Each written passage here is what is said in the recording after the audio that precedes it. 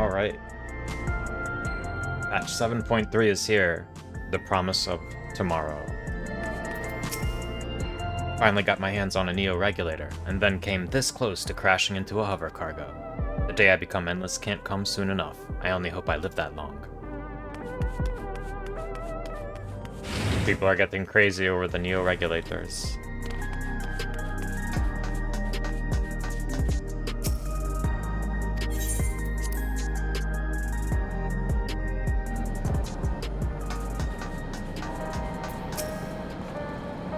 The equipment here didn't start trying to kill me, but it did start acting up while I was in the middle of my work. One of my finest pieces ruined. Just like that, as if the power outage wasn't bad enough. Gossan is helping us coordinate efforts with the administration here in Alexandria. We have to work hand in hand to ensure that the people can get back to their normal lives. I worry about Gululja though. I know he's still frustrated that he couldn't do anything to stop the machines. If only there was a way to take his mind off things. Okay, so this is the same dialogue we read last time. Targeted tragedy. Geo wishes for a moment of your time. If you have a moment to reign, Geo wants to take stock of the current crisis.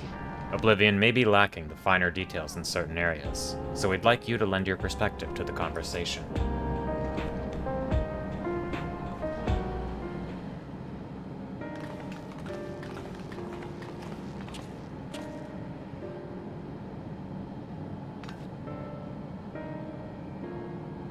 Sorry to drag you into our meeting, but we need to get a better handle on the threats Alexandria is facing right now. Not at all. Much has happened since the state funeral, and a clearer idea of where things stand would be beneficial for us as well. First things first then, let's discuss the state of the machine malfunctions. Every single sector reported instances of sentries attacking citizens without provocation, and vehicles suddenly becoming unresponsive to controls. And while these malfunctions were resolved fairly quickly, they nevertheless resulted in a considerable number of injuries and deaths. But you haven't heard anything about new incidents since then, right? Right. No additional reports have been logged as far as I know. That's the good news. The bad news is, I tried to take control of the soldiers when they started hurting people, but they wouldn't listen to me, even though I have the king's authority. Once things calmed down, I was finally able to make them give up their weapons. But if it happens again, I don't know if they'll ignore me like before. The King of Resolve's authority is about the highest there is. Who is this man that can override it with such impunity? Calyx. He lived in the age of the Storm Surge, as I did.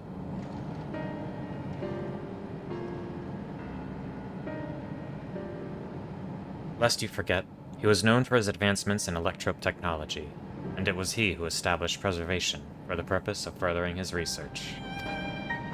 The wasting disease which afflicted him, however, was said to leave him scant years left to live. He must have chosen to undergo conversion into an endless, that he might continue his efforts into the present day.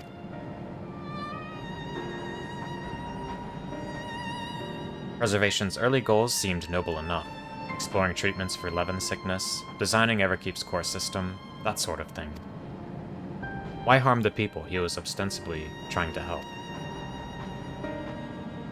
I do not pretend to fully understand Calyx's motivations, only that he appeared incensed by what he saw as mankind's failings. He asserted that the strategy of adapting our species through generational succession was outdated, that evolution now requires us to forsake bodies of flesh in favor of eternal preservation. We've already seen how he's employed the simulant to convince Alexandrians that endless conversion is their only hope for survival. Eternal life is assured for the 5,000 who register their neoregulators. But this is merely one part of Calyx's greater plan. He wants the key to interdimensional fusion. With that relic in his possession, he will draw ether from the reflections, and expand his efforts to create endless 1,000-fold.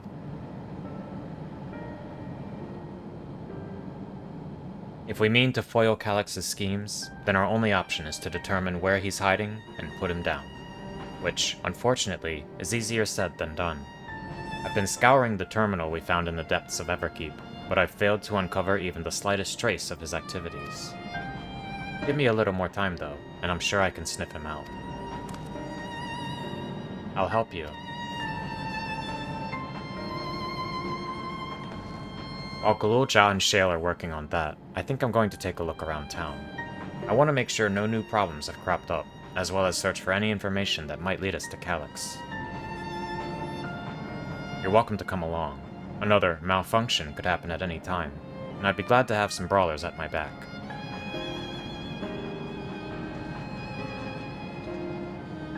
Count me in. Raha and the others are helping Oblivion patrol the other levels of the keep, so shall we stick to the streets of Solution 9? Sounds like a plan. Thanks, you two. I appreciate the company. I have to speak with the city's administrators about bringing in the Landsguard. I want our soldiers around to protect those who are moving to Tuliolal. Alphino and Alice will be joining me for the meeting, so the three of us can cover that sector as soon as we're done. If I may, I'd like to join Rain's group, if you'll have me. The more mouths to ask questions, the merrier, as long as you're aware of the dangers. Thank you. I'll do my best not to be a burden. I'm more worried about you, Geode. Don't do anything stupid. You'll change your tune once we get back with the goods on Calyx. Then the drinks are on you. Come on, let's continue this outside.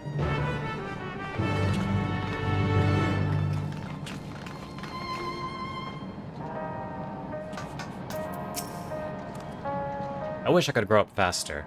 There'll be so much more I can do when I'm bigger like you. Good luck with your patrol, and take your time. We can do without Geode until you're done with the old sot. Ah, sorry. Just when I think I've internalized better manners. Talking with Geode brings back all the old bad habits.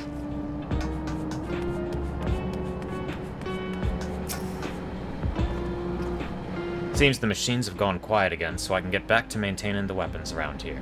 Hope for the best, but prepare for the worst, as they say. I say that quite often. Nobody else to chat up? I will do my utmost to ensure the happiness of Alexandria and its people. The city looks as though it's regained a sense of normalcy. Alas, the people will not soon forget recent events.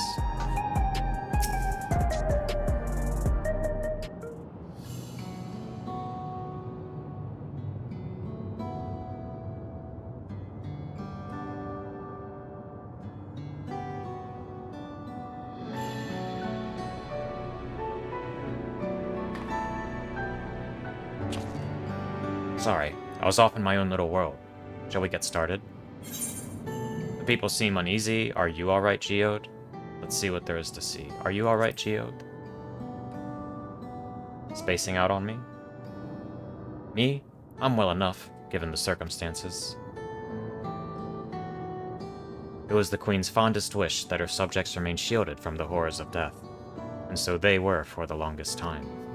Then, the moment mortality once again becomes an unavoidable fact of life, they're greeted with an outbreak of bloody violence. Many are bound to give the endless alternatives serious consideration. Indeed, and I do not blame them for that. It is only natural that such thoughts should come to mind. What I cannot forgive is the way Calyx wields fear and misery to manipulate people into making that choice. No one, not Calyx nor anyone else, should dictate how we cope with the specter of death. As one who lived as an Alexandrian, I wish to put the choices for this country's future back into the hands of its citizens. And you think we can handle that responsibility, after everything you've seen of us? It is what I've seen that has convinced me you can. I awoke 4 centuries later to find our people living and laughing beneath Alexandria's banner. Though surprised and bewildered, I was overjoyed to see it so. You all deserve to be happy.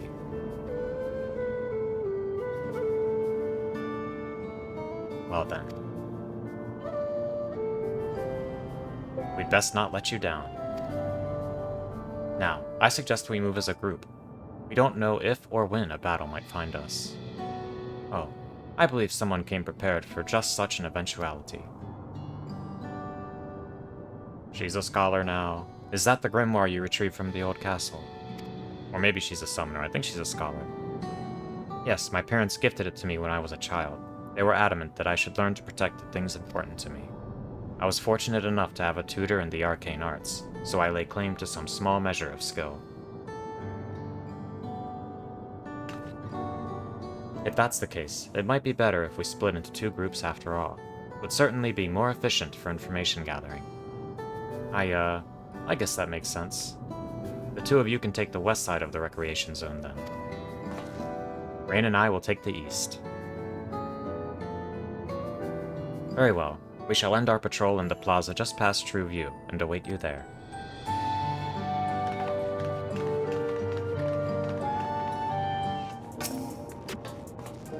Let's do the rounds then. We'll see what's what, and chat to the people we meet along the way.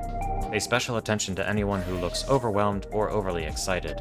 Hopefully that will earn us a tidbit or 2 we didn't know before.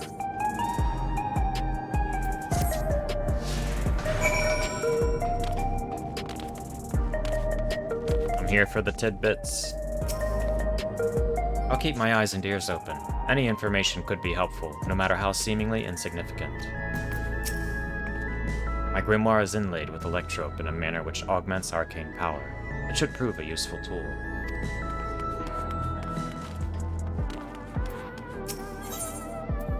Discuss True View. Ah, the memories. I used to drink around here all the time.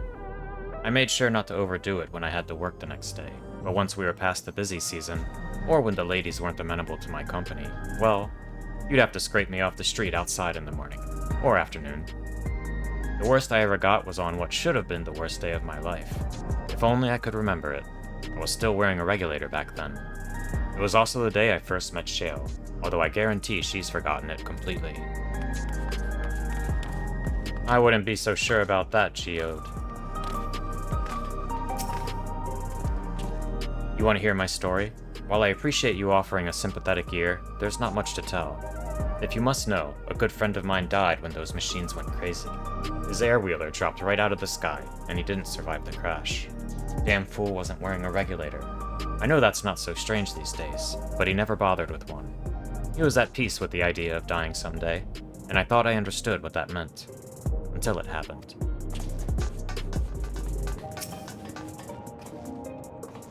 Are the sentries and air-wheelers safe to be around now? I just know it's going to happen again. And maybe next time I'll be the one who dies in a horrible accident. I need a neoregulator. Becoming endless is the only way. Even Queen Sphene said so.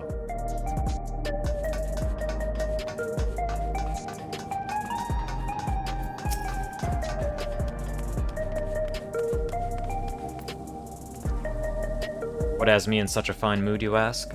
Well, I've just registered my new regulator. I was leery of becoming nothing but memories at first, but now that I've gone through with the registration, I've never felt more at ease. Also, once it was done, the regulator displayed the current numbers. Of the 5,000 slots available, over 3,800 have already been filled. So if you're still hesitant, you've not much time to make your mind up. Mark my words, friend. When there's only a few slots left, it's going to get very ugly. Rain, a word? I feel like there was a new factor in these stories we've heard, one we hadn't considered during our discussion with everyone in the back room. That people are still deathly afraid, that fights are more likely to break out over the neoregulators, that a victim of the violence wasn't wearing a regulator. That third option is interesting, but I don't think it really matters. Like, it's just good for Calyx if the victims don't have regulators, because then their death is permanent and it scares people more. I think that fights are likely to break out over the neoregulators. The fact that nearly 4,000 people have registered is worthy of its own report. But are you sure there wasn't anything else? That people are still deathly afraid? I mean, maybe it is the last option, but it seems to have obvious intent to me. That's a point of concern, don't get me wrong, but I think we were acutely aware of it already. See, we're just getting all the dialogue, guys. Yes, that's it. The vast majority of residents have always worn regulators, so it's not a detail we'd normally think about. With the supply of souls cut off, though, more and more people have been going without them. We need to look into the casualties from the recent attacks, and check whether or not they were equipped with regulators. Let's ask around on the street over to the east. It was pretty chaotic at the time, but maybe we'll find eyewitnesses who can help us confirm if this was a pattern or not. I guess maybe he's thinking that, like, Calyx is deliberately targeting people that aren't wearing regulators, because they're the ones that are least likely to take a neoregulator, and their deaths will be permanent, which will have a greater impact on people to adopt the neoregulators. I don't know. But I felt like it was too obvious of a choice to be the answer there. Shows you how little I know. Discuss the hover cargo. It was once my job to deliver goods by hover cargo. That's why I know a fair number of names and faces throughout the city. The little ones who jumped for joy when I brought them packages. The old lady who'd always greet me with a smile. I'd hate for anything bad to happen to them. Aside from Oblivion members, only a handful of people used to go out and about without regulators. How times have changed.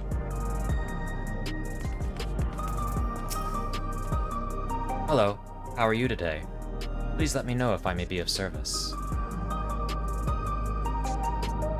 Citywide casualty data unavailable. Government officials are currently processing reports from all affected zones. Can you narrow it down to the recreation zone then? You must have some estimates on hand. Recalibrating parameters. Injured, 87 individuals. Casualties, 19 individuals. Casualties equipped with regulators, 0. Well, that is kind of interesting then. He's literally not attacking anyone with a regulator. But I mean, that just seems like a psychological play. If you have a regulator, you're safe not only from death, but from being attacked as well. You wish to know if the people who died in the machine rampage were wearing regulators? I'm sorry, but I was assigned to clearing away debris. I didn't see any of the deceased. No bodies were present by the time I arrived, so I assumed the ushers had already done their work. I do remember there being patches of white dust scattered about that were quite a chore to clean up, but nothing else worthy of mention. Rain, I think it's time we rejoined Kryl and Sphene. I was half joking with my boast to Shale, but we may have stumbled upon something major here. We should share our findings and keep pursuing this avenue of inquiry. Didn't Kryl say to meet them in the plaza just outside Trueview? Let's get going.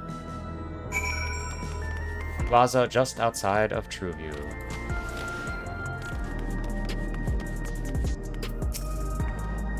We finished our patrol as well. Did it not seem that more people wanted neoregulators than before? Thank you, Captain Obvious.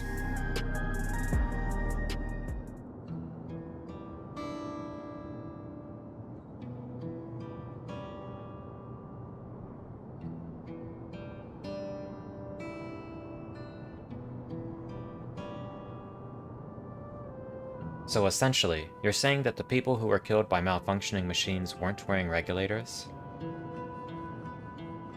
Well, the numbers are still tentative, and only apply to that one zone. We don't know how they'll stack up against the overall data, but this is definitely more than a coincidence. I think it's safe to say that anyone who had removed their regulator was a priority target. Now that you mention it, the person I was treating for injuries wasn't wearing one either. But why? Why are they being targeted over everyone else? Because they're exercising free choice. They're not assimilating, doing what Calyx wants. I feel like we're way over-exploring a question with a lot of obvious answers relative to what we already know about Calyx. Based solely on the lack of a neoregulator, we cannot judge if a person has no desire to become endless, or if they simply failed to acquire one of the limited devices. But those who wear no regulator at all, they have clearly rejected the old system of using souls to revive themselves. Put another way, they have chosen to live their lives in the knowledge that death is an inevitability. The chances that such resolute people would wish to become endless are far lower, I would imagine. And so Calyx has chosen those least likely to accept his vision as victims to stoke fear and panic. But there was no need to kill anyone. With the way things were, the people were already fearful enough. He could have found 5,000 willing citizens without all this madness. You make a good point. Perhaps this sowing of terror is in service to another scheme. or he had some other need for the lives he's taken. What of the dust found at various sites? Could something have been done to the victims? What of the dust?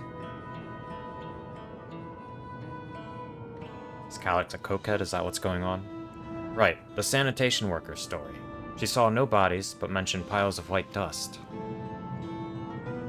Dust, but no bodies. Now where have I heard that before? Do you recall when we went to save Aaronville from the sentries in the outskirts?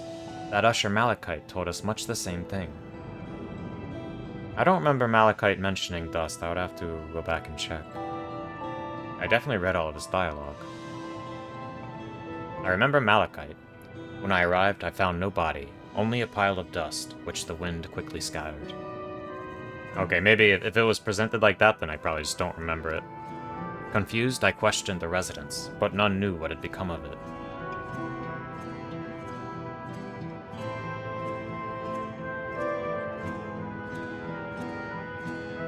That both stories speak of missing remains is suspicious enough, but the shared mention of this dust is too much to ignore. In that case, we should confirm if this substance was present at other sites, and attempt to ascertain its nature. Following this thread may lead us not only to an explanation for the missing bodies, but also the intent behind Calyx's murderous actions. Yeah, we need to examine this dust. Find out what it is. Rain, we need your help. I've lost control over the soldiers in the residential area. They might be trying to hurt people again. Oblivion members are on their way now, but are you close enough to join them?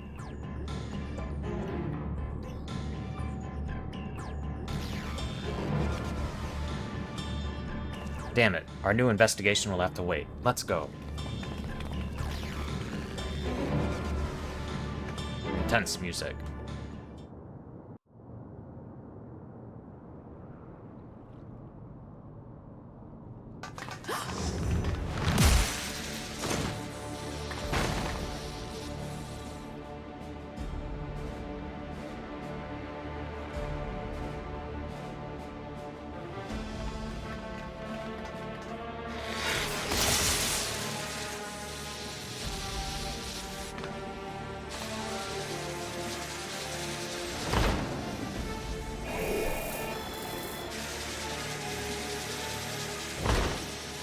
Pyrocynical?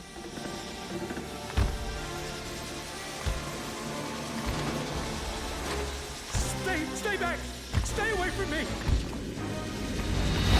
Leave him alone!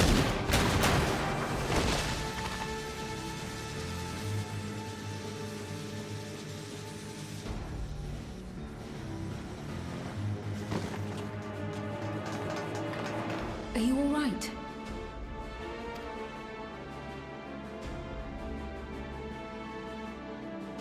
What happened here? He's saying praise Yoshi P for those machinist buffs. A sentry walked into my apartment, even though I'd locked the door and everything. I managed to run, but the man who tried to save me...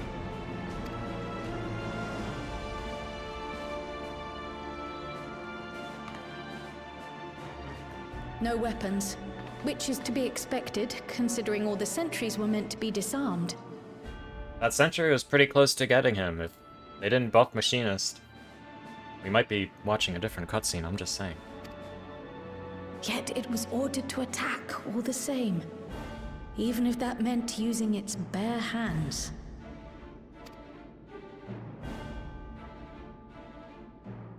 I'll leave matters here to you. I'm going to do a sweep of the surrounding area.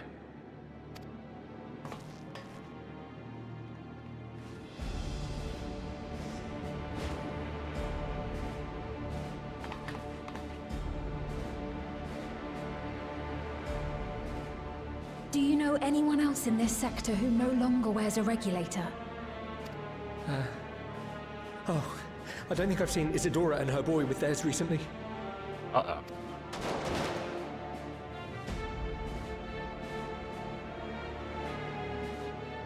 Go to them, quickly!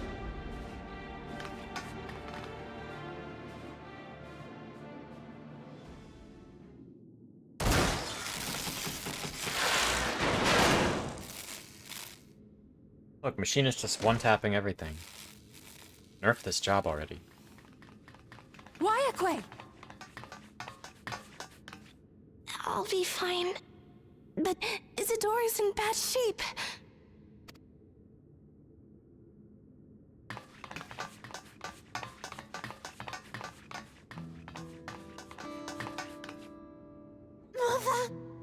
Mother, please. Oof. Isadora! Bust out that scholar magic, Sphene, you can do it. Phoenix down. They just got buffed too. Oh, thank goodness. She wasn't struck anywhere vital.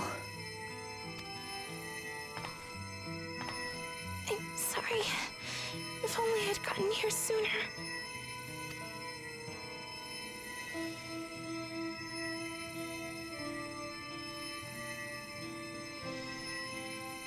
Everything will be all right.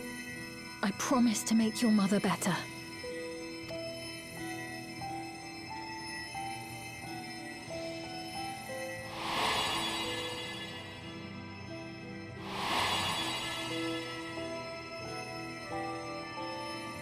I miss her old outfit Thank you, too. miss.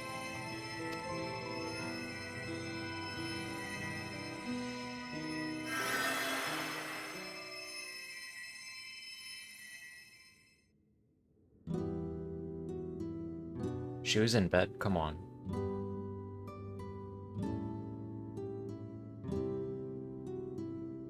Will she sleep like that forever?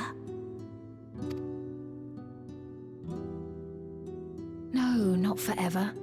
She'll wake soon, I'm sure of it. That's good to hear.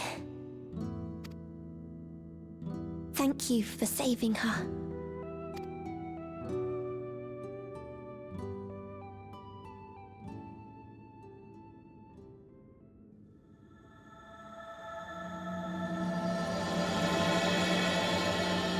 Alright, nice title card transition.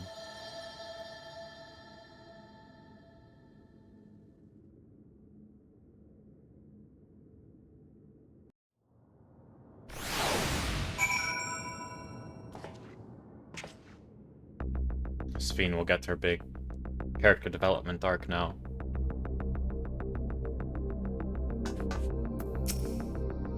She should recover in due course. I'm glad we arrived when we did.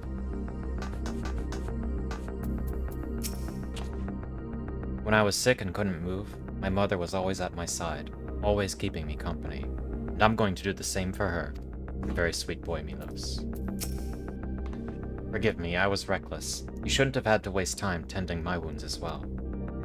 Did you see our other comrade back there? He stayed behind in the lobby, but I heard the sounds of fighting. I am sorry. He must have fallen protecting the residents. Oof. Okay, first quest complete. What did we learn? We learned that Calyx is specifically targeting people that don't wear regulators. Kill. I'm curious, I bet if we went back and looked at the cutscenes from last patch when the last attack on Solution 9 happened, that we would be able to identify that all the people that are being attacked aren't wearing regulators. But I'm curious if anyone's already gone to check that. Surely someone has checked it by now.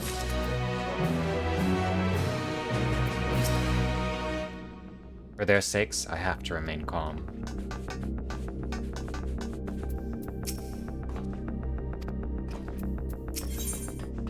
The endless choice. Wyaquay is fearful of her comrade, for her comrade. At least we're not, out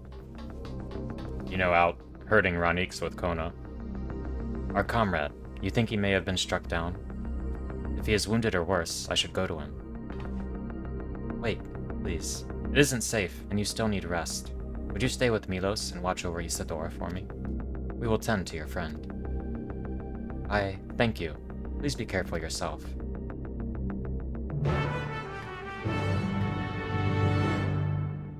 Also, good evening, Gwen. I've enjoyed the patch so far. I thought the new dungeon was really fun, especially the second boss. The new trial's a lot of fun. Didn't get to the Alliance yet, but it's on my to-do list. Why? Why is this happening? This guy was one of the ones not wearing a regulator. That man, This is awful.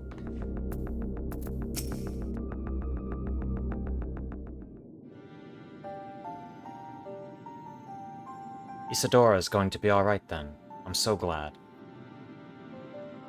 I've just finished my ministrations here. Our Oblivion comrade was beyond saving, I'm afraid. Not our comrade. That brave soul, he gave his life to save another. He died protecting me. I don't understand why any of this is happening. That sentry was behaving normally, like any other. Then, all of a sudden, it tried to kill me. Weapons or no, Calyx commanded them to commit murder.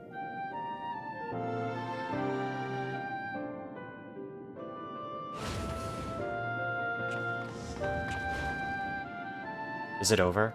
We came as soon as Wyakwe sent word.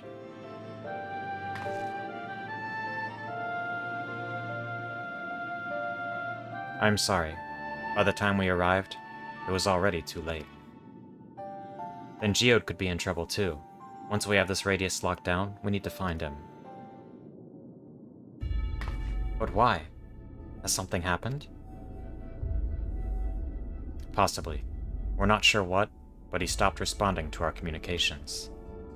We need to prioritize securing the residential sector though, at least until we regain control over the sentries. Then we should search for Geode. I agree. Since most Oblivion members have sworn off regulators, if our theory holds true, then they could be prime targets for the next attack. Please do what you can to shepherd the residents to safety, but avoid the sentries at all costs.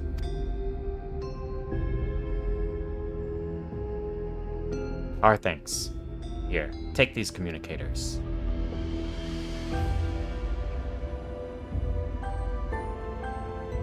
We've made modifications to them to prevent Calyx from intercepting the signal, and have been using them to coordinate movements with allies in the vicinity.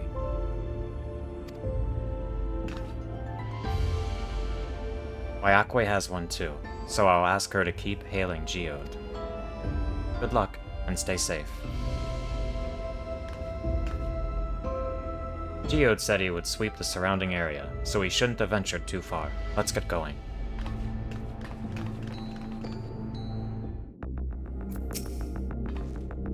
I hope you find Geode soon. I know he's probably saving people with one hand and fighting off threats with the other, but I can't help but worry.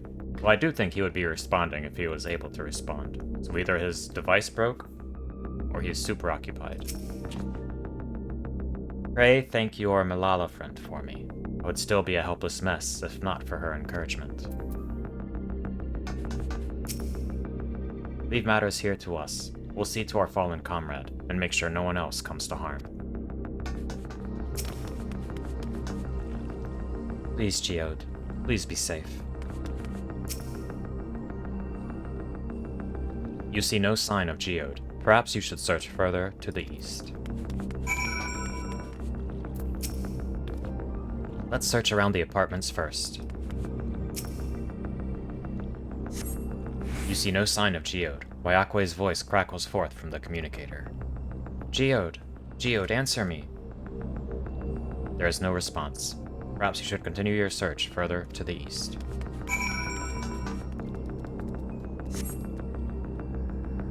You see no sign of Geode. The neighboring residential radius would be the next logical place to look.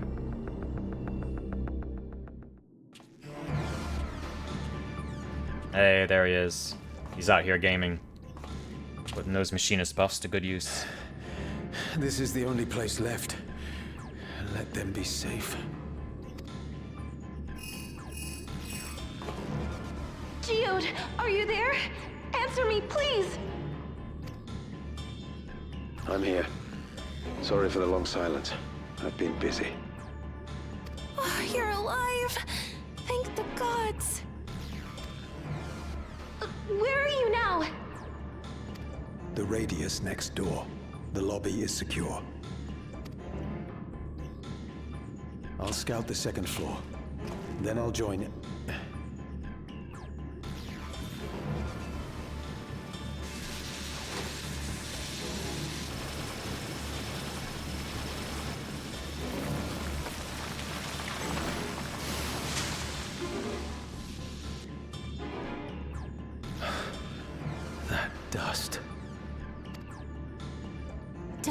What are you talking about? What's happening? They're not just collecting souls. They're draining the bodies of corporeal ether. Now what could they want all this ether for? The dust that we saw was all that was left of the victims. They must have modified the soul cells.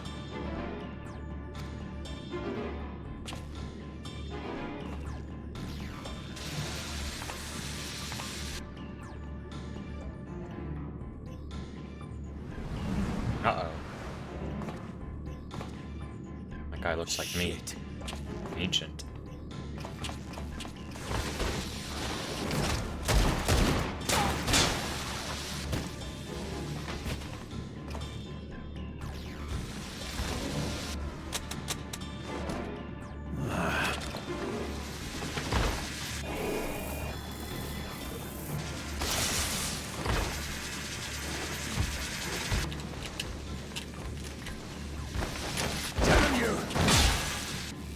Oh yeah, melee machinist, let's go. But maybe still pick up your gun. You can't be here! You need to run, now! Uh-oh.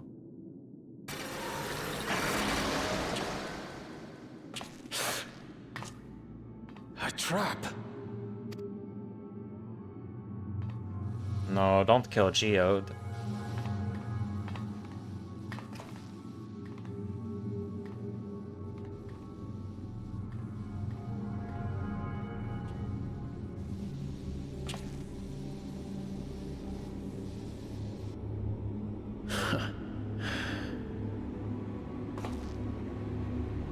Take care of the others, eh?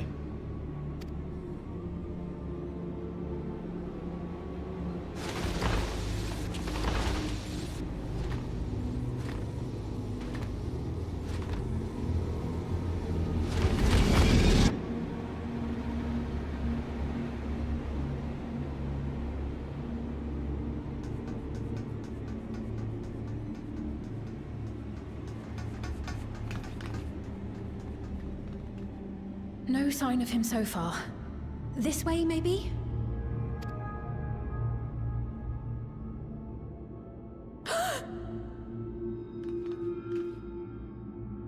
It's okay, it's not his corpse, it's just a gun.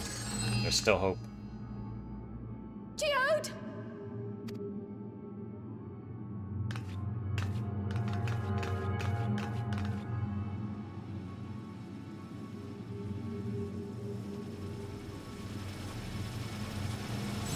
No.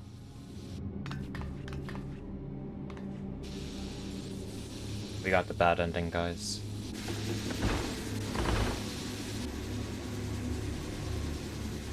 Yeah, I like Geode too. I was happy he was getting some development. Should have known it was a bamboozle. But I do think the flashing It's effects... a shame. I had hoped to leave here with at least one more cell's worth of ether. Like, the effects they made for these malfunctioning sentries look nice. But seeing how eager you are to interfere, I shall cut this foray short.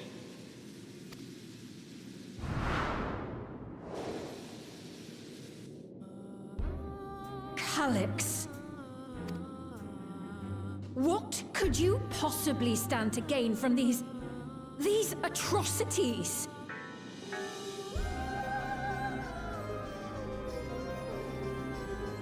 I like this music. Ether sufficient to generate 5,000 endless.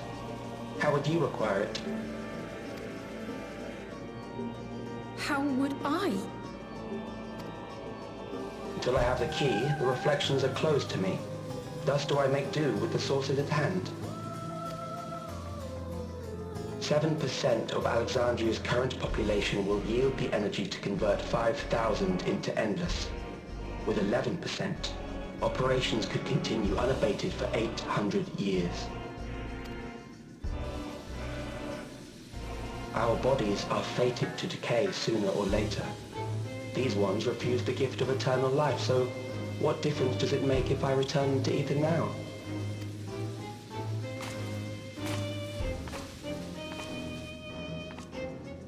and just walk across his dust remains. I'm gonna get you, Calyx, don't you worry. I will not waste time and resources on meaningless conflict. This unit cannot offer you worthwhile resistance.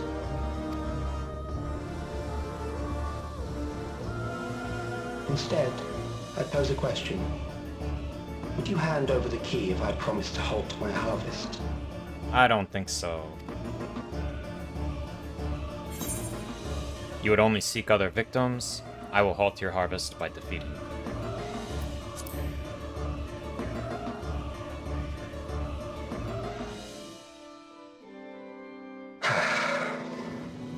It was foolish of me to even ask.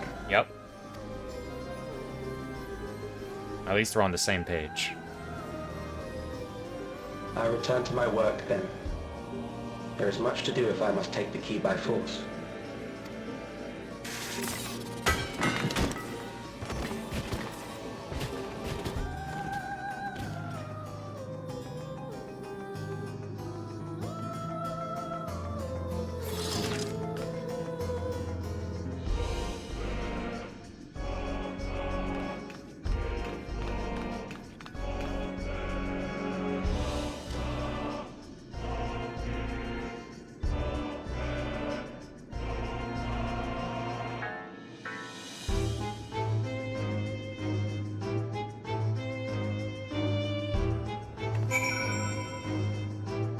Is this capsule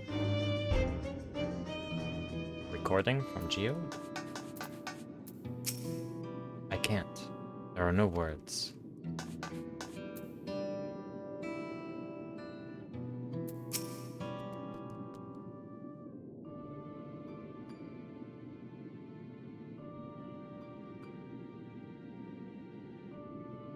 This pile of dust, these ashes. And the soul cell he left behind. Was that his twisted way of returning Geode to us? Damn you, Calyx. Damn you and your careless cruelty. He was our friend. Even so, some might say every death was justified if it meant 5,000 Endless could continue their immortal lives. And if a reflection stolen ether allowed for many more Endless, why, that too would be a noble sacrifice for the greater good. Who could think that? Not I. Certainly not I. We know only too well there is naught noble in this sacrifice.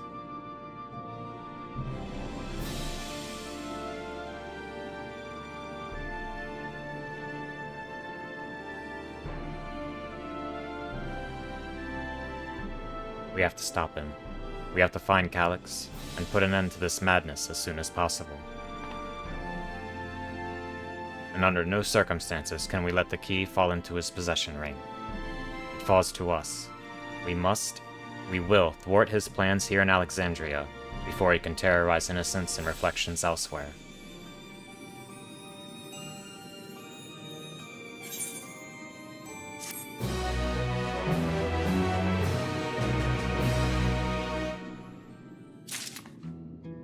One, Calyx. 2, Calyx. 1 or 2. I will hold on to Geode's gun. If you could take the soul cell, please.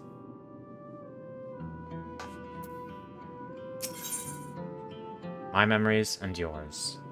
Though gripped by sadness, Sphene spurs herself to action. We should return to the back room. Shale and the others need to know what happened. Yes, I'll ask Wayakwe to meet us there as well.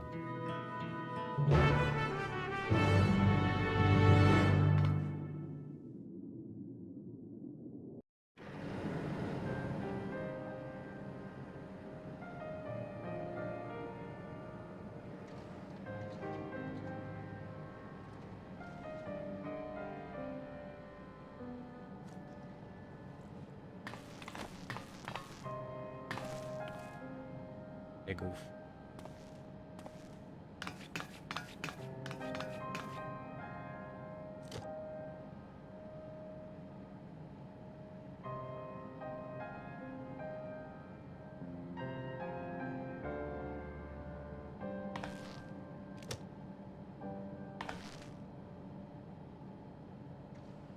our dear Geode.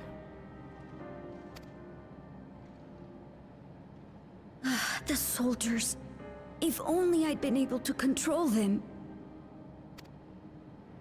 This isn't your fault, Gololja. The blame lies with Calyx, and with him alone. Hey, Nostalgia says Calyx, I'm gonna stick with Calyx. It's all so senseless. Why force his plans upon us when we're already happy, living our lives? What does he even think life is? I'll never forgive Calyx for doing this. Or myself for being powerless to stop him. Wait, where are you going? To clear my head. Don't worry, I won't do anything stupid.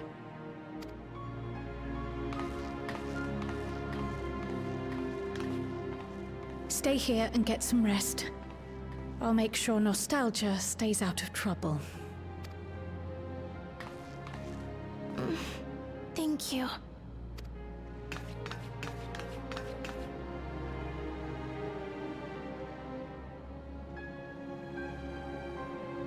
Things would have been far worse if you and Geode hadn't rushed in there.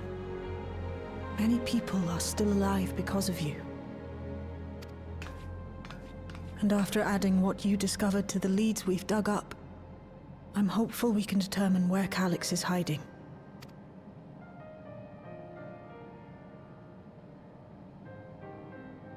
But not right now.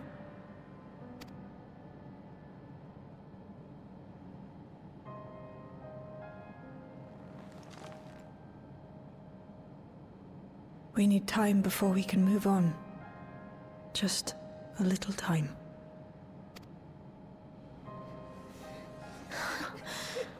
Oh, Geode.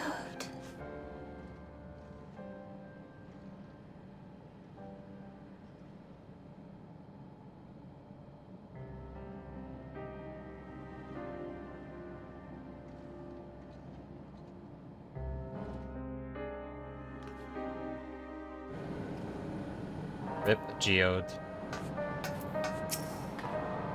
I am told that the members tasked with keeping residents safe returned with the body of their comrade. They all risked so much. We made a swift patrol of the other levels and confirmed that Calyx had carried out a number of targeted attacks, all to harvest more ether, it seems.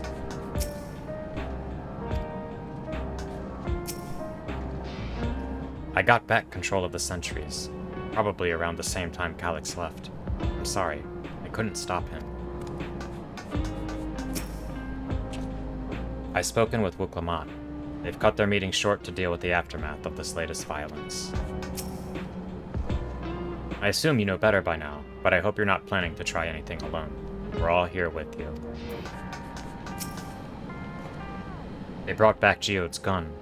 Its rounds were spent, and its barrel was scorched, so you can be sure he went down fighting. Another comrade gone. Some days it's almost more than I can bear. Geode was... he was an older brother to Nostalgia and me. Shale knew him longer, though, and is surely taking it the hardest. And that's on top of what happened with Kafkiwa. Do you think you could check on her? See how she's doing? She's like to put on a brave face if it's me or my sister.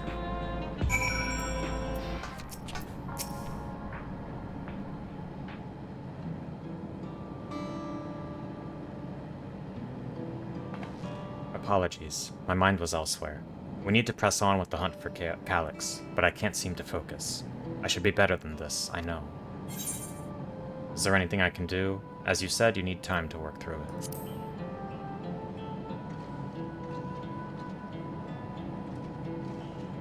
You're right. I ought to heed my own words. As it stands, I'm of no use to anyone. Kafkiwa used to say the best thing to do with grief was to let it all out. So I think I'll take myself over to Earth and Sky and say my goodbyes to Geode. Why don't you come along? I could use someone to blubber to, if you've a shoulder to spare. Right then, let's get out of Everkeep for a bit.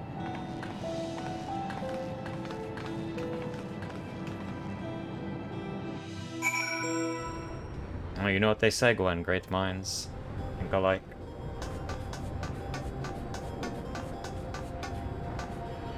Maybe we are just both the same type of empathetic personality. It's a fair trek on foot, so I've arranged for a couple of air-wheelers. They've had their communications modules removed, so even Calyx shouldn't be able to seize control of them. Say the word, and we'll set off.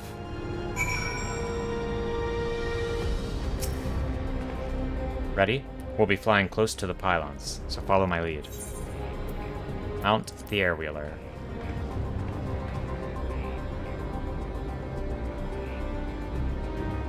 These air-wheelers are Janolt's babies. You won't find a smoother ride in all of Everkeep.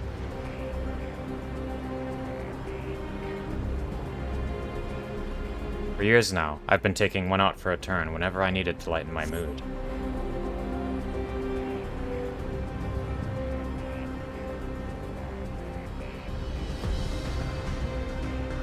Sometimes Geode would come along too, and we'd end up racing.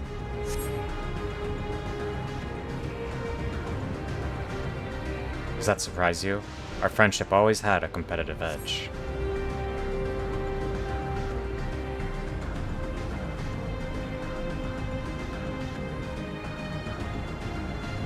We would often talk about how, one day, we might fly our wheelers outside the dome.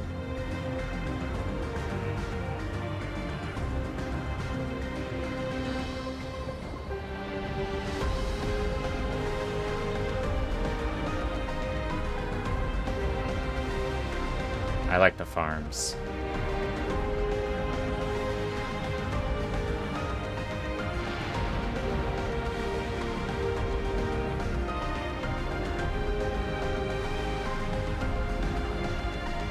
Almost there. Be sure the ground is clear before you touch down.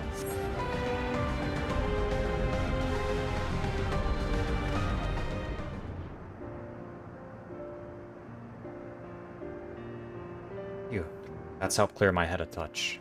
You know, Rain, you might be the first person I've ridden with who wasn't an Oblivion recruit.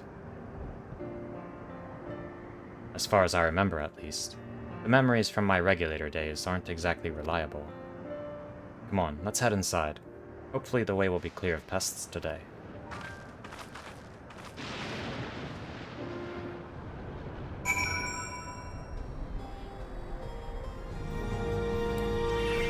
Are you going house shopping, Bobby? Just our luck.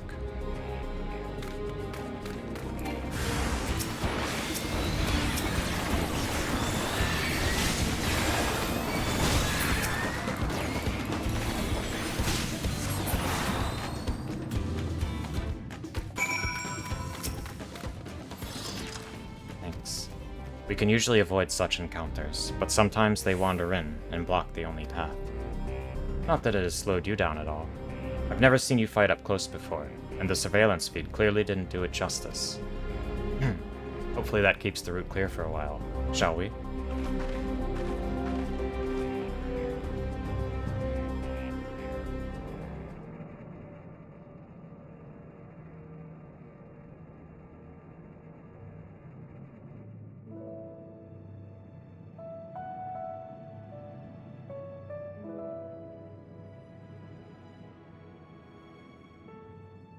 Whenever we lost a comrade, the three of us would come back here to reminisce.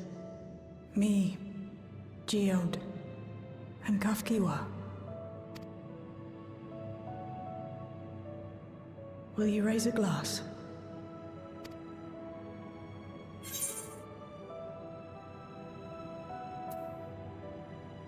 The Geode's memory.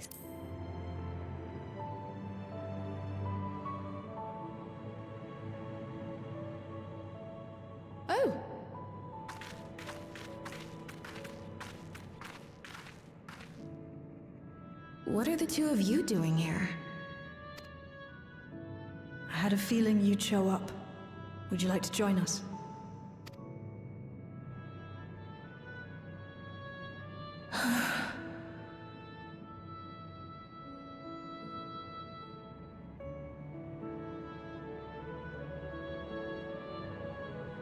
I suppose I could spare a moment.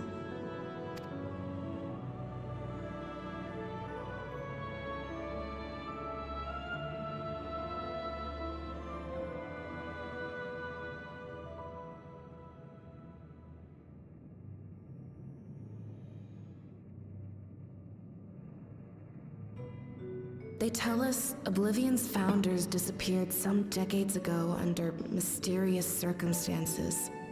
And it was Kafkiwa who revived our organization. You and Geode helped her with that, didn't you?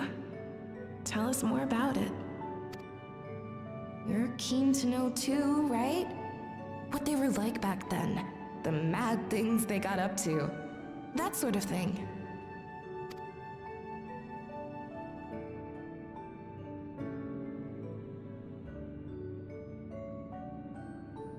Those were the days. It was actually right before the Reformation that I met Geode. I still wore a regulator then. I'd recently lost someone close to me. And also quit a long stint as an adapter to work at a bar of all places. It paid me to sit with patrons and keep them company.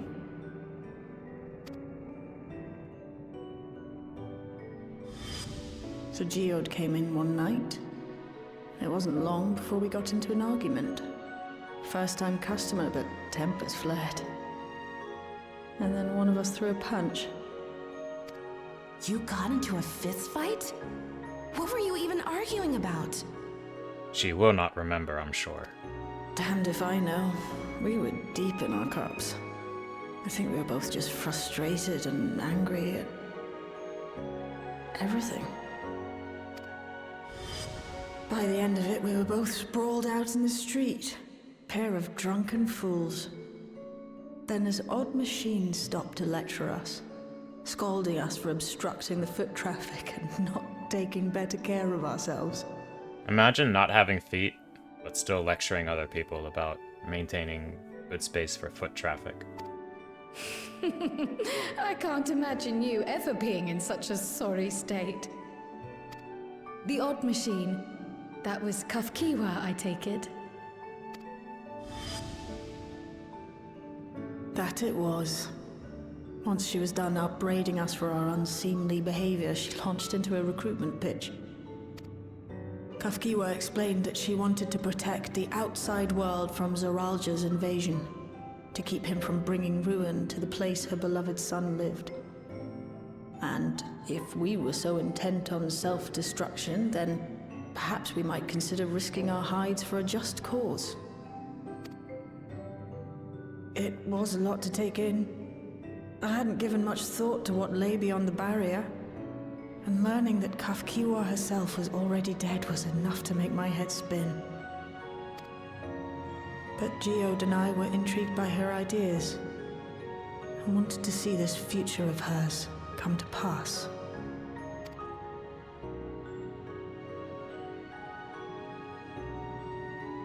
Geode often spoke of it.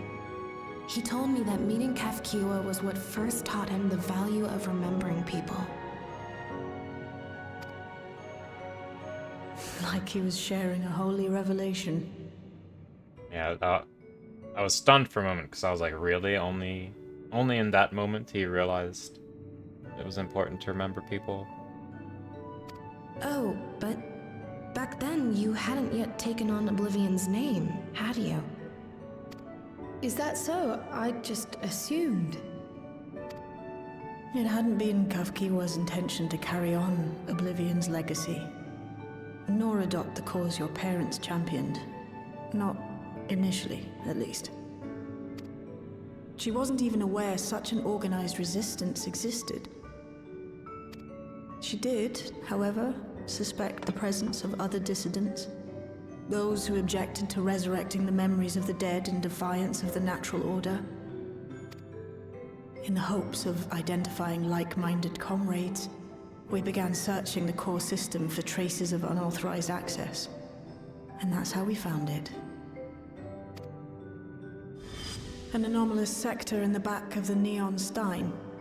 According to Melancholy, the door to that mystery had remained firmly shut since she took over the business. The back room. The back room. We forced our way in, only to discover that the hideout had long been abandoned. Although the occupants were gone, the equipment they'd left behind contained records of a group calling itself Oblivion. After reading through their exploits and their vision for the future, we made the decision to carry on their work. Also, they took their moniker from the previous occupants. Thus were my parents' and Kafkiwa's hopes bound together. And carried onward by Shale and Geode. We could never have made it this far on our own, of course. Not without the strength of arms you and your friends provided.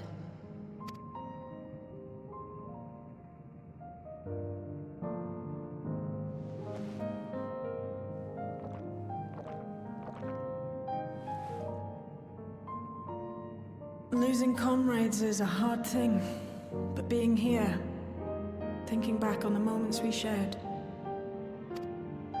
I can see their smiles, hear their laughter. I feel their presence, and I know they're still with us.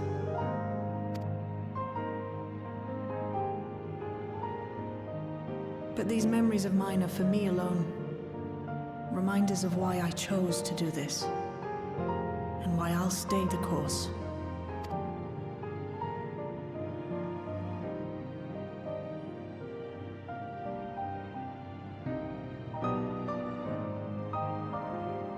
Right. Time we got back to work. Thank you, everyone. No, it's me who should be thanking you. Though the pain is still deep, I don't feel like I'm drowning in it anymore. Let's get out there and put a stop to Calyx. For you, for me, and for everyone who's ever believed in Oblivion.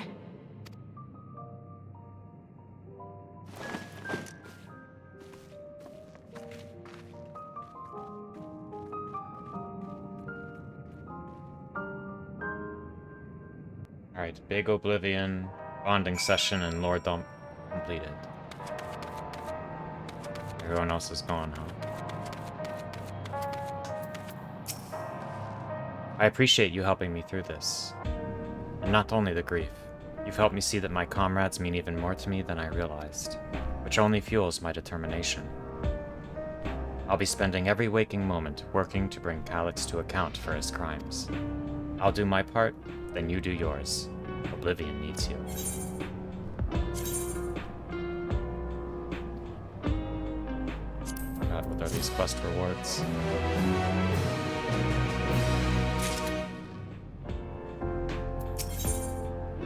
Darkness in the heart. Shale steals her heart for the work ahead. It's time I went back to locating Calyx's lair. I have a new strategy in mind, but it remains to be seen if it will aid in narrowing down the possibilities. I'll ask Cryle for help. I want to re-examine the data, starting with that of her parents. After all, they were the first to break away from preservation and establish an organized resistance with Oblivion. There must be something in there that can point us in the right direction. What are your plans, Rain? Rain, is that you? Apologies for calling suddenly. I've been making the rounds in the outskirts, and I cannot help but feel as though something is amiss. Might I ask you to join me? Your perspective would be most appreciated. It can wait until you've finished attending to Shale, of course. Sounds kind of urgent, but okay. It seems your plans have been decided for you. Go on, I have others to speak with before I return to the back room.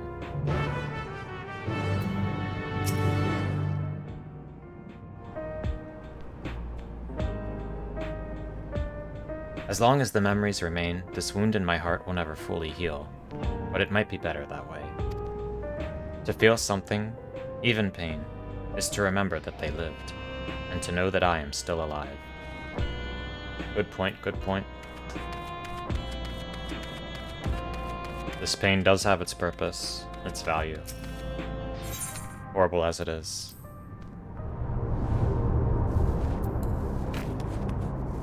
I feel like this music doesn't normally play when you come here, does it?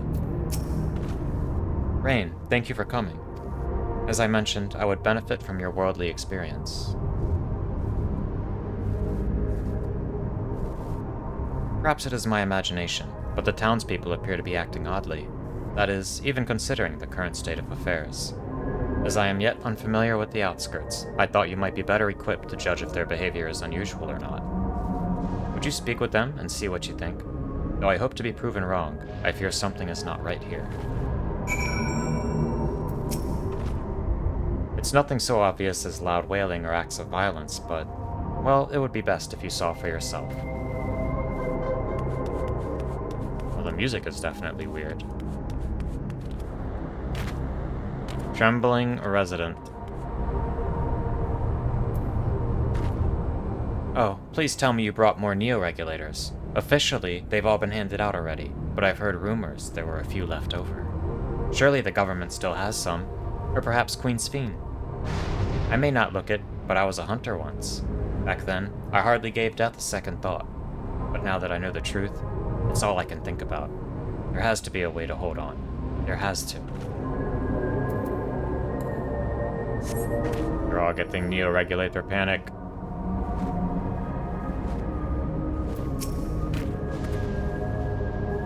Just when we believed the matter of rogue sentries was resolved, now the citizenry is in an uproar. Whatever their concerns may be now, it has naught to do with my research. Thanks, Dorian, that wasn't very helpful.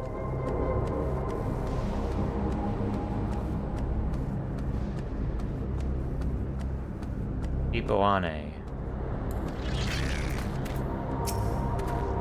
Greetings. I remember when you visited with Queen Sphene. Come to check on our well-being, have you? Well, I can say that things are rather stressful out here as well. Without knowing if or when our machinery might turn murderous, the specter of death is ever present. People are terrified, and the clamor for neoregulators has reached a fever pitch. I personally was fortunate to have claimed a new device early on, and have long since completed the registration. Death has no hold over me now. Now I must begin my prayers. The darkness draws closer, grows deeper, and we must cast it out. The darkness? I must pray. Okay. Neo-regulator equipped resident. You're not wearing a regulator? Don't you know the end is coming? Well, it's your life to lose. Me, I got myself one of those neo-regulators and registered a little while ago. As soon as I did, a display appeared showing the number of registered users. Right now it's sitting at 4,168. The upper limit was 5,000, wasn't it? Seems the total shot right up after those machine malfunctions. It's only a matter of time before everyone's registered. I pity those who weren't chosen, but I'm going to be an endless. I'm going to evolve, and live happily ever after. Things are getting a little culty around here, aren't they? I hope you come to your senses and get your hands on a neoregulator, friend.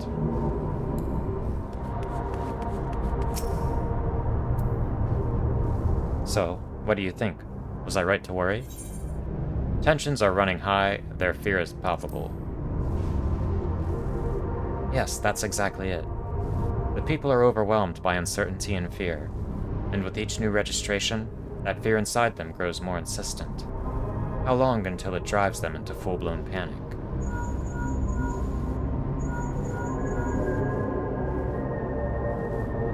Rain, can you come to resolution? We have a problem. I'm already here with Lamachi and Alphana.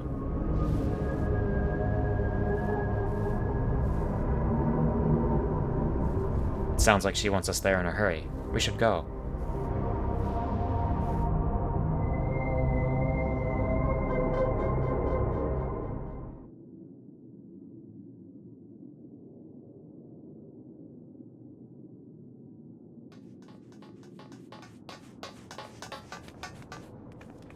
What's happened? Sorry to drag you out here, but I thought it best you see for yourself.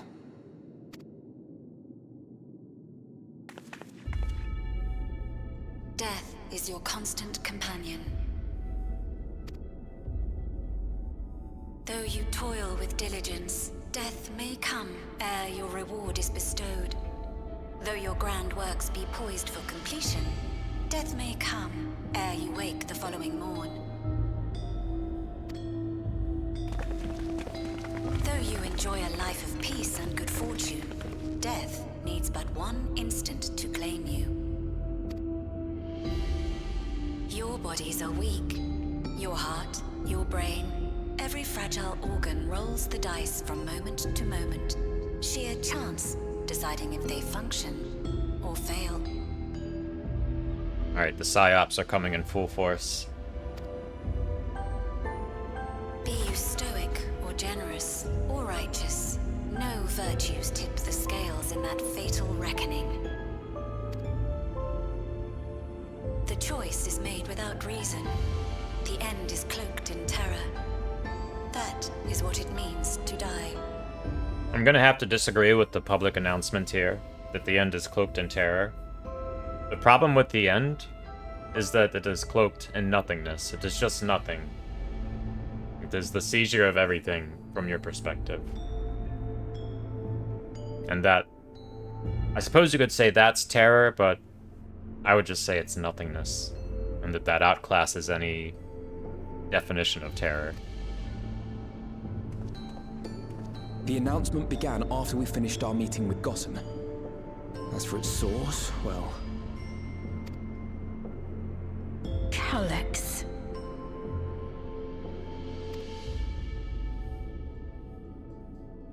There is no shame in being afraid. It is that very fear which will drive you to conquer death. Let us set a new course for mankind. Let us preserve our existence unto perpetuity. Hope for it, wish for it, pray for it. We will become endless. If you could become an endless, like not in 14, but imagine that you had like... Okay, imagine that it didn't have this cost of going to other dimensions and harvesting the souls of other people. Put all that to the side. And just imagine you could wear a device that would preserve your life indefinitely and basically prevent you from dying.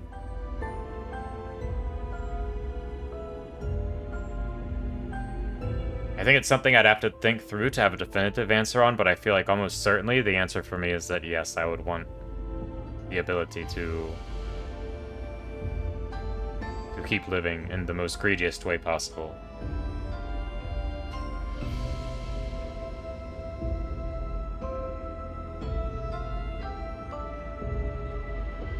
Only for 300 years or so? I mean, I guess it depends on a lot of parameters that we can't really have answers to, like...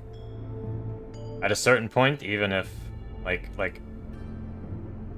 Assuming that you can't preserve your age, it will just become pure suffering at a certain point, because your body's only gonna make it so far. I don't know if I'd get bored after 300 years, though. I feel like humans are far too insane to ever get bored of them.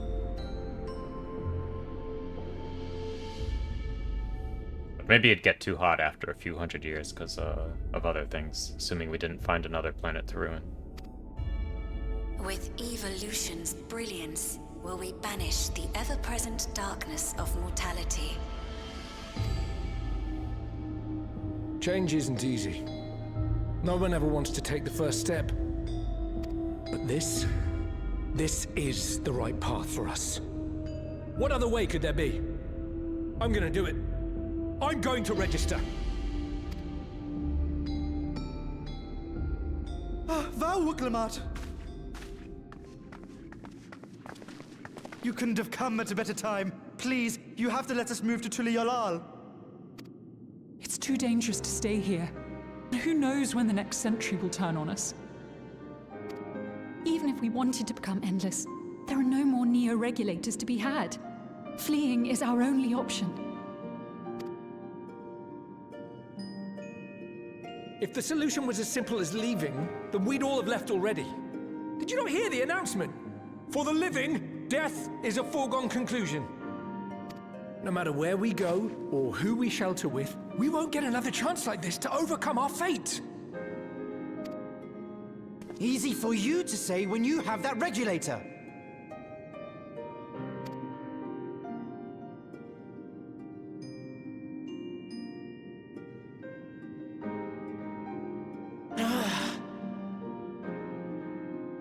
The Landsguard are on their way as we speak, and arrangements have been made to see that you all will be safely evacuated.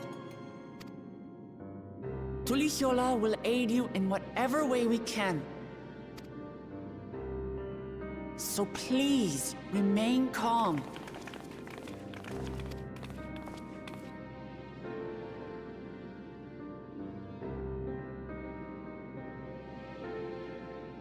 want to help Alexandria. I want to save its people. But what can I do?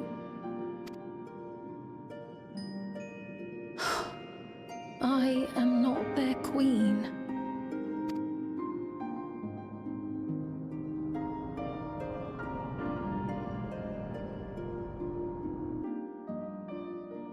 I feel like Sphene is already doing enough. She'll have her moment. My apologies. The sign is not responding to any of our attempts to change the display or switch it off. Just a picture of the Meso Terminal. First those deadly malfunctions, and now a citywide announcement. He has spent considerable effort recruiting his 5,000 Endless, perhaps more than necessary even. We had the hopefuls who descended on Lamachi dispersed for now. We could see tempers in the crowd were starting to fray. This latest wave of attacks may not have been as widespread, but people are reaching their breaking point. We have to stop Calyx, and soon. I'm sorry I couldn't be there in time. Ryle told me everything that happened while we were away. Calyx has access to the core system, which means that if he chose to do so, he could deploy the soldiers beyond the barrier. Even if our people learn to live with death and decide to leave the dome behind, they will not be beyond his reach. Yet if it serves to allay their fears even a little, I beg you, Wuklamat, please let them shelter in Aloud. We will welcome any and all who want to come. We've already begun evacuations, and will be able to pick up the pace once the Landsguard arrives. In which case, we had best spread out and keep an eye on the crowds. The mood is tense, and we must prepare for possible violence. If you happen to determine where Calyx is hiding, though, we'll be ready to move at a moment's notice. Surely we'll find a clue of some kind soon. He can't elude us forever.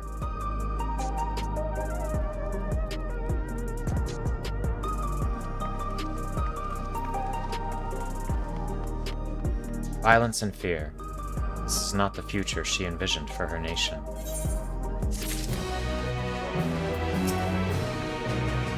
You give so much of yourselves to aid those in need. I must endeavor to find my own small way to help. Preservation, their purpose. Wuklamat assesses her surroundings with grim determination.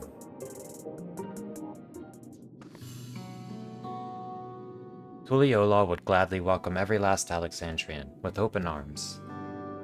But what of the nation the late queen was so desperate to preserve? What of that bright haven of peace and laughter? Wuklamat. I won't stand here and let her legacy be sullied any further. I will protect Alexandria. That was the promise I made her at the last. But she betrayed you, did she not? Why do you feel this obligation? I saw myself in her, I suppose. We both felt the people's joy as our own, yet alone, we lacked the strength to protect them. There is so much that I love in this world, too much for me to take in my arms and keep safe, and that made me afraid. I needed someone who shared that love and fear, so together we could do what we couldn't by ourselves.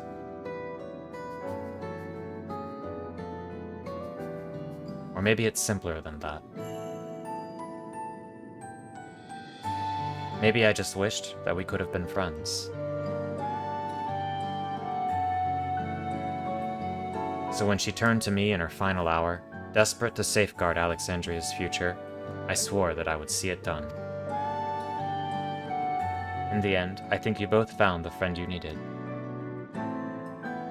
I would be yours as well, Sphene. Whenever you fall or struggle to rise, I'll come running to the rescue, and you do the same for me. That's how we'll protect the things we love. That's how we'll protect Alexandria. You're right. You're right. And don't forget about me. This is not my moment.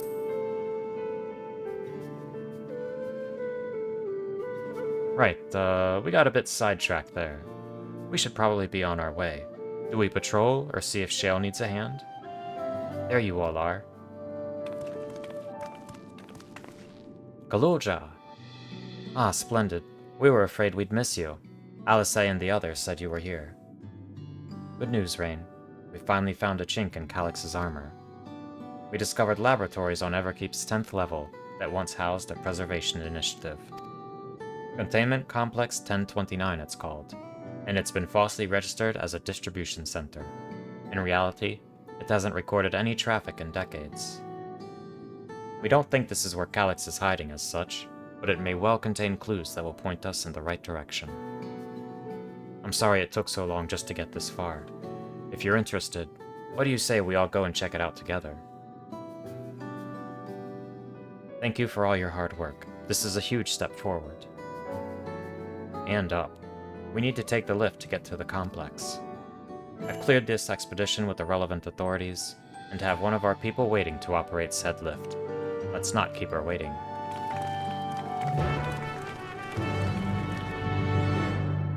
To the lift. Time to get lifted.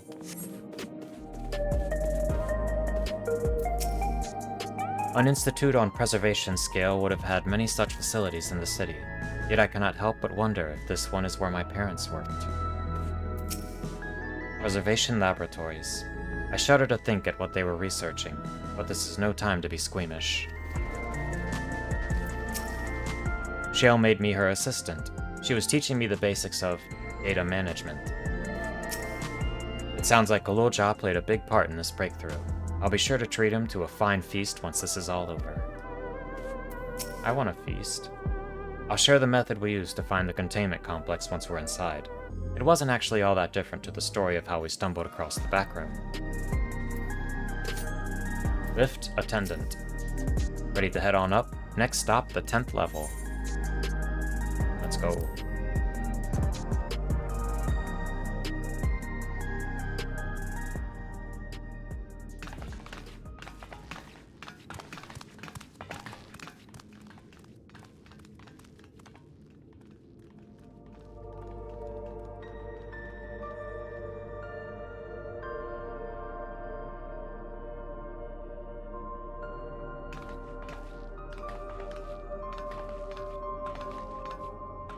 So this is one of Preservation's laboratories.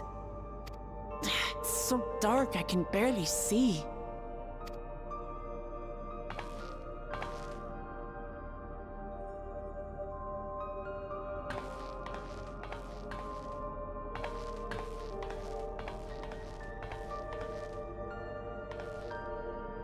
Just a moment. If I can reroute the power to the circuit.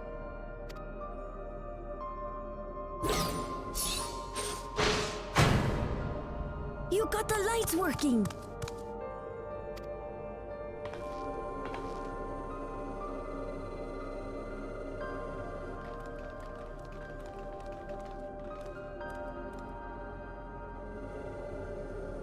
Smell how stale the air is. This room hasn't been in use for many years. It was thanks to Kryl and Galulja that we managed to locate this place. You may remember that my earring contained the control code for the gate to the Golden City. As it was Preservation that constructed the portal, we reasoned that the code to operate it might include a signature of some sort, unique to their organization. So I took a closer look, and a line-by-line examination yielded a string of symbols identifying the code's author. We then began accessing the nodes for every door in Everkeep, seeking out control codes which contained those same symbols.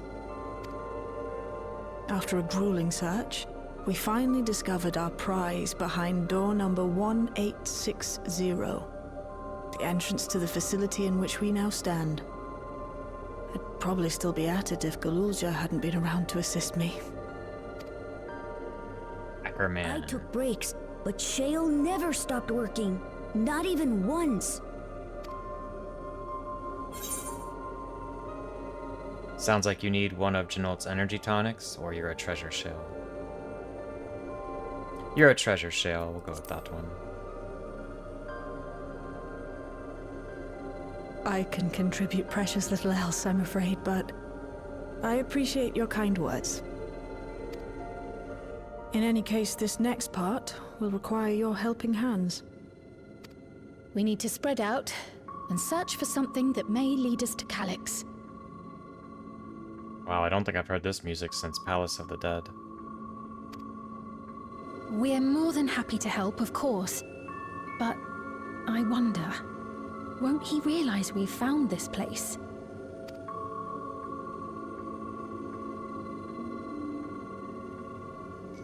It's highly likely. And personally, I hope he does.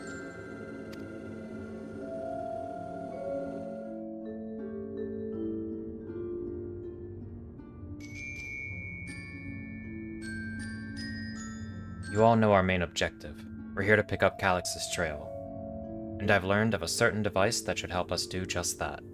I'll explain how as we proceed, but according to the information I was able to dredge up, the device in question should have been installed in the director's office. Now, as for where that might be, yes, this map matches my data.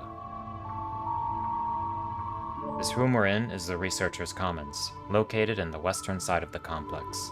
The director's office is to the northeast of here. So we should cut across the circular chamber in the middle, yes?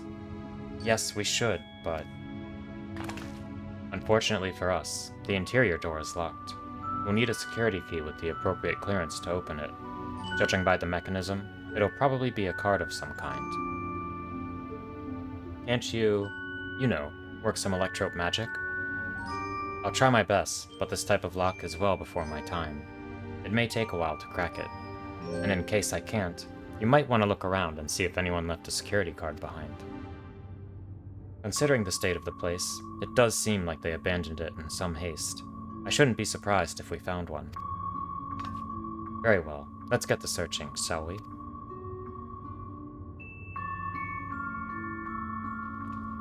I expect we'll have the most luck looking where the researchers kept their personal belongings. You begin searching Containment Complex 1029. Close cooperation will be necessary to overcome the obstacles barring your path forward.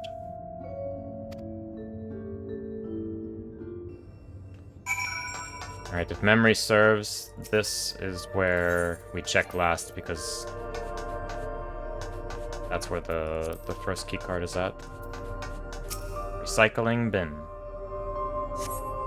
You scan the bin's interior hoping to find some card-shaped rubbish, but it appears to be empty. Nothing in there then. I'm not even sure where people kept their personal belongings in this day and age. These shelves are almost entirely bare, but I'll examine the files to be certain. Was this really a preservation laboratory? I thought there'd be something more, I don't know, special about it.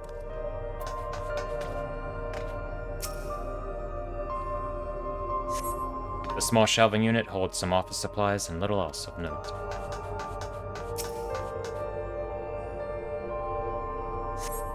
A few indecipherable notes remain pinned to this notice board, but nothing that resembles a security card.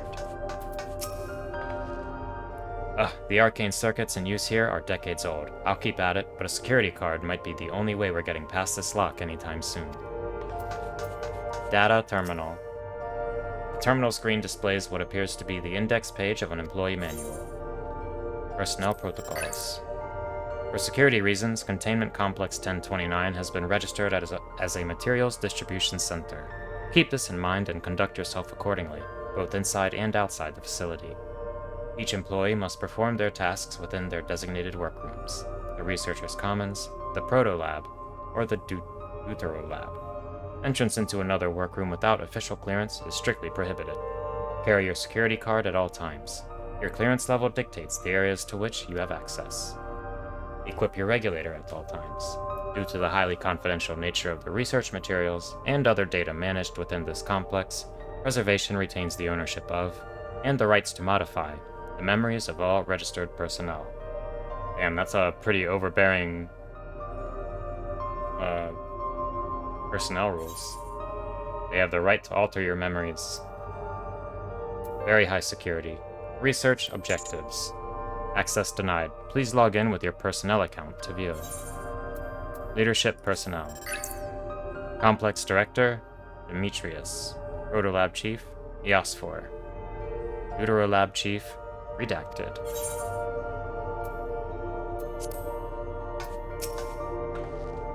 No luck so far. This bin had nothing in it at all. All the trash cans are empty, huh?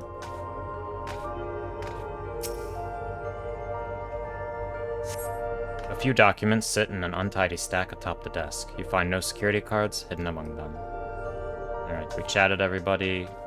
Let's get the key card. This appears to be the only desk with the drawers already open. You can tell at a glance that the desk's former owner has left some things behind. Rifle through the half-open desk drawers. Rifle, rifle, rifle. You discover a card-shaped object. The electrope surface is marked with a bold level 1.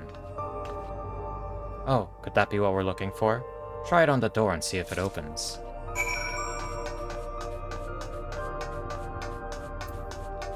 Kaboom. Scanning device. The card-shaped object you hold looks to be of similar size to the scanner panel. A card-shaped object fashioned from electrope. Looks like an elegant homestone. You hold the card-shaped object up to the scanner.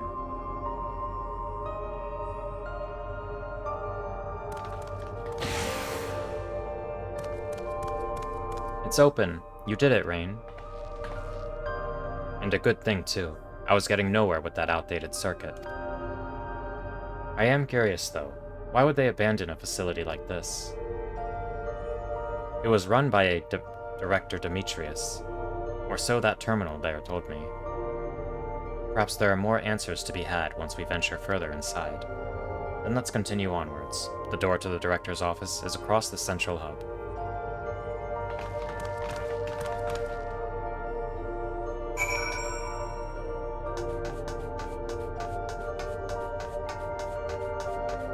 And of course it couldn't be so easy. Looks like every room can be accessed from this hub. This must be the door to the Director's office. Go on, try the card. Going by the room labels on that map, we haven't entered any of the actual labs yet. Not a single soul here besides us. Another locked door. We could try the same card again, but...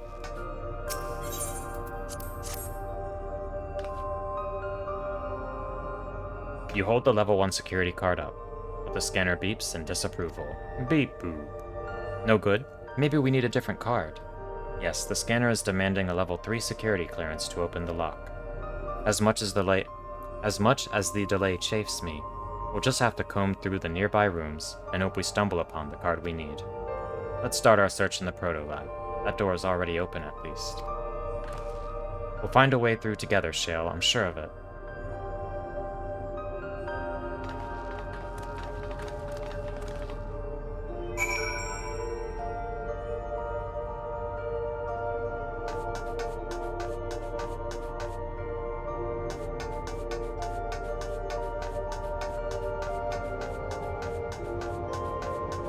Big finger lasers. Rear end is blasting. Hell yeah, Lala Gaming. Be shorties here. Please excuse my impatience. The means to track down Calyx are close, and I'm itching to get my hands on them.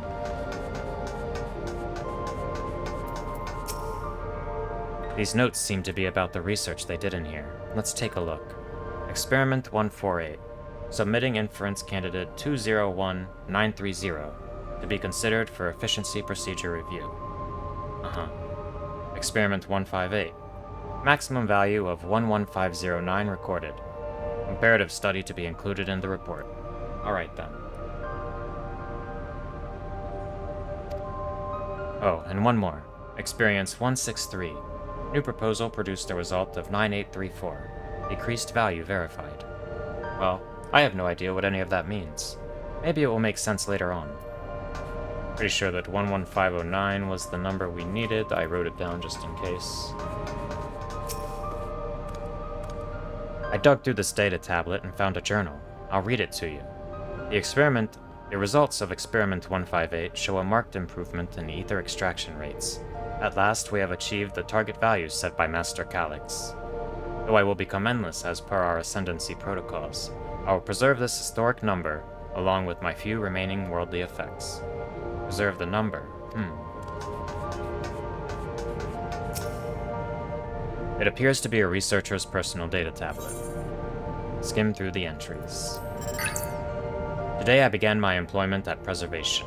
The organization was unfamiliar to me, but when the recruitment letter arrived, I had a gut feeling that this work would be far more fulfilling than any orthodox medical practice. My instincts were correct. Master Calyx's philosophy is the refined ideal of notions I've only ever vaguely entertained, that mankind must evolve beyond the shackles of its flesh and blood existence.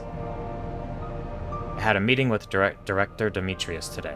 I've heard others praise his genius intellect, yet he seems but a guttering candle in comparison to Master Calyx's blinding brilliance. This morning I was permitted to access the top floor and observe the workings of living memory. As predicted, the shortage of ether required to sustain the Endless is reaching critical levels, yet Queen Sphene insists on continuing her ineffectual flailing. Our Milala colleagues, including the Proto-Lab chief, have been behaving in a decidedly suspicious manner of late. Should I report my concerns to the director? Okay, so it sounds like this is the lab that Cryo's parents worked in, and that her father was the head honcho of this lab. From tomorrow, unless I don't remember her father being named Demetrius. From tomorrow, I have been assigned to assist with the research project in the Deutero lab. We are scheduled to conduct a major experiment, the details of which I have been kept ignorant. It would seem prudent to back up my memory data. You have reached the end of the journal entries. The Deutero lab. Demetrius. The machine feeds into a soul cell. I am reminded of my imprisonment by the Empire. Surely this device wasn't made to hold people. The way this room is set up, the canister inserted into that large device looks to be a soul cell.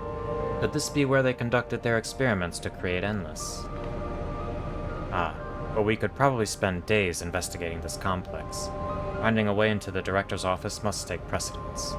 Speaking of which, Aloud mentioned a locker over in the corner that he couldn't open. Perhaps you could take a look.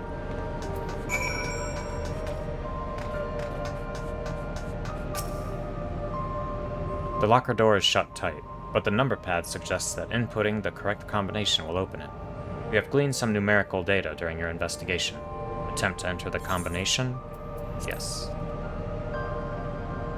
This was hardest part of speedrunning the MSQ on the first go through. Select the number keys on the pad to input a combination up to 5 digits. Whoops. 11509.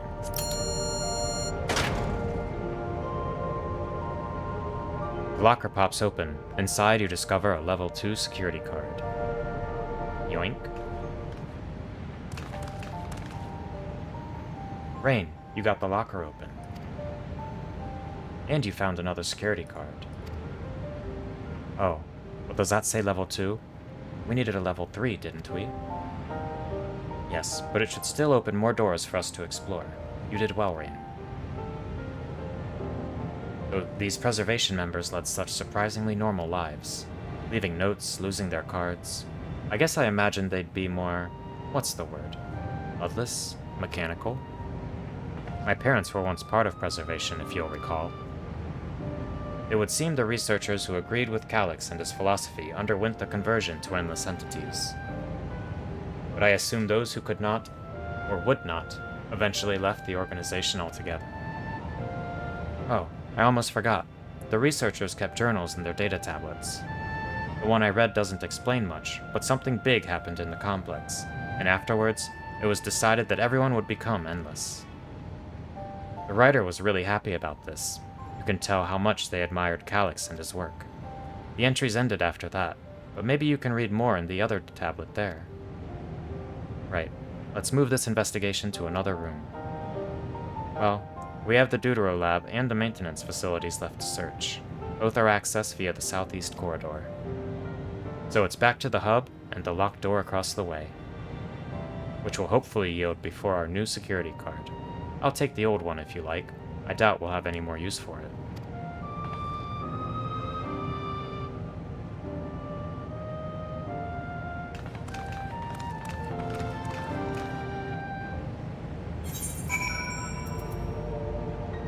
Level 2 security card, a card-shaped key for opening restricted doors. This one is marked with a level 2 security clearance. If there were others besides my parents who left preservation, where might they be now? It seems not everyone who joined preservation became endless right away. There must have been research that required physical bodies. The scanner awaits. Hold the security card up to the panel and it should unlock the door. Thank you, Shale, for the tutorial on how to use door. Calyx hasn't bothered to show his face yet, I see. Maybe he hasn't noticed us. Or maybe he's just watching. And waiting. What else do they have in this place? If I read that map right, it must be a lot smaller than the Ueyawata facility.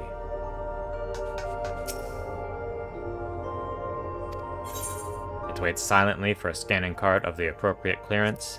Bam. Yes, it opened. So where should we go first? The Deutera Lab or facilities? Let's start with the lab.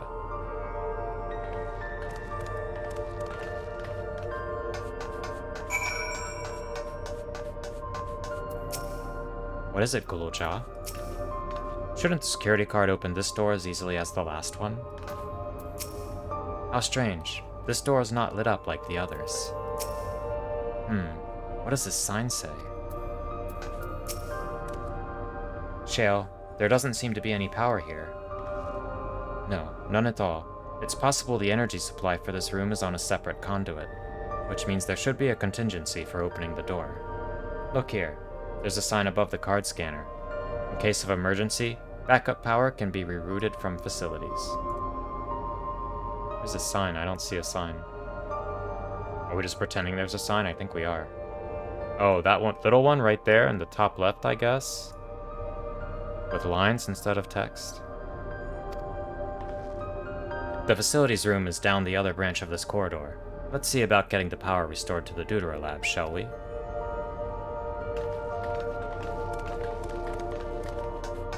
It might be like Deutero Lab, I have no idea, to be honest. We're just trying to brute force our way through some of these words that I've never seen before. Oh good, the terminal is lit up. That means we have power in this room. The Deutera Lab must have required great amounts of energy to operate. What kind of experiments were they conducting in there? Those are some big, flashy floor tiles. I wonder what they're for. So this room was for managing the power supply and utilities. I hope they kept security cards in here as well.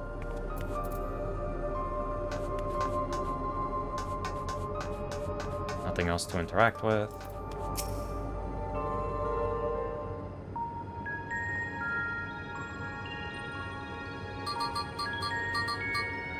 Beep, boop, beep. Engaging power supply. No good. It's returning an error. There must be a preliminary procedure. According to this error code reference, if the power supply has been interrupted for an extended period of time, then we need to reconfigure both the emergency generator and the circuit control panels. Shale, that's the emergency generator over there, isn't it? Yes, and by the looks of it, it's the same model as the one used in Heritage Found. But how does it send power to the other lab? Ah, I see. The energy cable attached to the base of this terminal leads down the hall, directly to the Deutera Lab. Which means we need a way to connect the generator to that cable. What about these patterns on the floor? Could this be the circuit we need to reconfigure? I believe you have the right of it. Using the control panels set into each of the tiles, we create an unbroken path for the power to follow. What I wouldn't give for an instruction manual. Indeed, if you could look around for any written procedures, I'll keep digging through the terminal's directories. Might I also ask someone to operate the generator? I can do it. I've used that type of machine before. Then would you be willing to try and reconfigure the circuit path, Rain? The rest of us can help by supplying Rain with whatever information might be found on the circuitry configuration.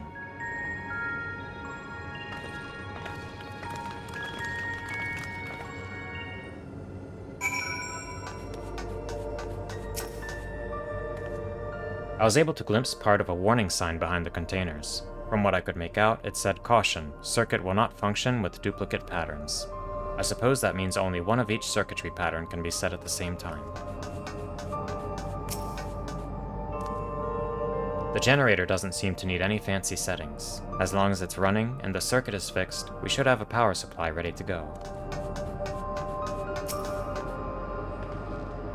Rain, take a look at this diagram. There's a note in the bottom left about backup power. Configure the 4 circuit control panels to provide an uninterrupted path. These symbols must represent the room we're in. If that square in the top left is Shale's terminal, then the bottom right should be the generator that Gululja is working on. It's hard to make out the rest. Assuming these are our 4 tile patterns, the bottom right is a square and the top right is half a circle. That's something to get you started, at least. These appear to be data logs from a former age. My scholarly interest is piqued by a few of the labels, but none are relevant to the task at hand. I've also had no luck locating more security cards. We shall have to rely upon our backup power strategy, I'm afraid.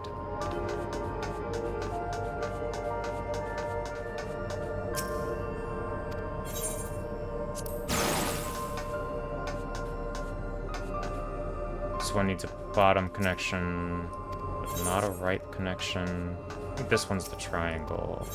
We'll figure it out.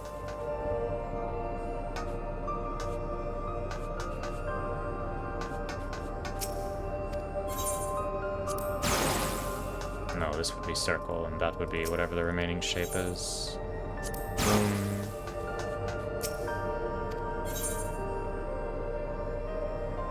Diamond. Oh, I goofed somewhere. Oh, maybe this is diamond, and above us is triangle. Surely. You have connected all the circuits. Inform your comrades of the successful reconfiguration. I did the toddler game.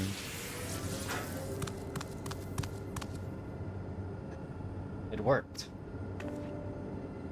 We did it, Rain.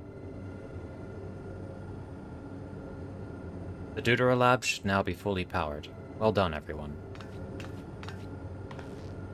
If I may, Shale, could we access a certain data log before moving on? I was checking the storage shelves and one of the labels caught my eye. Preservation. The Early Days is the title.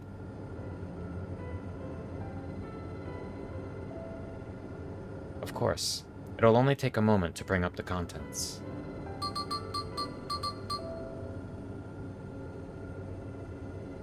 Ah, it looks to be a text-based account. I'll read it out. Preservation on Alexandrian Institute for Technological Development was founded by Calyx, an 11-year-old child prodigy. Approval for establishing the organization came during Alexandria's involvement in the Storm Surge, with Calyx's designs for new defensive solutions funded in large part by the Treasury. As the conflict grew in intensity and casualties mounted, Calyx funneled Preservation's resources towards the perfection of memory storage. Research into this field continued even after the Storm Surge came to an end, with Calyx eventually electing to preserve his own memories in a virtual domain. So this account is from before he embraced his endless existence, hundreds of years ago. I met him only once, before the Storm Surge began. I was attending my father, who was then the reigning king of Alexandria. Calyx could not have been more than 10 years of age, and required constant treatment for his debilitating illness. Yet still he published theories so highly regarded that even the royal family was aware of his achievements. Life should not be lost to the injustice of death. Even now I can hear the single-minded will behind his words. So it was that when the war came to our kingdom, my father was quick to commit his unwavering support to this somber youth and his proposals for preservation. Several years later, the ensuing violence brought the death of both my parents. Overwhelmed as I was by my sudden succession to the throne, I suspect they spared me the reports on endless research and other less urgent matters. So you had no way of knowing what kind of person Calyx was changing into. Did he change? I wonder. Perhaps he has ever been the type to value ideals over compassion, and I failed to see it at the time. Or perhaps he did change, but is still driven by those same deeply held beliefs. That mortality is cruel and unjust, and his role is to deliver mankind from this fate. Whatever the case may be, we cannot allow him to shape our future. Let's press on, shall we?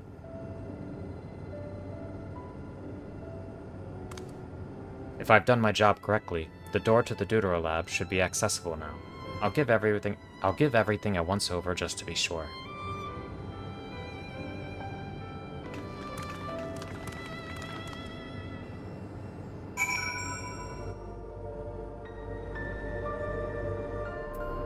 To the Deutero lab.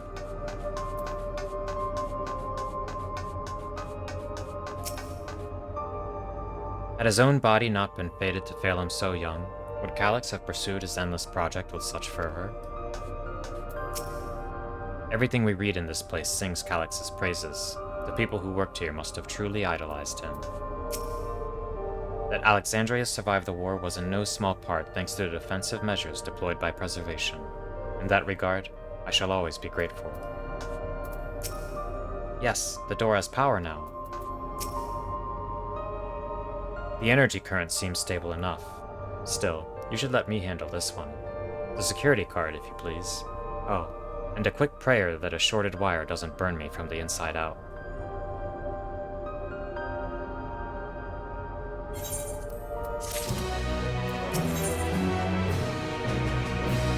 A calculated evolution.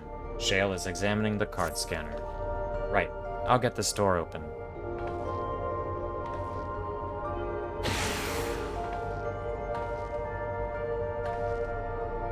Phew, smooth as silk. Let's head inside and see what awaits.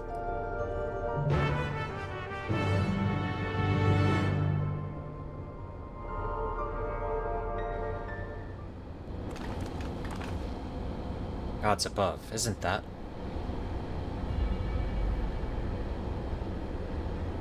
Fancy.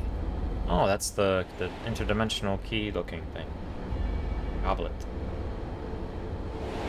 Isn't it? Am I mistaking it for something else? The key to interdimensional fusion?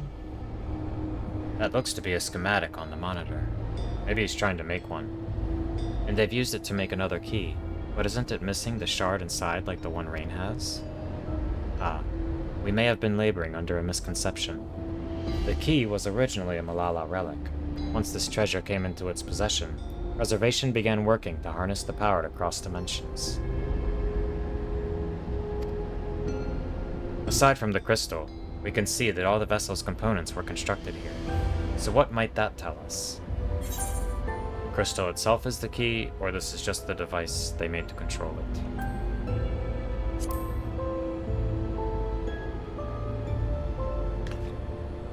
That would be the logical conclusion, yes. It is as my parents explained.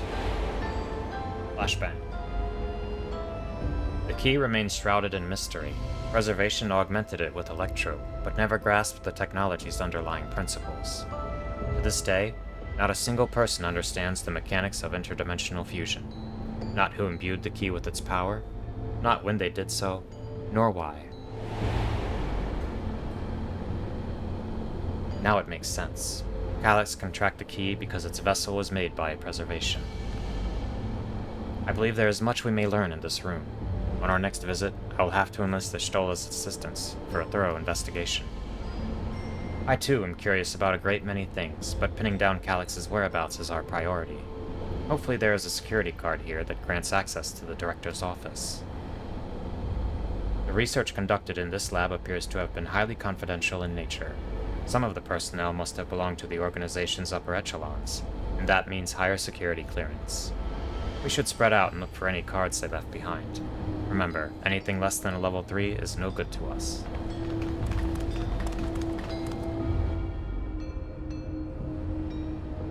Big exposition. Who do we start with? Gloja? I'll search through these drawers. One of us is bound to find something, I'm sure of it. Why were they making so many vessels? Did the other ones not work properly? Yeah, they are in here 3D printing things, huh? If those cameras are anything to go by, this lab was under constant surveillance. I'll scan the recordings and try to spot where people left their security cards. Maybe we'll get lucky. I keep holding out hope that I'll find some evidence of my parents here, despite knowing there is none. Well, we know there were Malalas here. I mean, that's pretty good evidence, right? I guess it depends on how many Malalas would have been working for preservation. Maybe it would have been super common. This lone storage crate is filled with document binders and other miscellaneous objects, none of which are security cards. I think it's in the cabinet drawer. Wheeled shelving unit. This sturdy-looking shelving unit holds a storage crate and sealed barrels. No sign of any security cards.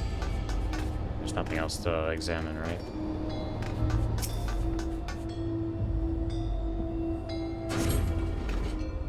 You find a security card in the cabinet drawer. Oh, did you just find a security card? Well, that's a stroke of luck. Let's have Shale examine it to be sure. Well, well, if it isn't exactly what we needed. Nice work, Rain.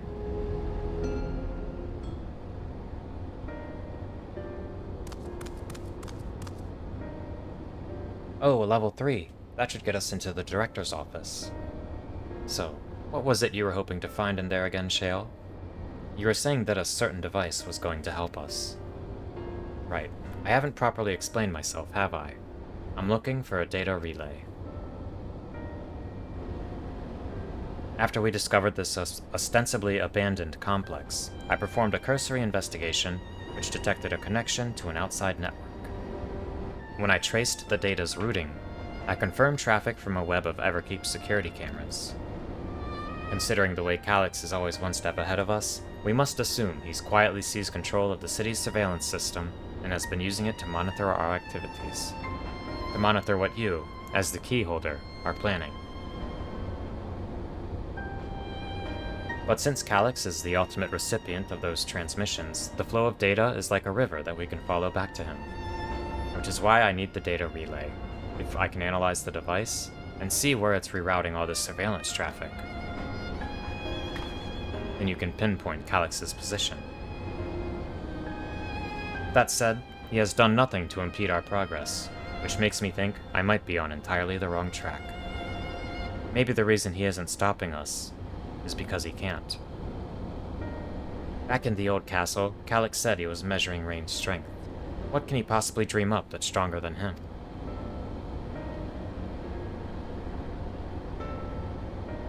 Oh, speaking of cameras, there was another thing I meant to mention. I found evidence that someone deliberately disabled the surveillance feed in this room. The most recent recording was also crudely deleted. I was able to restore the data though, if you'd like to see it. Hell yeah, let's take a look. I'll start the show then.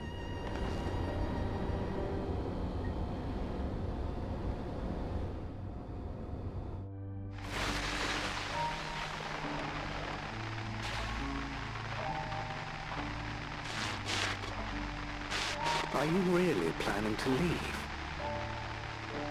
Yes. The idea of eternal life. It's begun to frighten me. I struggle to renounce our conventional wisdom. Death is the means by which life prunes its branches, leaving the trunk to grow strong and tall. We die so that our species may flourish. That's a really pretty way of putting it. I like her metaphor there.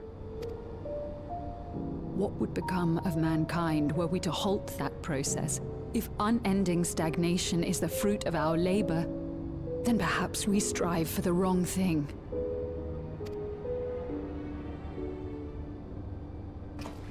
Your argument is a rejection of Master Calyx's vision. I suppose it is. Perhaps such dread would not plague me, were I capable of sharing his perspective on the subject. But I cannot.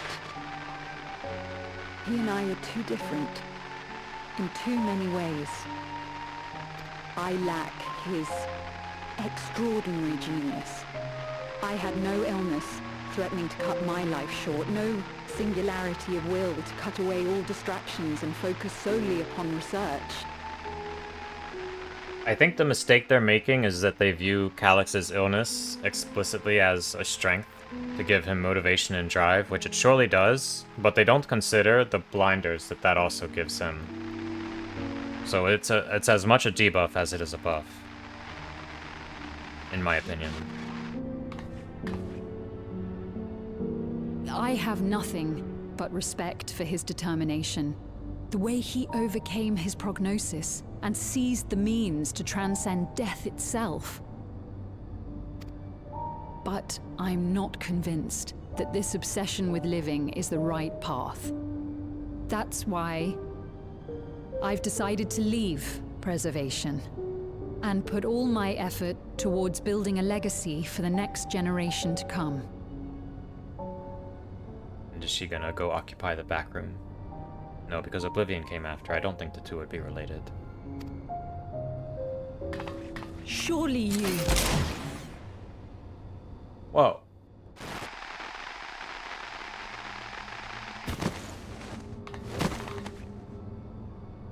Protocol, you understand. There can be no exceptions. I'm telling you guys, those machinist buffs, they're going crazy. It's too much.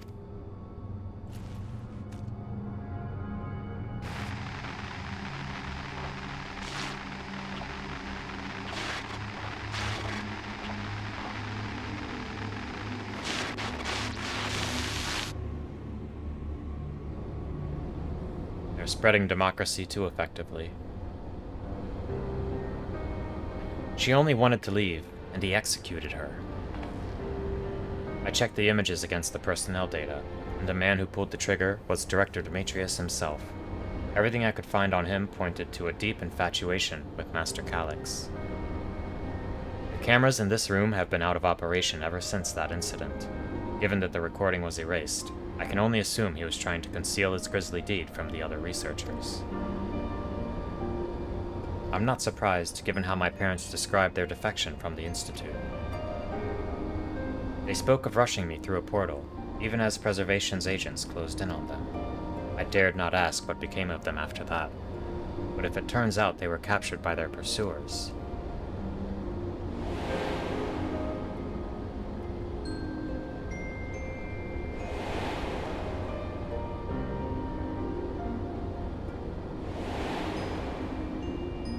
Triple flashbang. I'm sure they managed to escape. They did not regret their actions. I'm not sure they managed to escape, but I do believe the second one. Right, the Echo. Knowing you saw them as they were, your words give me great comfort. Oh, Cryo. Worry not, Sphene. Thanks to the Haven of Living Memory, I was at least able to meet my parents and learn what they stood for. It's not really worth beating a dead horse about it now, but I really felt like Cryo could have gotten so much more from the Dawntrail MSQ.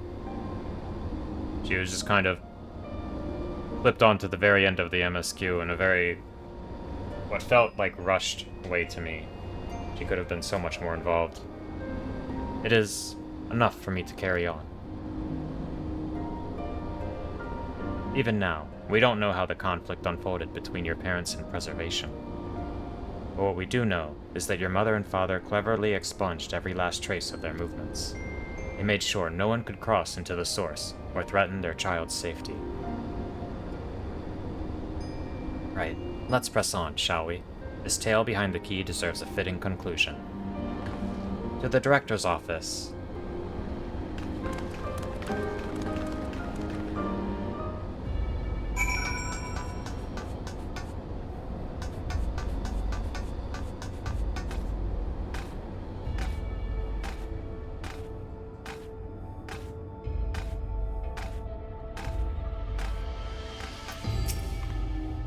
Was Calyx the one who gave orders to execute defectors? The more we learn about him, the less I understand. I don't expect to find any information on my parents in this next room either, and that's something I can be proud of. Hearing Cryo talk about her parents reminded me of how much I miss Namika. I guess I'll never really get over it. If that man in the recording was Director Demetrius, then this must be his office. My earlier investigations put the data relay just past this door. Let's get it open, shall we? Level 3 security card, a card-shaped key for opening restricted doors. This one is marked with a level 3 security clearance. It waits silently for a security card with the appropriate level of clearance.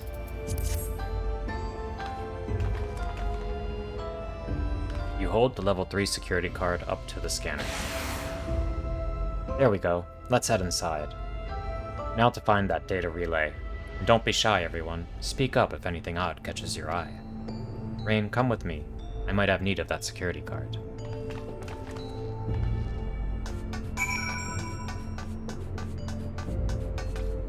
I mean, aren't we all coming with you, Shale? Like, this is a pretty small office.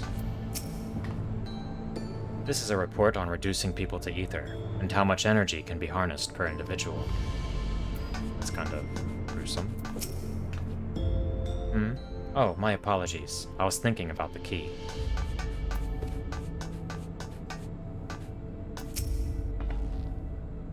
This Director Demetrius was very particular about how he decorated his office.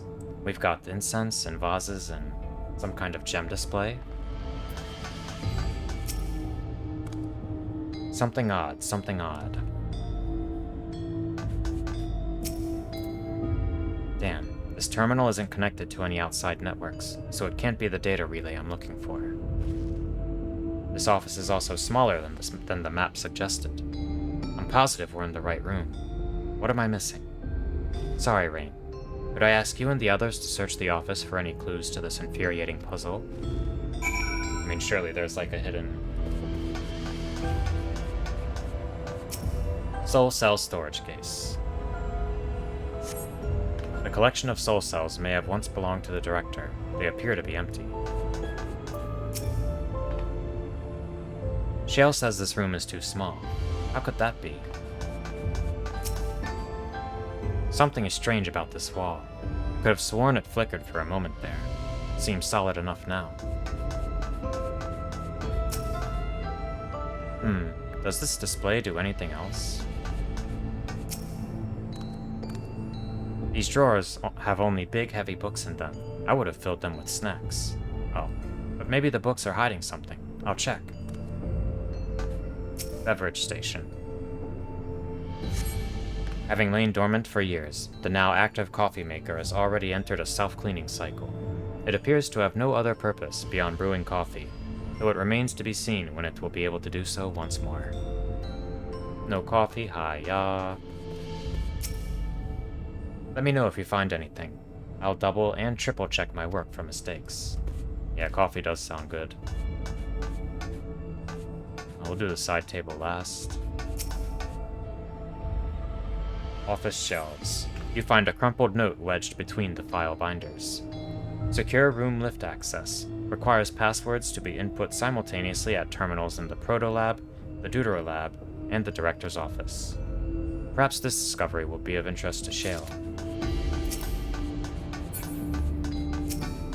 Cluttered side table. Amongst other personal effects, you find what is presumably the Director's data tablet. A closed locker stands next to the table.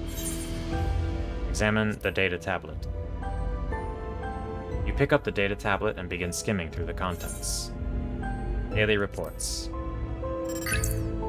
Nothing of note. The mystery of the key's activation condition remains unsolved. The key triggered an explosion today. Temporary interdimensional portal verified. Continue attempts to stabilize the core's energy reactions. 13 researchers sustained fatal injuries in the explosion. Memory faculties of 4 personnel sufficiently intact for endless conversion. Remaining 9 designated for ether reclamation processing. Nothing of note. Rejected resignations of 2 Malala researchers.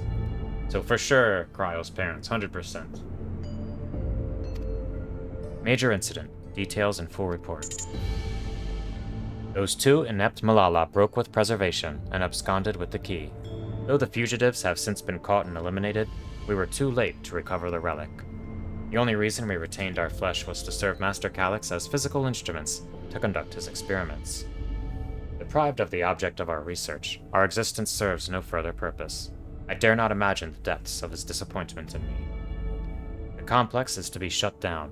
All personnel will have their bodies reduced to ether, which will be allocated for further experimentation. Memory data will be archived. Any endless conversions will be subject to Master Calyx's discretion. If he does not deem us fit, then we are not deserving of eternal life. Shutdown protocols. All personnel have undergone processing. Once the shutdown protocols have been completed, I will proceed with my own corporeal dissolution. As long as the key remains in the physical world, we must keep this complex in pristine condition. Whether it be needed for experiments or otherwise, it must be ready to support future operations in whatever capacity Master Calyx requires. To that end, facility equipment will be maintained in stasis mode. Furthermore, a critical component for secure room access will be stored separately to defend against unauthorized entry. Big clues, big clues. Thought maybe he would already have the gem, but... Have you found something? Crumpled note. A hastily scribbled reminder found in the director's office shelving.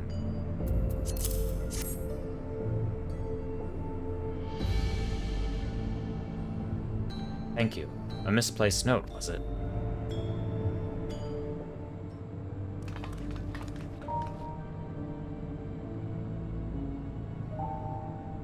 With instructions for accessing a secure room, no less. Seems we need to enter a password on 3 different terminals at the same time. There was no such room marked on the map, was there? No. A precautionary measure, no doubt. And if passwords are involved, I expect the access lift itself is concealed too. Concealed? By Electrope, you mean? Ah, could it be that wall? I thought it seemed odd when I walked past.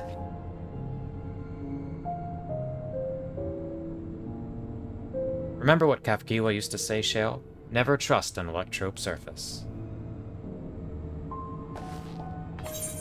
Electrope isn't always what it appears to be. You can pass right through Electrope.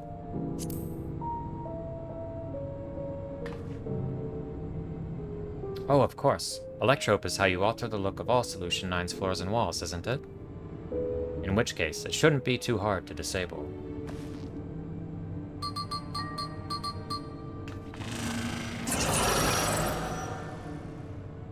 Another door. I've managed to deactivate the projection, but the lock is another story. Didn't that note lay out the password protocol? I say we go ahead and try it. I agree. 2 people should prepare the lab terminals for input, while the rest of us look for passwords here in the office. I'll take the proto-lab. Then I'll take the Deuterolab. Actually, it might be better if you stayed, Sphene. Your knowledge of Alexandria and its people could be needed here. Yes, you're right. If the passwords are hiding behind clues, that may be something I can help with. I can help too. I've lived my whole life in Alexandria, after all. I will take Deuterolab duty then. We can keep in touch via communicator to match our timing. Rain, you shall have the honor of entering the office password. Once we've determined what we need to input, take your place at this terminal. I'll stand by to guide Wuklamot and Cryo through the process. You know, there was that display plate over there, the one with the gems. I thought since it was made of Electrope, it might have some other purpose. But I couldn't find any switches or buttons to make it do anything. Maybe you can figure it out.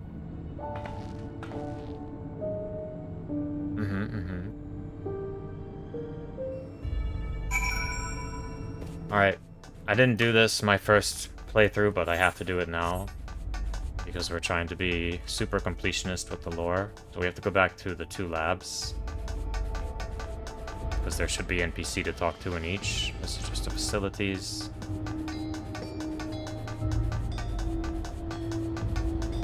Lore. Understood, Shale. But first, I need to find a stool, or mayhap a sturdy box. Oh no! Cryo! Cryo! She's not tall enough. But first, I need to find a stool, or mayhap a sturdy box. See, this is why we go to the side room. That's a cute line.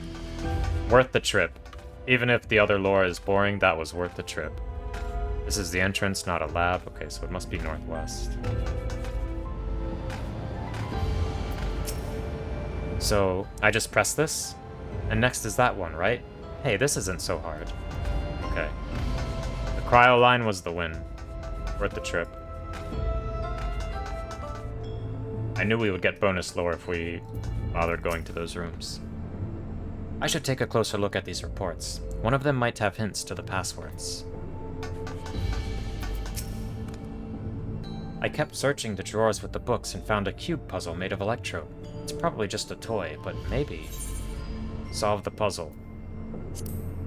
You got it.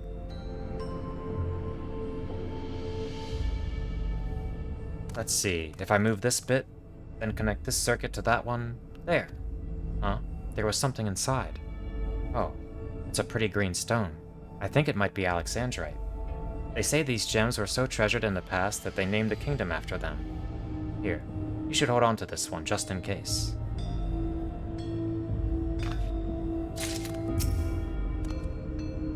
Someone must have hidden that Alexandrite in the puzzle. I'll see if there's any other interesting things I can find. Keep calm and everything will be fine. Both of you are quick studies.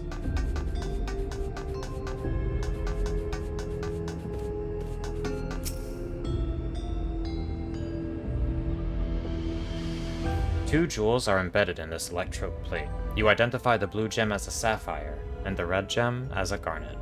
There also appears to be an empty slot for another jewel to fill. Insert the Alexandrite into the empty slot, yes. The gemstone fits snugly into place. Almost immediately afterwards, the glowing lines of a diagram appear on the display, accompanied by a short phrase. Could this represent a decorative pattern, an arcane circuit, a floor plan of this complex? As you continue studying the display, you realize that these shapes correspond to the rooms of the complex in which you now stand. This may be related to the passwords you were looking for. Okay, so let's see, I'll just make notes real fast. The south one is the Utero, which is the ruby. Office Alexandrite. Other lab sapphire. Examine the jewel display gate. Sapphire. This slot contains a sapphire. It's placed in the floor plan, corresponds to the proto-lab. This slot contains an Alexandrite. Its place in the floor plan corresponds to the director's office. This slot contains a garnet. Its place in the floor plan corresponds to the Deutero lab. I put a ruby, not the garnet. Change other lab to proto lab.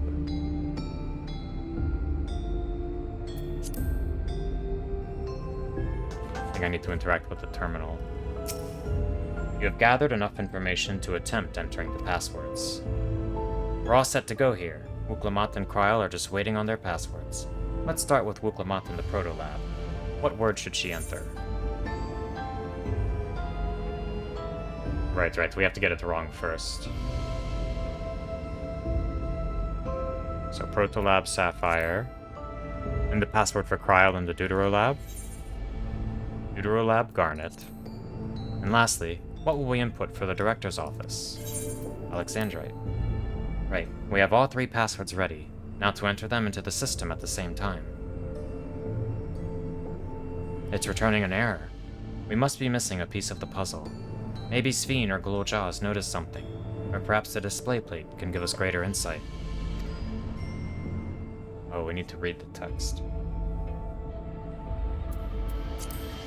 Scrawled phrase. The glowing words appear to be handwritten. Yes, I knew that jewel would come in handy. Let me see. Heed the stones? That must be about the special meanings Alexandrians have for gems. It's an old belief, I think, where each type of gem means something different. I bet if you ask Sphene, she could tell you more about it. After all, even her name comes from a gemstone.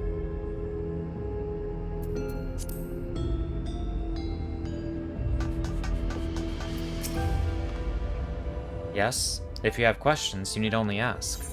The symbolism of Alexandrite. While I was taught that Alexandrite represents the concept of protection, it is, incidentally, also the origin of Alexandria's name. Okay, protection. Oh, are you thinking this has something to do with the passwords? A sapphire and garnet as well, you say? Yes, they all have meanings. Alexandrite, as I said, is protection. Sapphire represents honesty. And garnet symbolizes devotion. We should try these words at the terminals and see if they're accepted. I certainly hope we're right. Did we open the locker before? The door to the locker swings open easily. Oh my god. I forgot about this. It contains nothing of note. You quietly shut the locker door. I looked at that on my first playthrough. Completely forgot about it. The sound effect was a nice touch, though. We're all set to go here. Wuklamot and Kryl are just waiting on their passwords. Let's start with Wuklamot in the Protolab. What word should she enter? Honesty. And the password for Kryl in the Deuterolab? Devotion. And lastly, what will we input for the Director's office? Protection. Right. We have all 3 passwords ready. Now to enter them into the system at the same time. Are we gaming?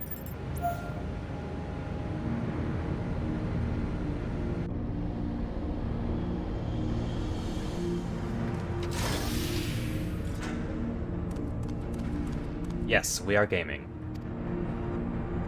Oh, I'm so glad that worked. That secure room is the only place we've yet to search. If the data relay is anywhere, it has to be there. We'll venture in as soon as Wuklamot and Kryl rejoin us.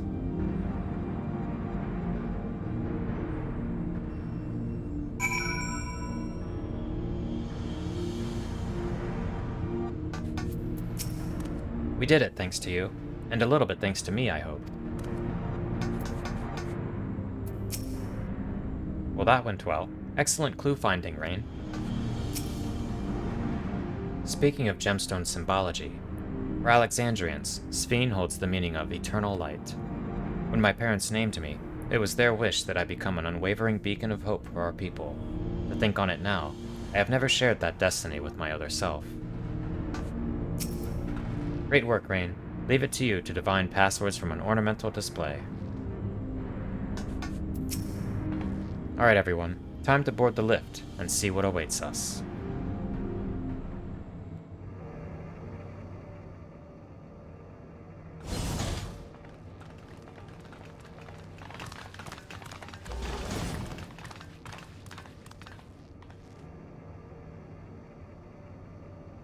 This terminal doesn't look special to me, but this is definitely what we're after?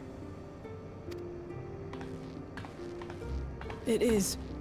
But whether or not it will suffice for our purposes is another question.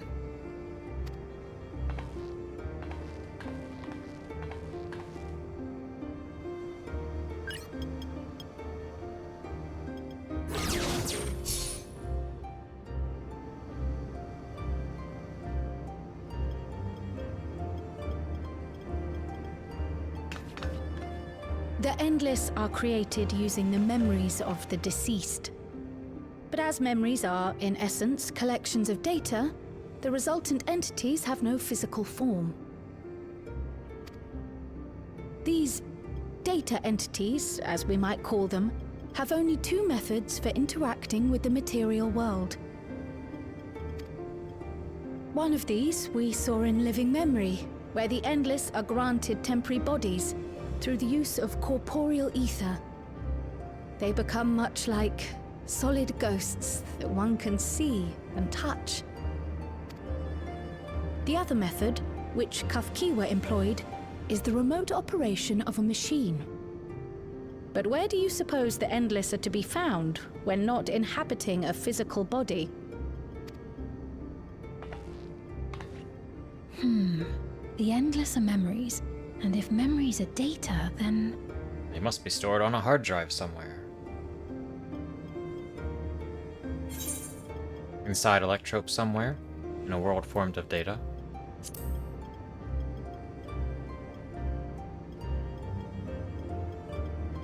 Yes, we suspect they reside in a virtual domain, one contained entirely within an electrope-based machine. We've seen such a realm before, after all. Oh, you mean like the Alexandria made from the Endless Sphene's memories? It all seems so real. So this virtual domain, it would also be housed within the Meso Terminal. Oh, that big hard drive in the middle of living memory. But how? I thought we shut down all the terminals in living memory. You did. And Kafkiwa's program performed just as she intended. The Meso Terminal itself was deactivated, as evidenced by the failure of the device which was keeping Sphene's body in stasis. Be that as it may, we face a master of electrope engineering. That he managed to partition and protect the sector harboring his own memories is well within the bounds of possibility. Let us say that the Meso Terminal does indeed contain a second domain, and that Calyx himself resides there. This city, on the other hand, exists here in the source. That being the case, I thought perhaps we could prevent his remote interference by closing the gate to the Golden City, and thus severing the connection between worlds.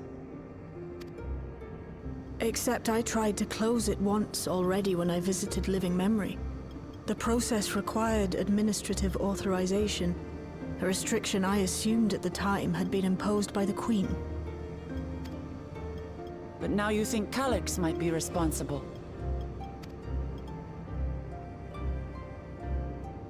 Just as I suspected. Even now, security transmissions from throughout the keep are being tapped by the core system and routed elsewhere. Almost every single one has you as its focus. He's keeping track of the keyholder's movements.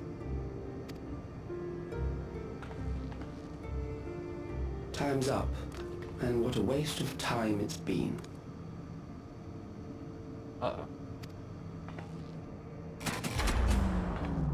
He's been stalking us the whole time.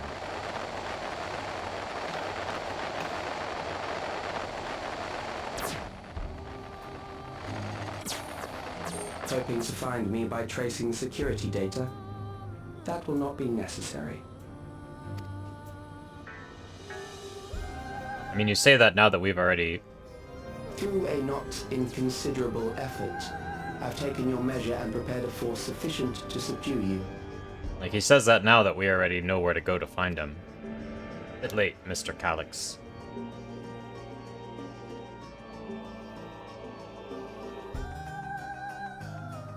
Come. I invite you to the upper reaches of the Meso Terminal. The storage device which holds my memories is there. Break the memory bank and victory is yours. I, in turn, will seek to wrest the key from you with any and every means at my disposal. And if we refuse this invitation? I will wait, and continue to convert Alexandrians into Endless.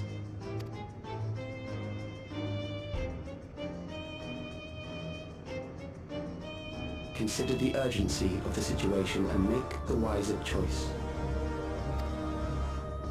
Answer me one question, Calyx. The Endless Sphene. When she was queen, you had her face an impossible task, then manipulated her into using the key when she was at her most desperate. If you can do all that, then why not whisk it away when her plans went to ruin? Why let it fall into our hands?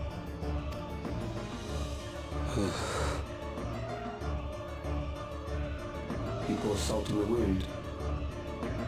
That disaster was a miscalculation on my part. As her end drew near, Sphene and her restructured memories had become one with the terminal's control systems. In that singular place, in that singular moment, she wielded an authority greater than mine. Thus she was able to shield you, the neighboring sovereign to whom she entrusted her nation's future, and the hero to whom she entrusted that priceless key.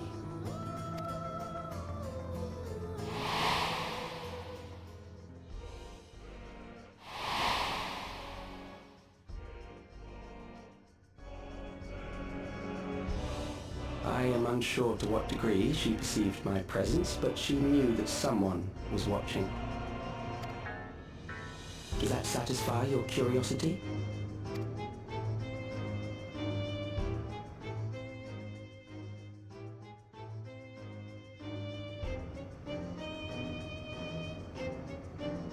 It does. And I'm satisfied that you will take nothing more from this nation. Not one more life, not one more future, not one single smile from another child's face. You hear me?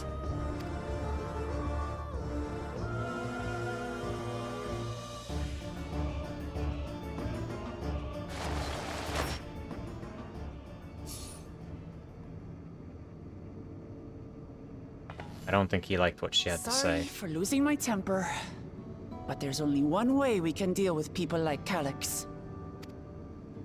Whatever grand future he envisions, someone will be made to pay the price. And I won't let that happen.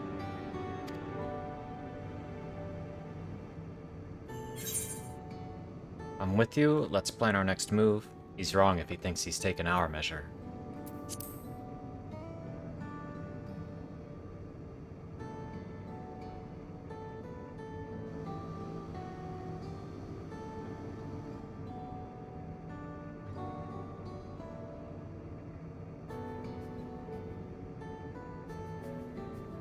If I may, I realize it is not my place to say this.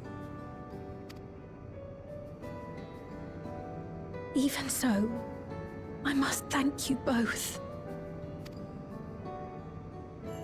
On behalf of my other self, allow me to say how grateful I am to have you as our champions.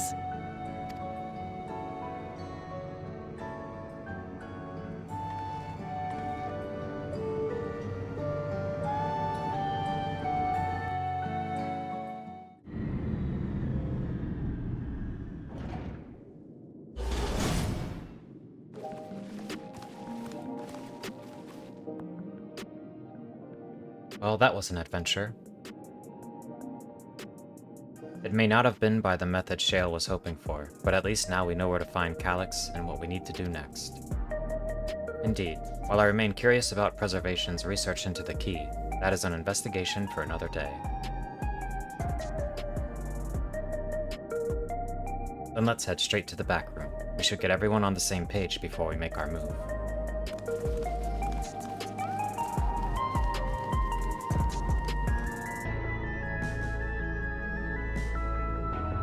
Win Sphene Glan? I don't know, but I would very much like her address for my aura. Don't ye be letting up now, you hear? Let your passion carry ye to the bitter end. I've passed on the short version of events to our comrades so that we can all prepare for the challenge ahead. It was my other self who entrusted you with the key. Though she could not change who she was, the consequences of her final choice linger, empowering us to shape our own future. Shale has been out of sorts ever since we got back.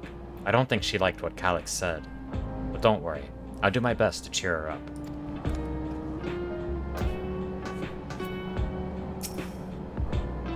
It's time to put an end to this. Calyx won't stop until we stop him. The situation isn't the best out there, but at least you've come back to us safe and sound. Damn that bastard Calyx. He waited until I was this close before snatching away my moment of triumph. Yeah, he did kind of, cuck her a little bit, didn't he? Right when we were about to find his ass, he's like, here I am. And that infuriating, condescending way he spoke to us. We'll see whose time is up, you smug little weasel. Anyway, I know things didn't go to plan, but we learned a great deal about preservation. That knowledge could come in handy in the days to come. Though I may not be able to contribute much to a direct confrontation, I mean to see this through with you all, providing whatever support I can. It's a shame that punching an Endless does no damage. I'd love to rearrange that serene face of his.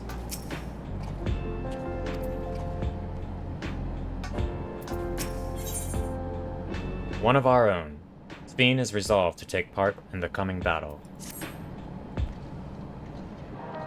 Rain, we've briefed Erinville on everything that has happened and sent word to the others. We've now but to consider what our next actions will be.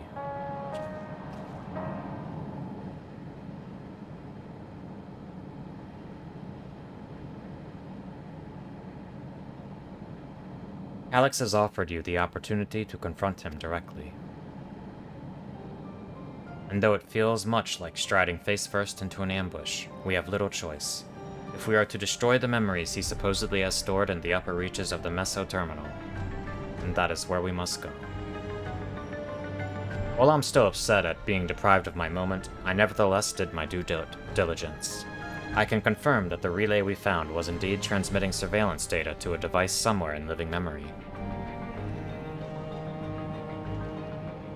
When you go to fight Calyx, pray let me fight alongside you. Let me fight for the memory of Otis and Zelenia, and for the other Sphene I may have become, but most importantly, for my beloved kingdom and a joyful tomorrow. It has always been your fight as much as ours, if not more. Of course, but no reckless heroics. If things take a grim turn, I'll keep you safe. It has always been your fight as much as ours, if not more. Thank you for understanding what this means to me. I'll be coming with you as well. You know my reasons. It hardly needs saying, but your fellow Scions also have every intention of accompanying you into battle. So adamant were Alice and the others on this point that they have already left for living memory. I am more than ready to do the same. I'll keep patrolling the streets for signs of trouble, especially from anyone wearing neoregulators. Should you need anything from me, I'll be on standby here in the back room. I really want to go with you too, but I know I can't. I know that sometimes you have to be patient and trust in your friends. Oh, Rain, Prial and I think that we should talk to Gossan before we leave for living memory. Under Calyx's direction, preservation has helped shape Alexandria's society for centuries. Taking him down will have serious consequences, and we need to warn the officials in charge about what we intend. Justifications aside, we shall be acting against the wishes of all who desire to become endless. Exactly. We don't know if Gossan will approve or oppose our chosen course, but either way, leaving without a word is the wrong thing to do. I agree. Come, we should be on our way. Resolution first, yes? Be safe, everyone. We'll see you when it's over.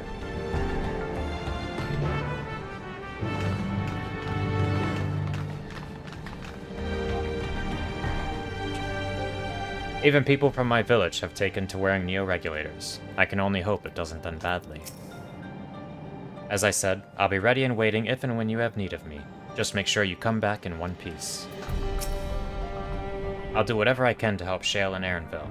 It may not be much, but small things add up when you do enough of them. The air is thick with a sense of unease, not least around Gossan himself.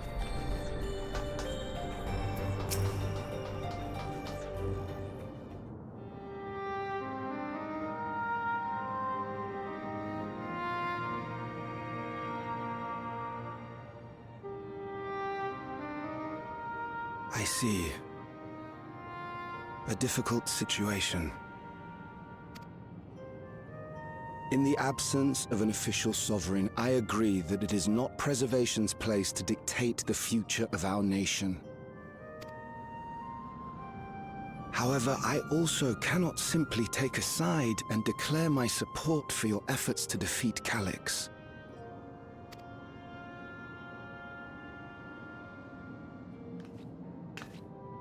Is that because of the new regulator you wear? I've yet to register it. I find myself caught between the fear of dying and the desire to carry out the duties of governance.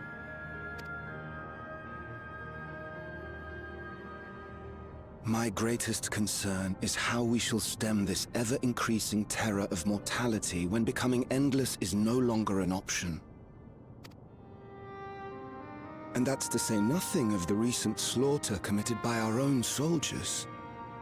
The fact that such violence was perpetrated for the very purpose of creating endless will, paradoxically, make it more difficult to endorse your chosen course. It may not seem logical, but for those who lost friends and family in the attacks, halting the creation process altogether would render the deaths of their loved ones utterly meaningless. That's one way of looking at it. To rob them of what little solace they could claim, when we have only just learned what it is to mourn? Tell me, how are we meant to overcome such tragedies? We stop begging others to teach us for a start.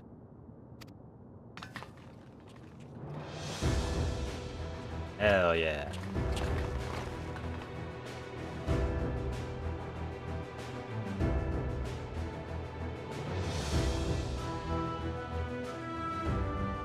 For the longest time, we've been protected by Queen Sphene and the systems put in place by our forebears.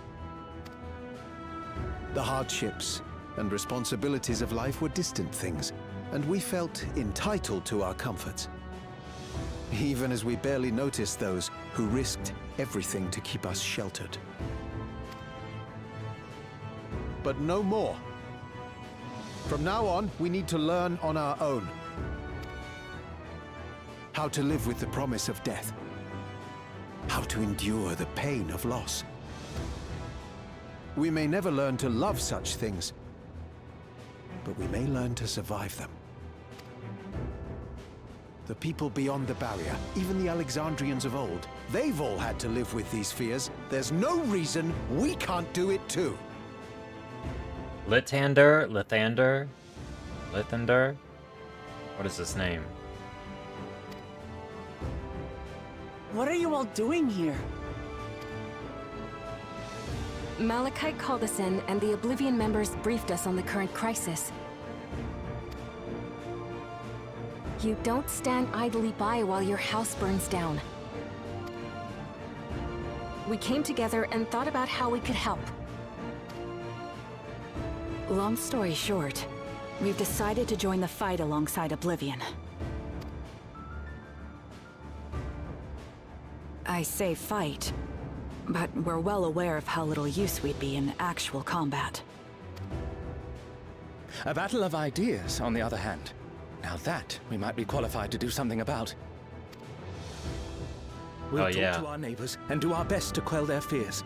Convince them to make the most of this life and enjoy all it has to offer. We're gonna counter all of Calyx's propaganda with our own propaganda. Let's go. Good strat. Perhaps that will help to ease your burden.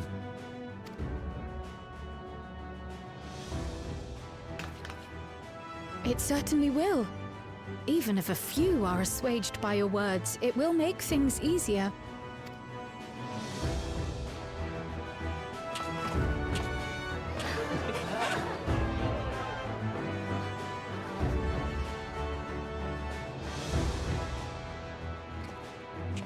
Those who have already registered will be difficult to sway, but there are still many who waver.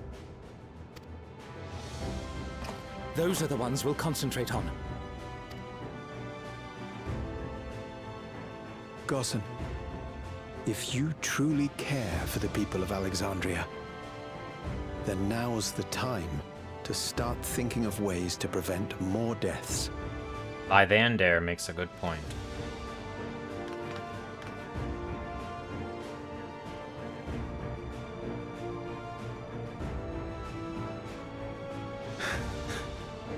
Were I to become endless at the expense of my countrymen's lives, I would regret it for the rest of my existence. Hell yeah, time for Gossan to lock in too.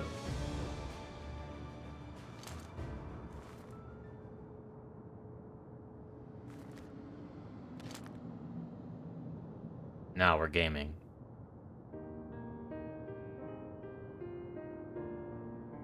Forgive my weakness. When the people have lost their way, it falls to the government to support and guide them. Alexandria can rise above this sorrow and find its way forward once more.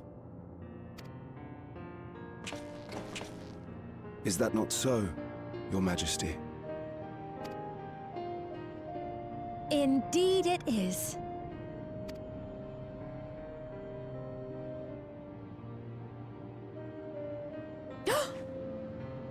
No, that wasn't... what I meant to say was... Calm down, Sphene. Lamity, you used her name. Oh.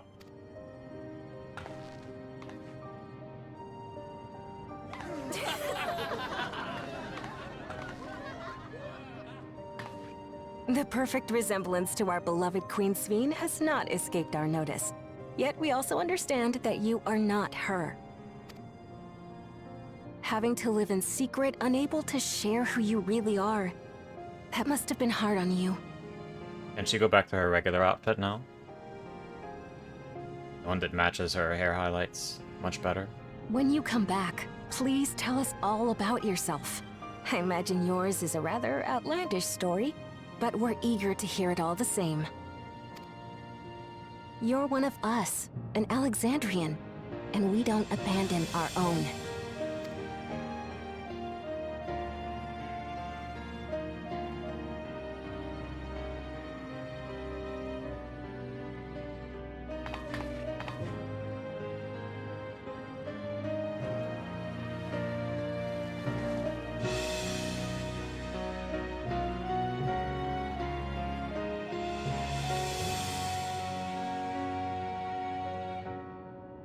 I promise to return. And when I do, I look forward to speaking with you all.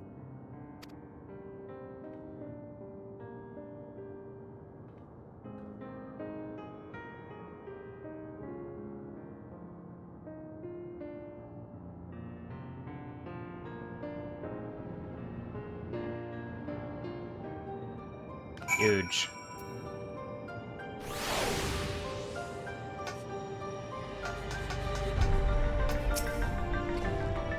It is a relief to be freed from my indecision. Until I had removed my regulator, I hadn't realized quite how heavy it weighed upon me. Sphene must be overjoyed to be so welcomed by her countrymen. For their sakes, we need to bring her back safely. I'm glad we were able to hear the will of the Alexandrian people.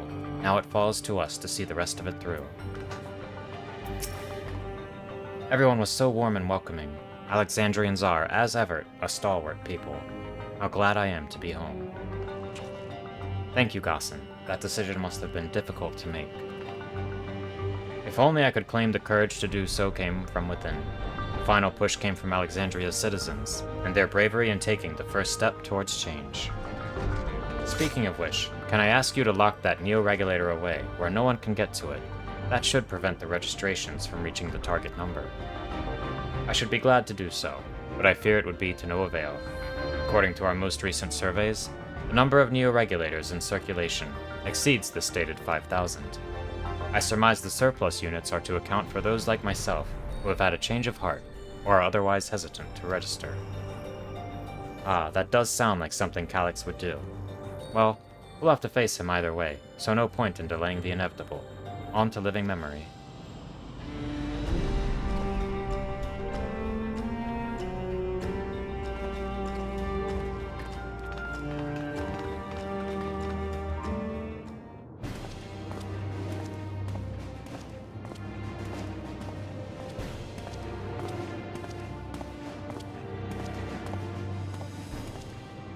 Things seem much the same.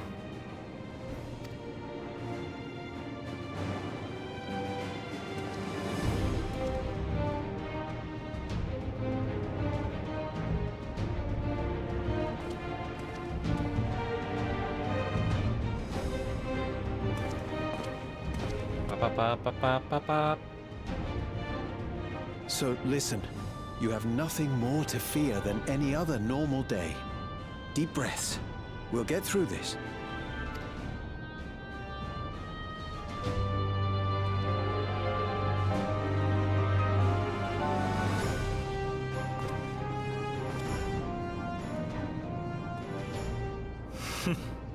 You'd be telling them much the same if you were here. I suppose it falls to me now.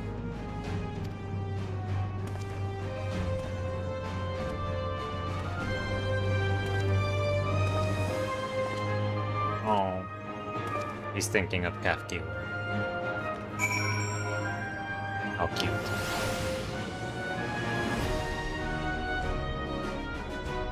Also, the soundtrack, yo. Hello, remember me? The hunter from the Thunderyards? It's been a while, but we met when you first arrived in the dome. We've been talking with Lithander and the others, and thanks to some very convincing arguments, we've come around to the idea that we need to start taking responsibility for the future of our nation. There are those like us who rely on regulators for their work, and others who aren't quite ready to give up what they have, but we all share a desire to make things better. How sweet. The gang's all here. Last time I had to wait in the cenote, but there's nothing to stop me from joining this fight. We've all been so busy, it seems like an age since last we gathered in such a manner. I must say, we do make for a formidable group. Well, Alphino's here, so I wouldn't call it formidable. It's an almost formidable group. I had scarcely awakened here when I fell unconscious. Now that I can fully enjoy the gentle silence of this place, it brings tears to my eyes. Seems Alphino and Alice were the ones to explain to Kona our need to enter the cenote. He urged us to be extremely careful, of course. Coming here reminds me of my parents, of the courage they gave me. 'Tis good to rejoin you all. I needed to step away briefly that I might make arrangements for a certain precautionary measure. We'll find out what that was later. Ah, 'tis good to see our comrades hale and girded for battle. As for us, we've been ahead to inspect the lay of the land. There were no changes of note, aside from with the Meso Terminal itself. Why, what's happened to the Meso Terminal? The wall has receded to provide a convenient entrance into the structure's interior. There is no such ingress when last we were here, so we must assume that Calyx has since manipulated the terminal's electrode. All to facilitate his most gracious invitation to the upper levels. An invitation I am eager to accept. For the sake of all who love Alexandria, I will not yield nor leave them to despair.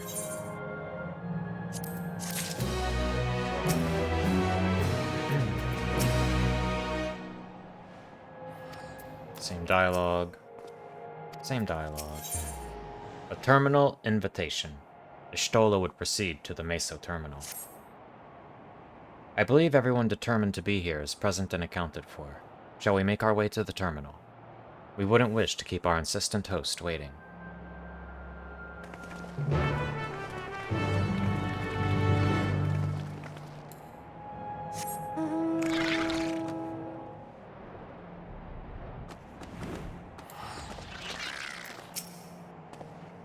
An endless existence for the evolution of mankind. I understand what he strives for, but not what drives him to do so with such ruthlessness. It hadn't occurred to me that one might physically enter the terminal, although I suppose it makes sense when you think about it. A structure for creating Endless would have required maintenance administered by corporeal hands. Does it make sense? When we shut down all the minor terminals, we watched as the Endless faded away. I do not believe that was a performance stage to deceive us. As for the Meso Terminal, however, it had already grown dark by the time we had returned from the virtual domain. While I am loath to admit it, it is possible its true appearance was hidden from us in our absence, which is why we must bring this tale to its denouement by our own hand. So this is where the former queen's memories were stored, and she herself tried to erase them. Even as an Endless, her resolve was so strong that she would kill her heart to become the cold machine she believed she needed to be. Living memory is steeped in the dense lightning ether of the ninth. This pervasive energy must be what the terminal utilizes as a power source. I remember little of my awakening. The paralysis yet lingered, and my eyes could barely focus.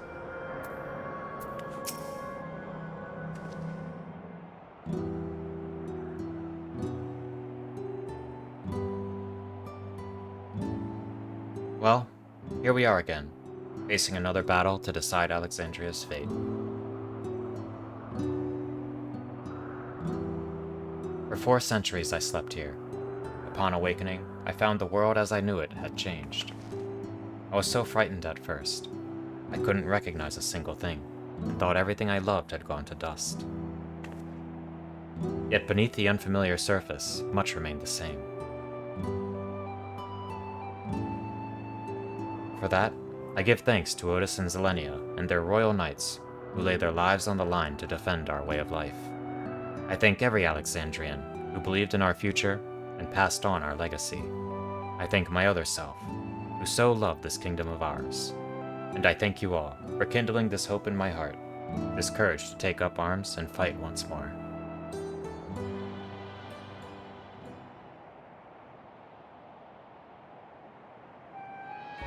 So let us make our stand together and fight for what we hold dear.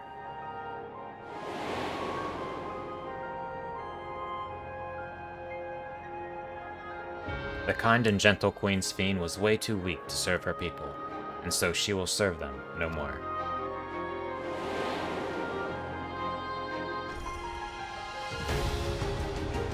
Freed from conscience, I shall become a ruler that can protect Alexandria, a devourer of worlds.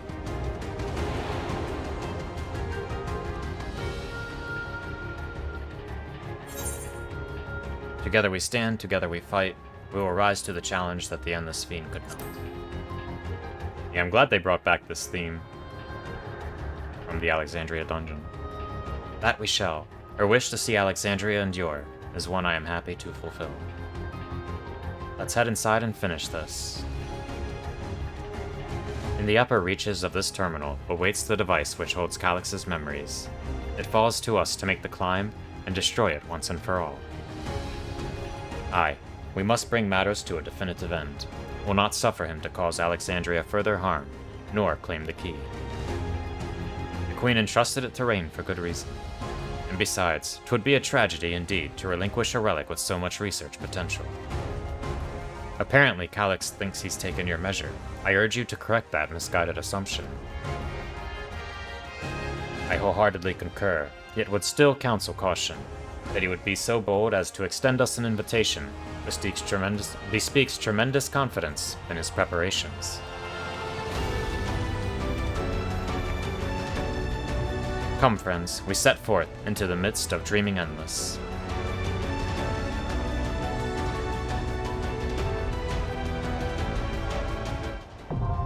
The Meso Terminal, now accessible.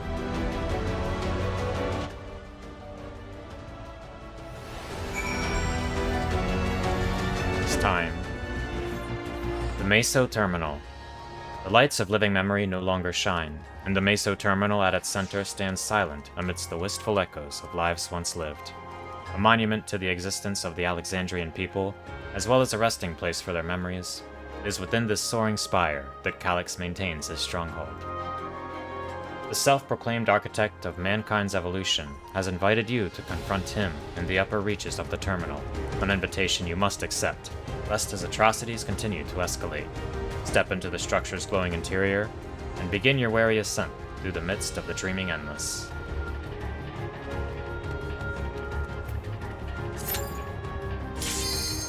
Boom! The insta-pop.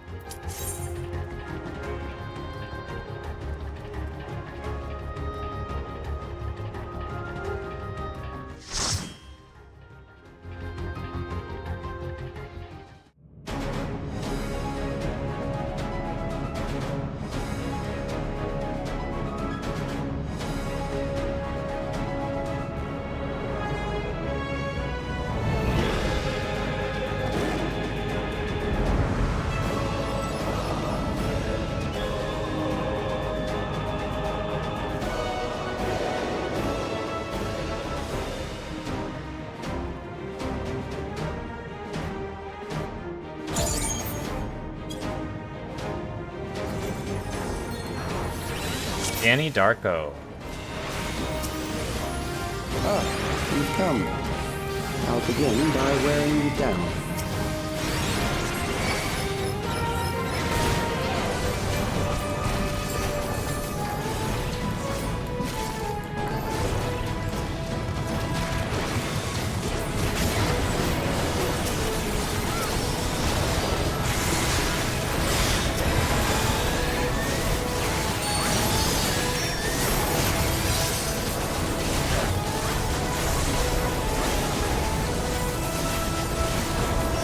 wanted to try Reaper out a bit sometime soon. I mean, I don't think the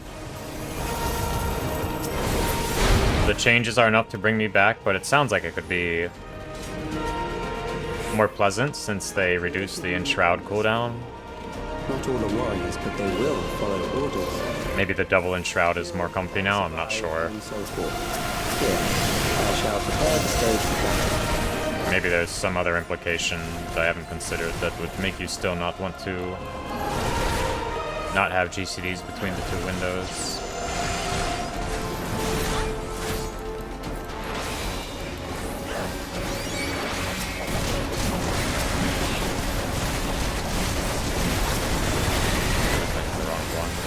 It is what it is.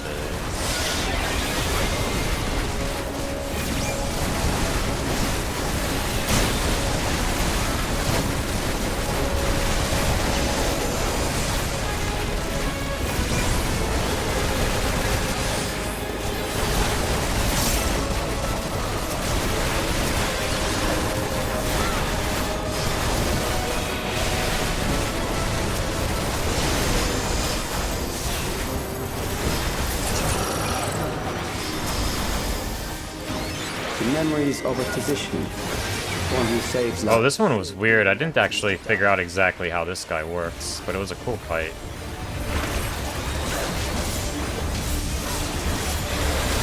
Like later in the fight, there's like a bunch of AoEs, and I didn't know how you're supposed to tell which one, but I'm gonna keep my eyes open this time.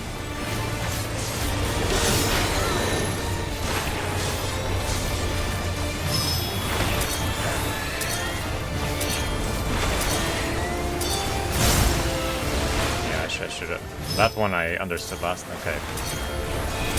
So 2 different AoEs. They both have timers. But it gives you like the debuff that makes it so you can't see timers later. I'll figure it out. I'll figure it out.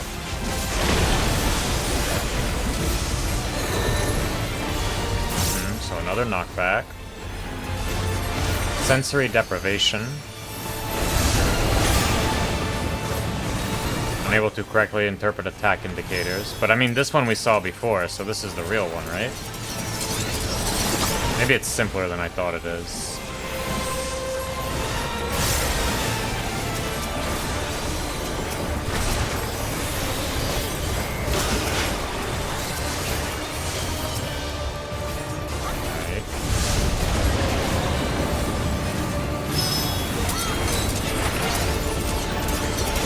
Here should be safe, and then there's going to be a knockback.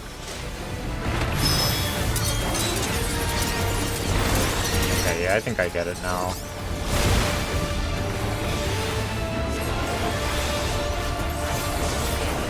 I think I was overthinking it before.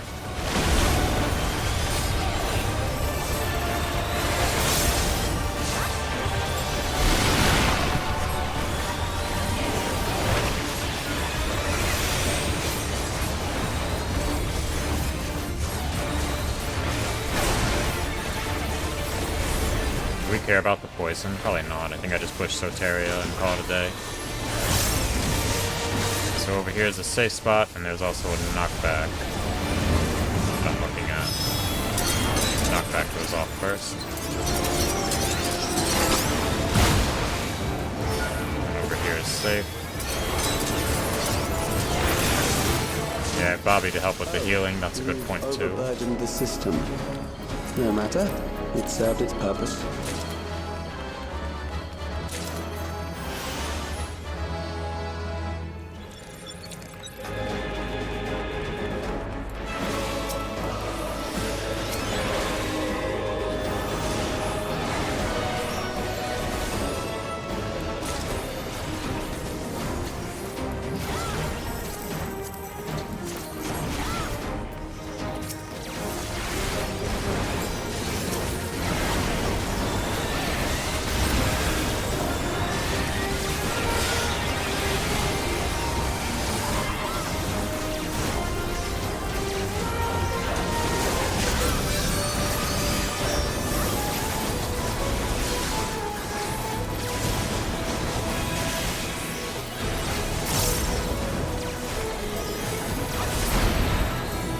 Next, we visit a prison of sinister repute. I need not compel them to fight.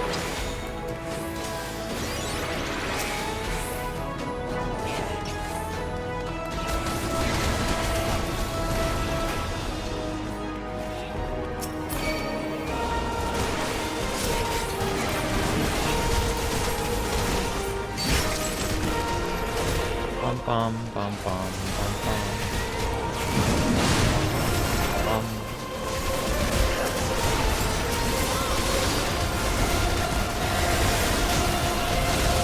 The prisons will make a fine example. Get 'em.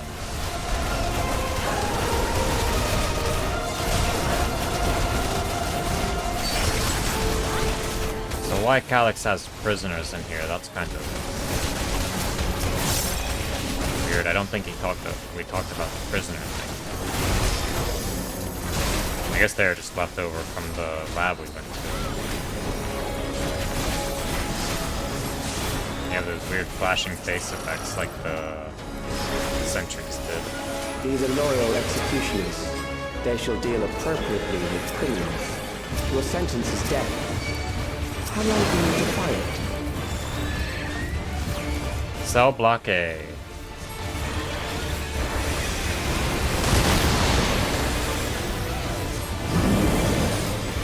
Alright, he's taking me to jail. Criminals may run, but they cannot escape. Dismemberment.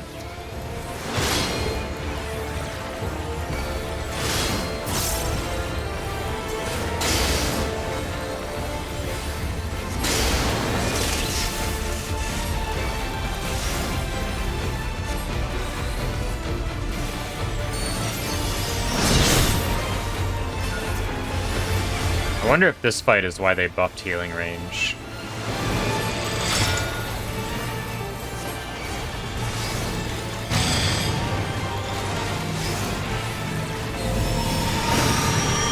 This out, I think.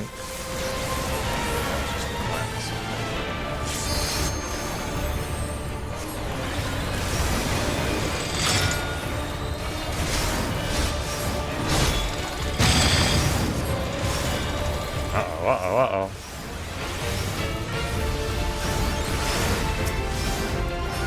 Serial torture. I'm gonna get tortured, let's go. We're just gonna layer mechanics now, right?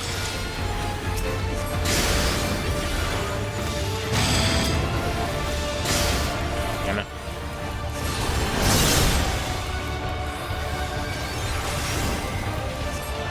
Fight your guy.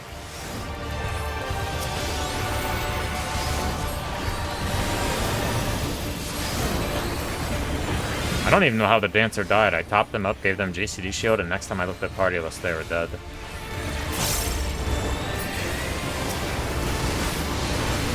And their guys on, like, still at half health.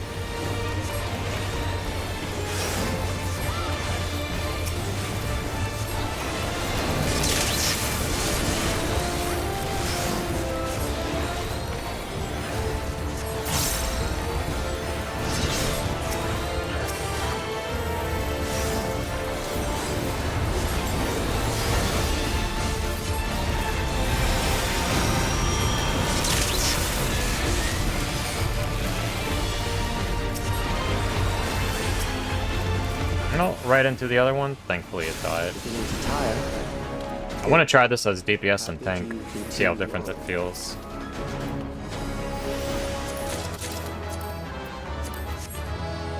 Figure out why DPS go from full to dead.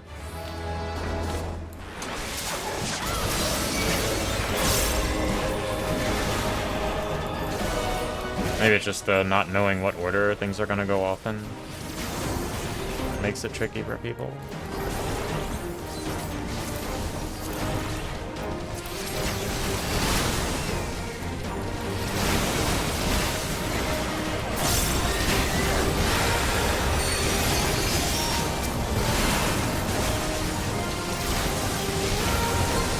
Maybe the healer is supposed to like Asuna something before you die. I don't know. I'll have to try it on DPS soon. Maybe I'll queue my expert tonight as DPS and see if I get lucky.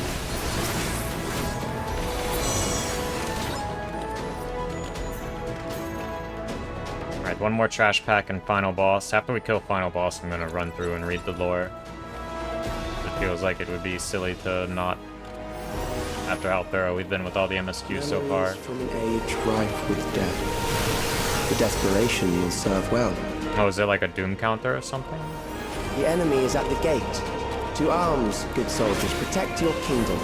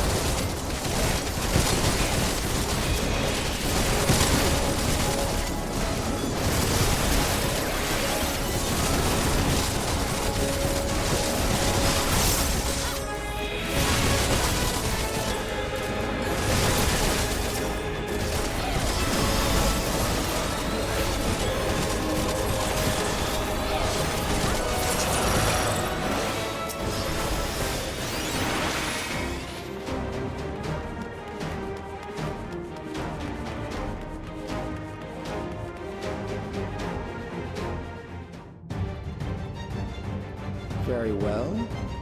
If one by one they fall, I'll send them all as one. Recall the anguish you felt when you faced death, and rise. Rise to defend your nation, your people, and your loved ones.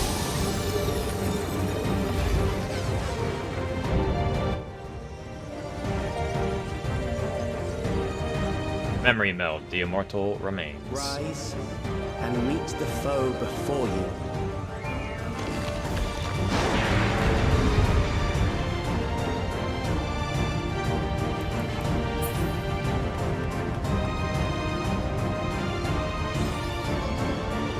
Pepsi Man Glitter. An amalgam of... He is a very shiny boy. To see how but I thought his attacks were really cool the way they telegraph. But I'm not sure what or who he is supposed to be exactly. It is the midst of the storm. I guess just a bunch of dead people turned into a monster. I think these guys were just circle AoEs. Oh, lines.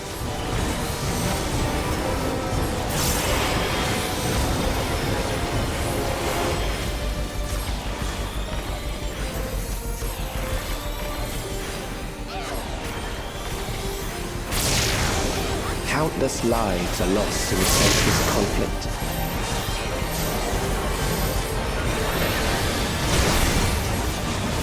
War swells in scope and intensity. These are like half arena cleaves, I think. Or no, these are circles. Maybe both. Big circles, small circles, right? Yeah.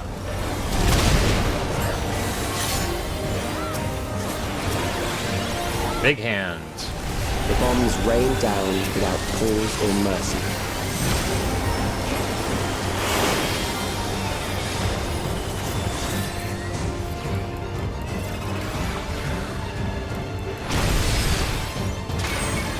Oh, fuck.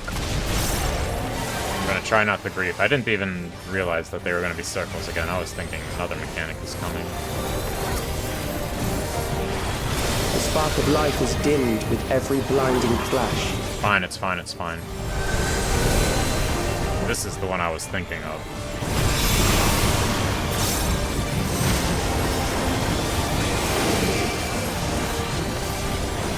Alright, getting out of there.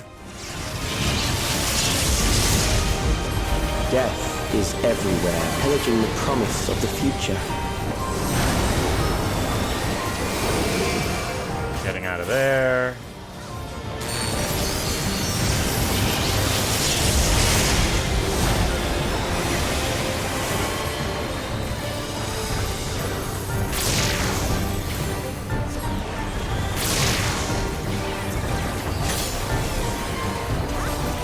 Big hand.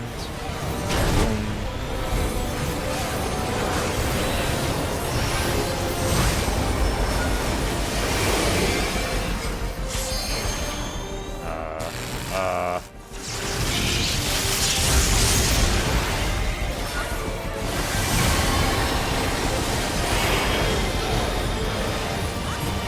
say I'm knocking down here where there's only a small circle. Hopefully I'll be fine. And fine. Probably two opposite safe spots like that, huh?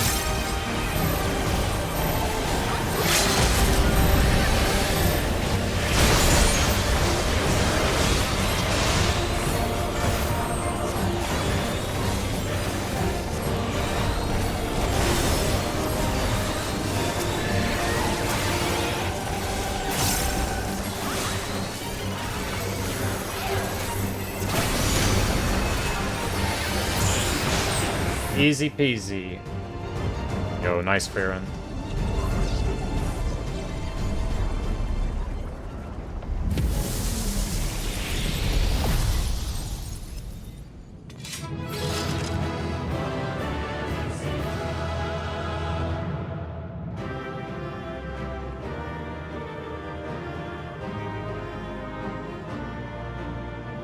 We did it.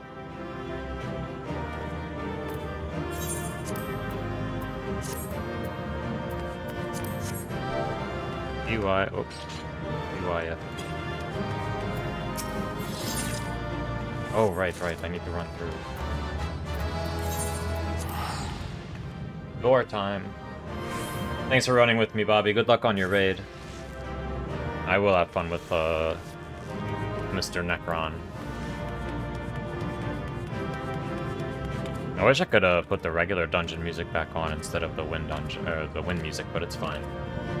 I saw a few interactables coming through here.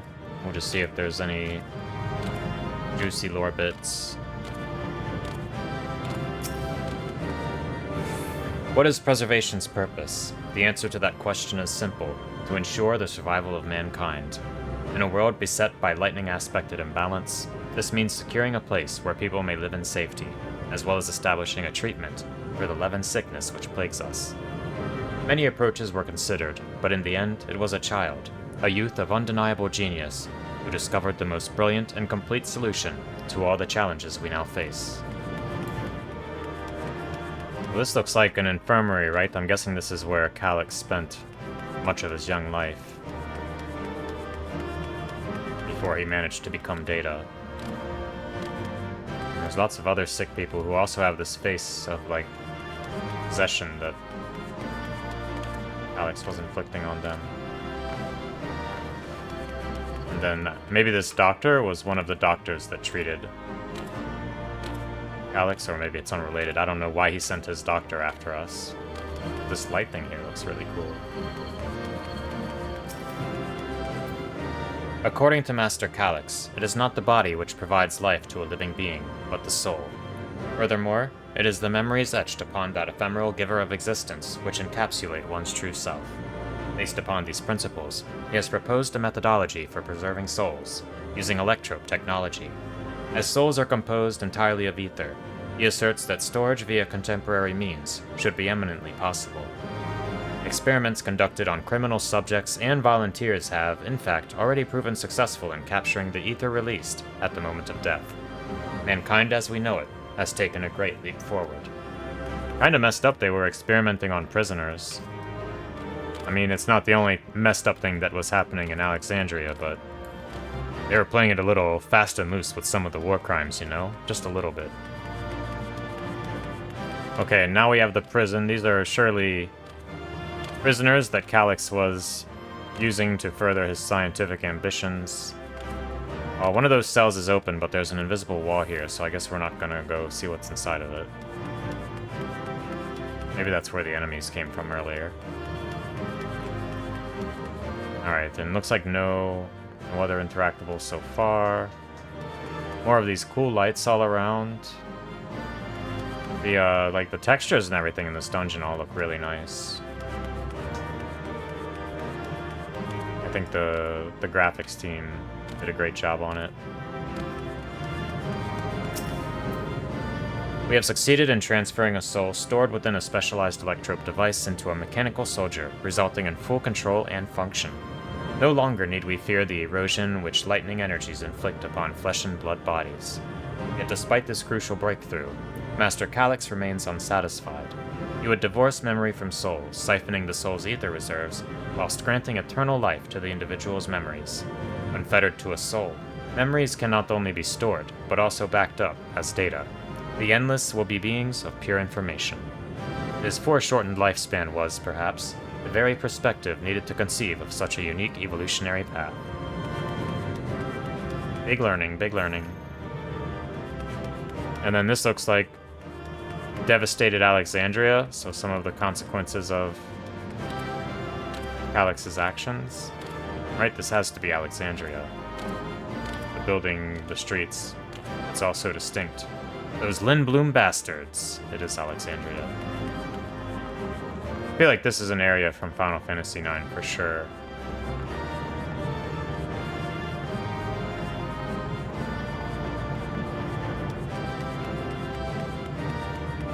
Alright, that's it.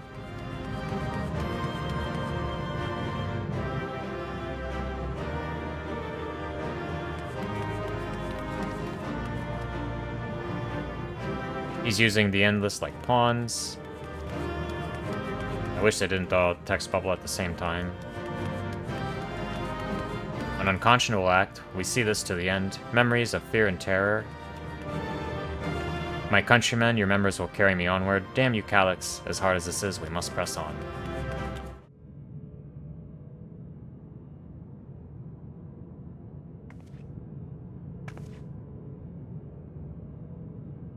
Sphene?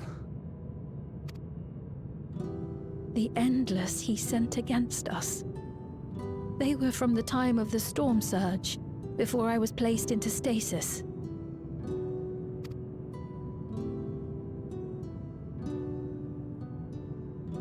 As far as we know, the only sector to escape the shutdown was the one containing Calyx's memories.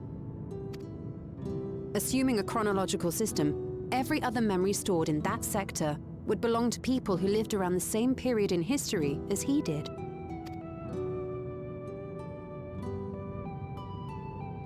Calyx, how long have you pursued this madness? We seem to have exhausted his defenses for the moment. I say we take advantage of this lull to press on.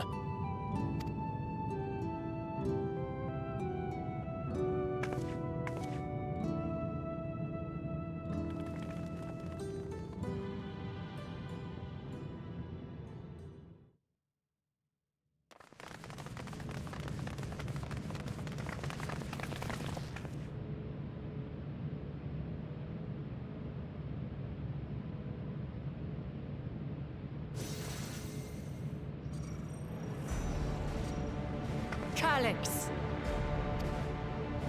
Well done. I commend your perseverance. The entirety of my memories are stored within this device.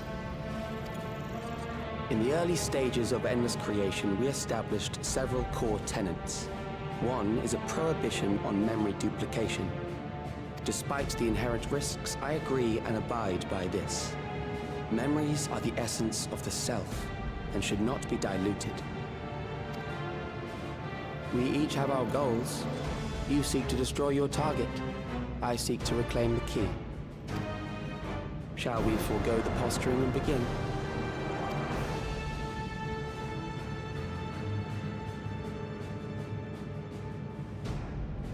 Do not doubt that we are here to fight, and I do not mean to lose.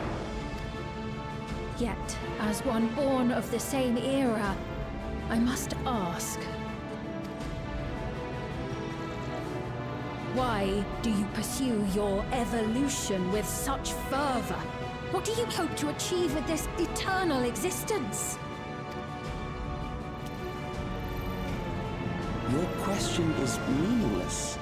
I have ascertained a superior path to mankind's preservation, and that which must be done is that which I can do. What other reason do I require? Surely you have seen it.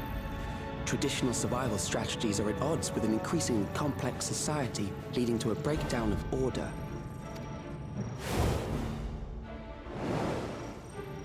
This course promises no liberation from pointless conflicts or inane tragedies. Physical traits do not represent the limit of our potential. Why then should we relinquish that potential when our hearts cease to beat?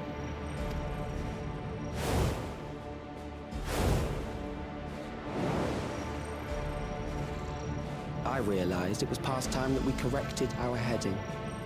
Nothing more. Yeah, I don't know, Calyx. Even then, you were always so single-minded. I too have a vision for the future, and your plan is not a part of it. I won't let you harm another Alexandrian. Then fight we must. Thankfully, the entity I now summon will make short work of you and your comrades. A summoning.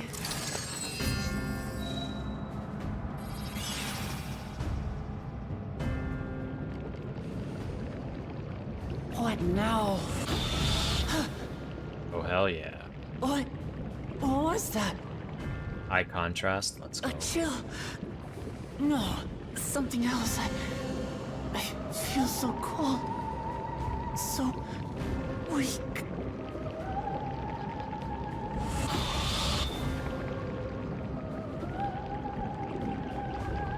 Across Alexandria, a certain emotion is taking hold.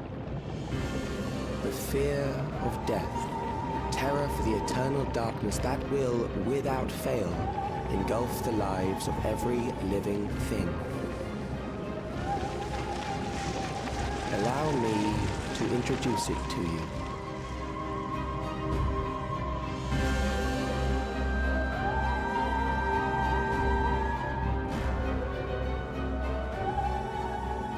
I got it! I got one! Big win. 4,999! That's how many people he said they were up to! Did you just kill that guy and take his regulator? Now to register.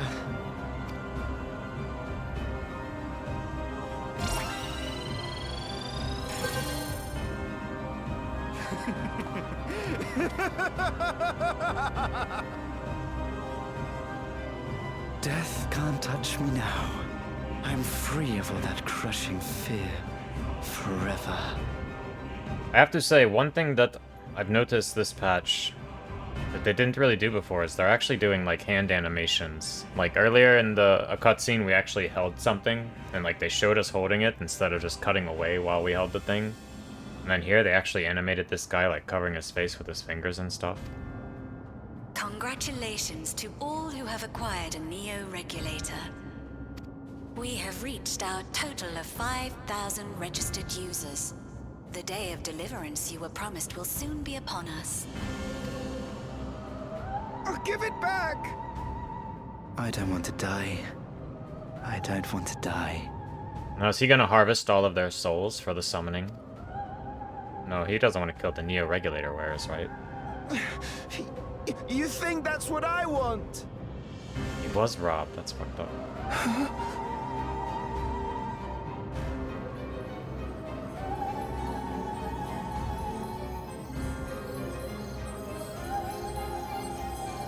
Or maybe he needs to kill them in order for the summoning to happen. I guess that makes sense. Remember now. Remember your fear of dying.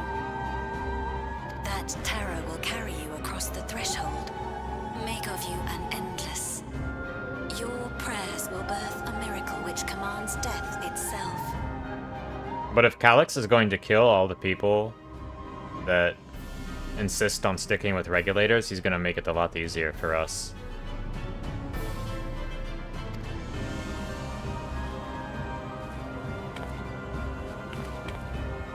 What in the...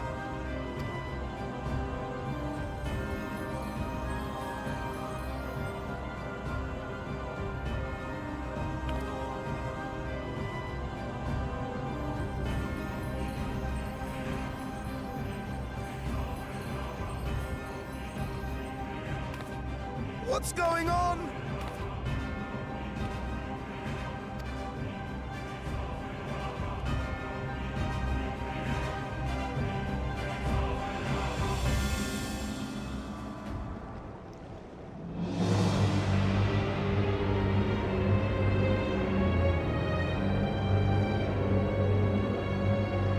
Securing the requisite ether is simple. I need only reroute lightning energy from living memory. Then I encourage the populace to define its form through hope and thought and prayer. Such an abstract method, however, is rife with unpredictable elements. What I wanted was an entity that could defeat you with utmost certainty. This guy not do his research? I set strict parameters for a concept of my own design. Does he know that our thing is literally slaying gods? It was a laborious task, one that required almost more time than I had. But I managed it in the end. And now, everything is in readiness. I bid you, come forth.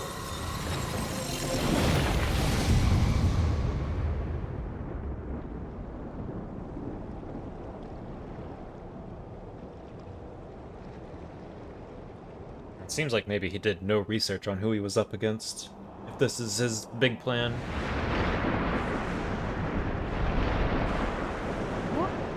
What is that?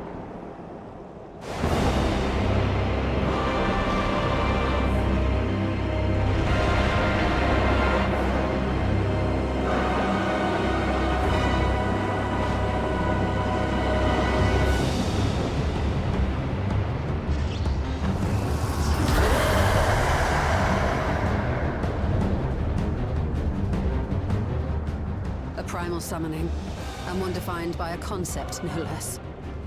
How did he learn such techniques? Keep these close.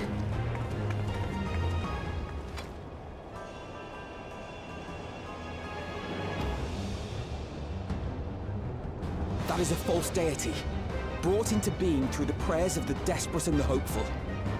The talismans will protect your minds from being enthralled. Yeah, it's not the first time they busted this trick out, huh?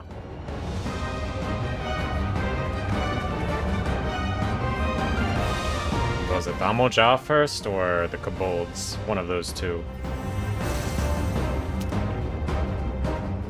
Do you still mean to stand against me? I mean, to win, the key will never be yours. You have much to answer for.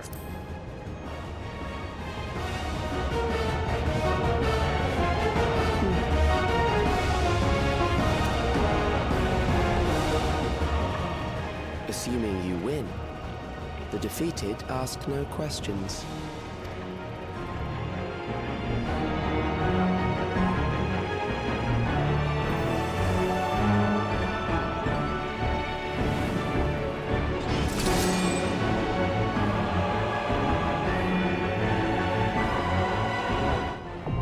Alright, I'm thinking the Ageless Necropolis. I'm thinking we do this one on hard mode. By entrusting their memories of departed loved ones to the cloud, Alexandrians have long escaped the grief of separation, being thus forced to confront the realities of mortal existence. What then filled their hearts was a dark and unreasoning terror. Harnessing this heightened fear of death for his own ends, a genius of an age gone by now channels the people's desperate prayers for succor into a new primal incarnation. It falls to the warrior of light to stand unflinching in the face of fear made manifest, and claim victory over this inexorable entity. Trust icons threw me off, but I forgot you can still talk to them while they're trusts.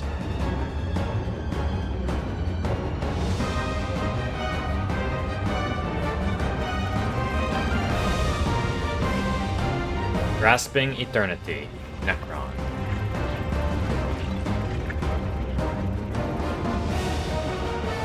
Those who obstruct evolution shall suffer the rotting fate of all flesh.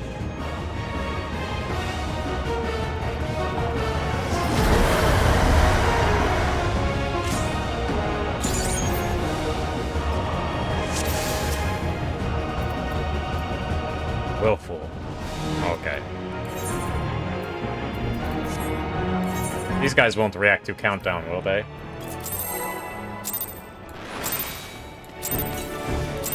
Nope. You are bound by the limits of flesh. It will. I guess I have to take the first auto.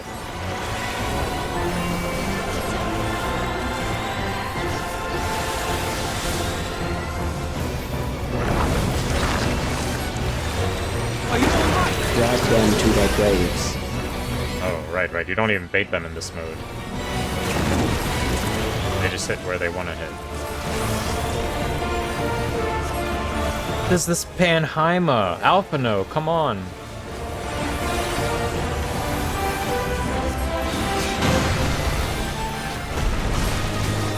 Use Panheima for 0 instances of damage.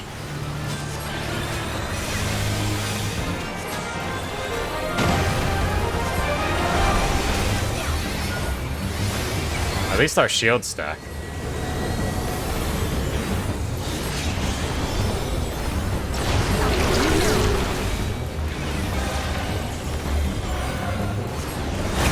It's okay, I've used Panheima before to cover 0 hits of damage. It happens. Death is upon you. I don't trust her, I'm gonna give her a wide berth. Perhaps this.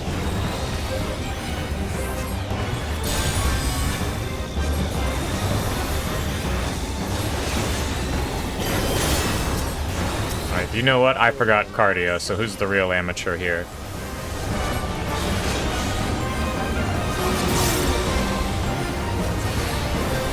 Alphino will heal them, right? Are they gonna stand in the out as well? I think they are. We'll see. Oh, it's after this, okay. Out later.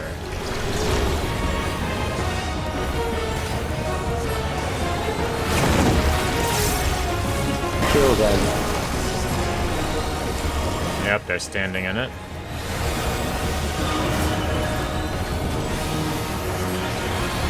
That's fine. Pounds fear, eroding your strength.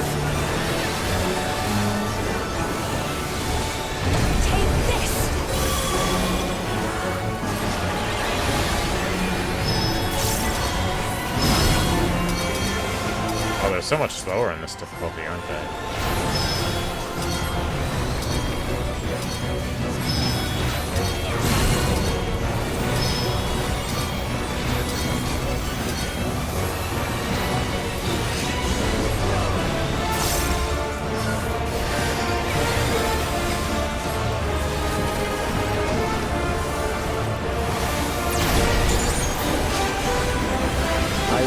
Reduce you to ether.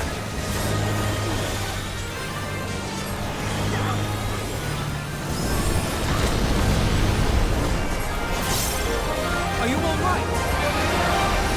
You will die for me now.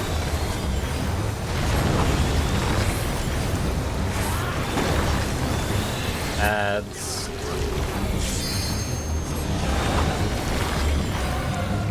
I guess it's 3 sets of 2 on this difficulty.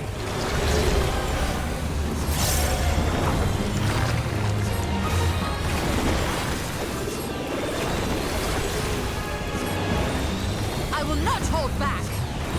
I love these trusts, man. They just stand in everything. They don't care.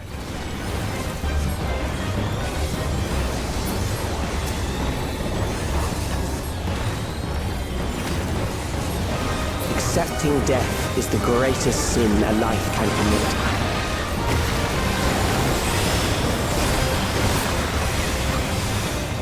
The endless darkness engulfs you.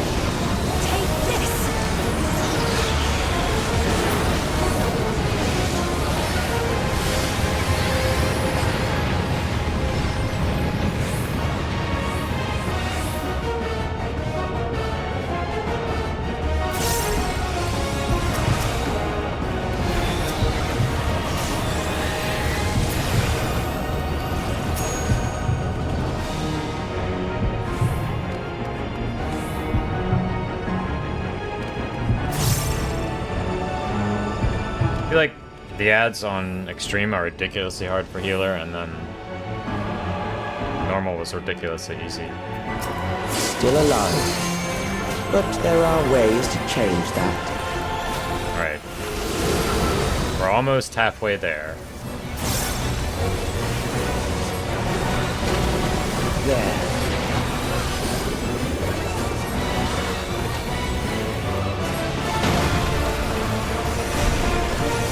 Those who do not resist death deserve it. Hold still.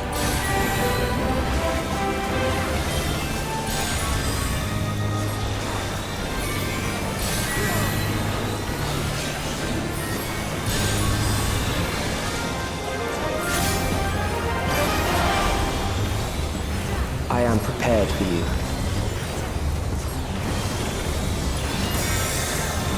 Kill them. Out then, out then.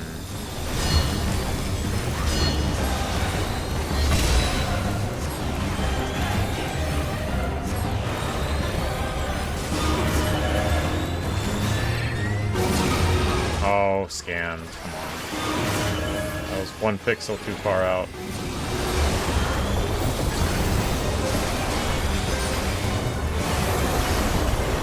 Fight, if you must.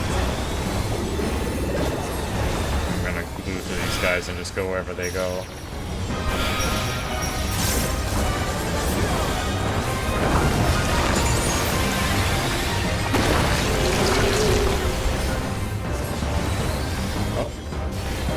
There.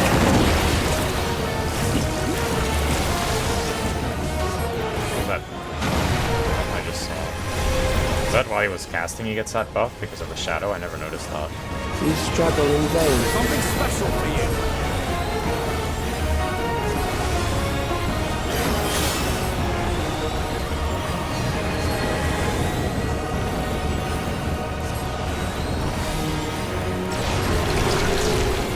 Once the terror takes root, it will only continue to grow.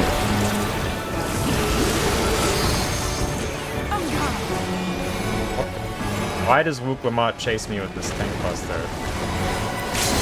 She came to my side last time, she comes to my side this time. Then? I think so, right? That's fine, that's fine, that's fine. Hold still. Just giving Necron a chance. Pounds fear, eroding your strength.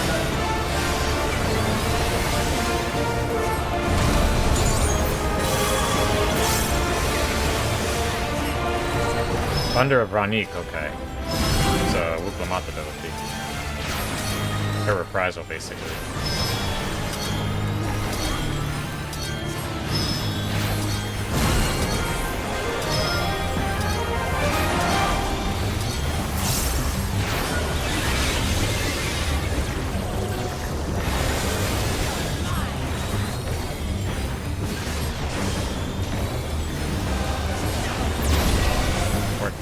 I will reduce you to ether.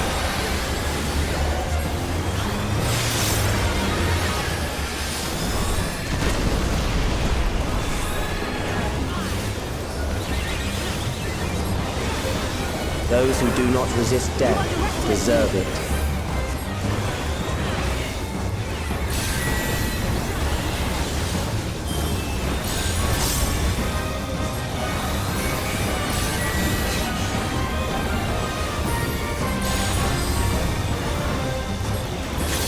Summonotic barrier. I am prepared for you. Fall off. Kill them.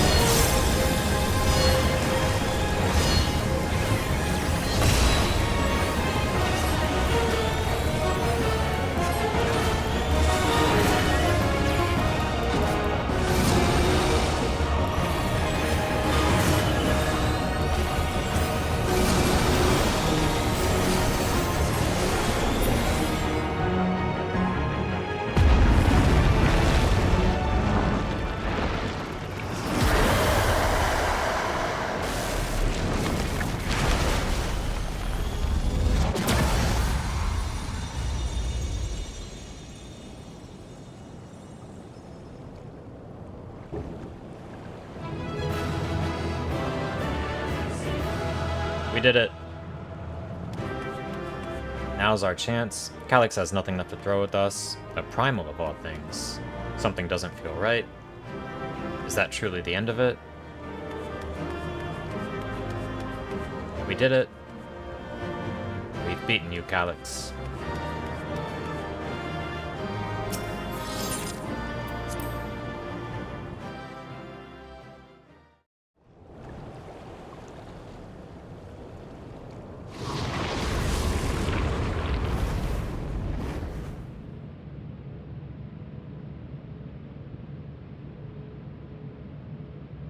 Is it over? Now, the memory bank.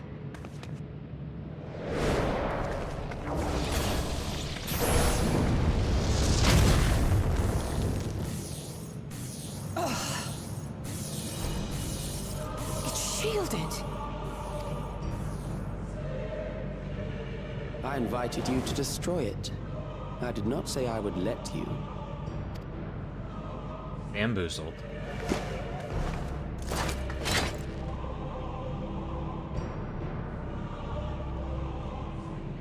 It is clear your strength cannot be gauged by ordinary means. But I anticipated as much.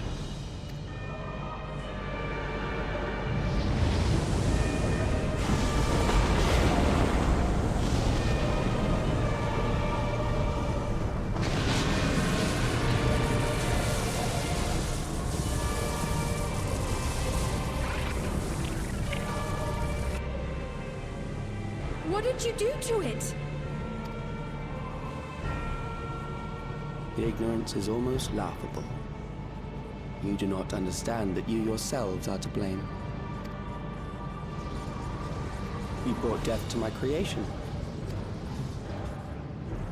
What do you suppose happens when a being manifested by the fear of dying experiences that terror firsthand? It grows stronger.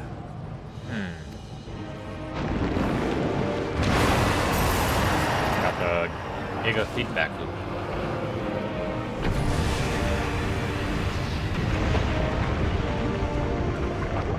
I feel it again.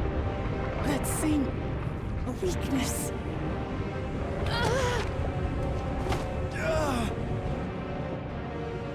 It will rise again and again until the lightning which infuses this entire world has been drained to its last spark. You fight a losing battle. God damn you.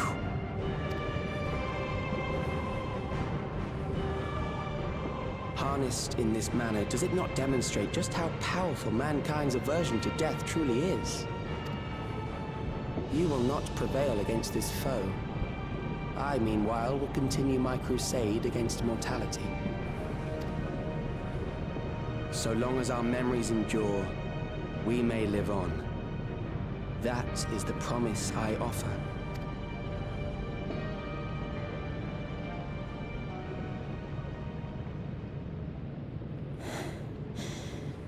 So long as our memories endure.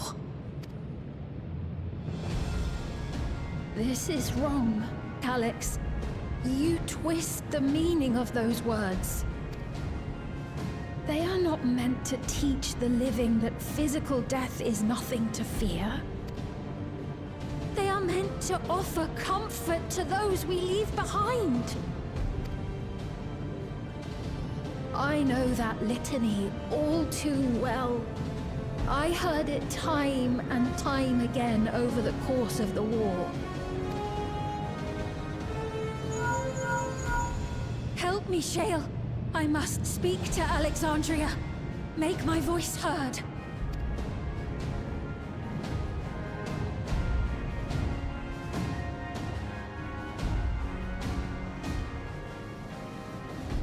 Nahe, don't you recognize me? Nahe!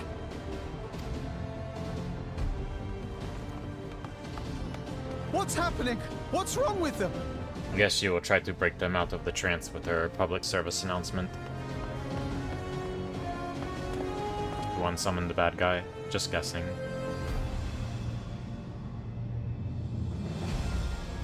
What will become of us?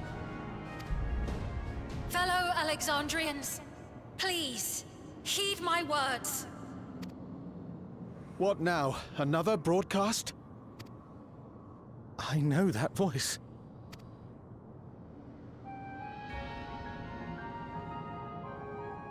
Death can be frightening and terrible. I understand the desire to forget, to seek eternal life and be freed from fear.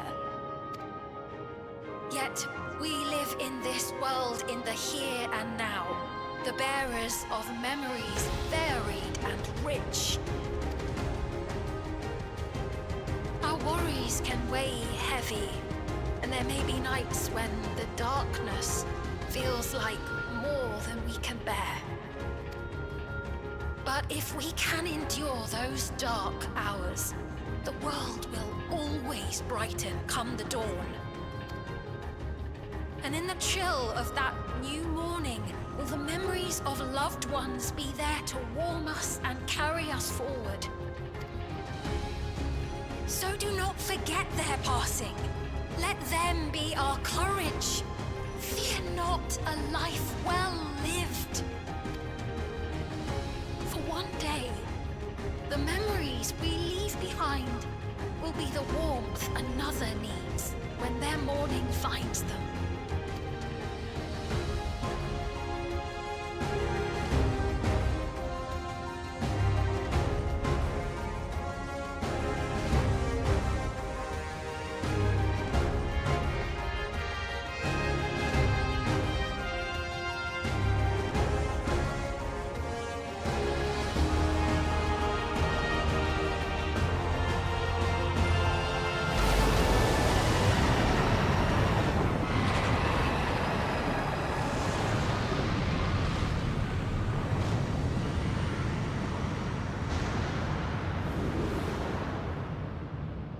What is this reaction?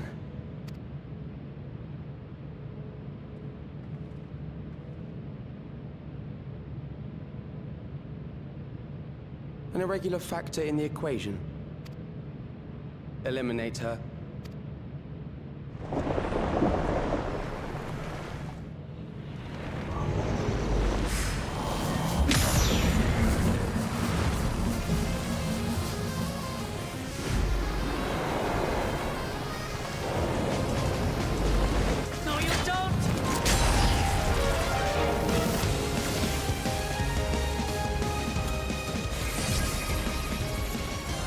Memories cannot be duplicated, but they can be transferred.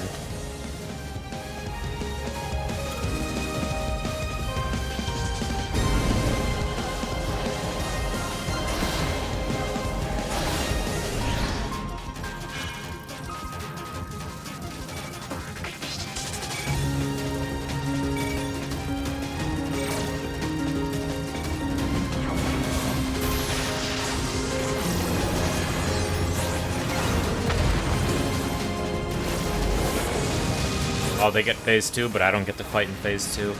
Scammed. Leave the primal to us. Hurry and take care of that memory bank.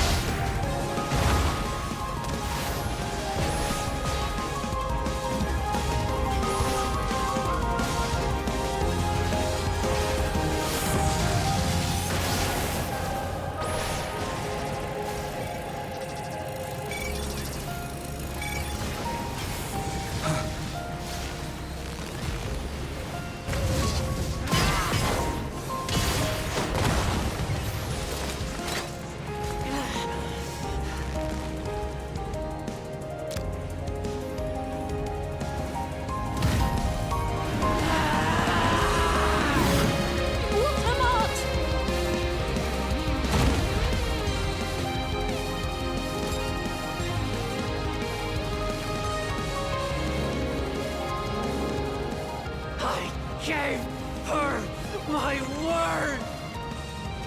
I promised I would protect her people!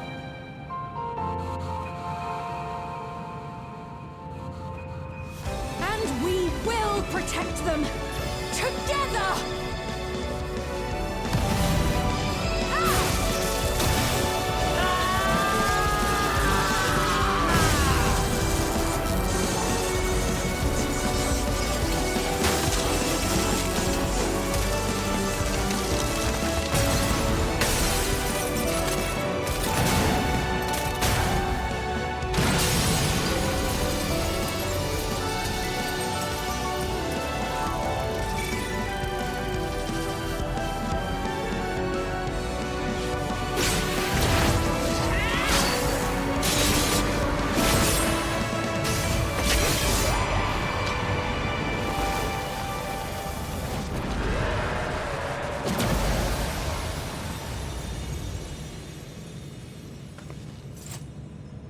The others.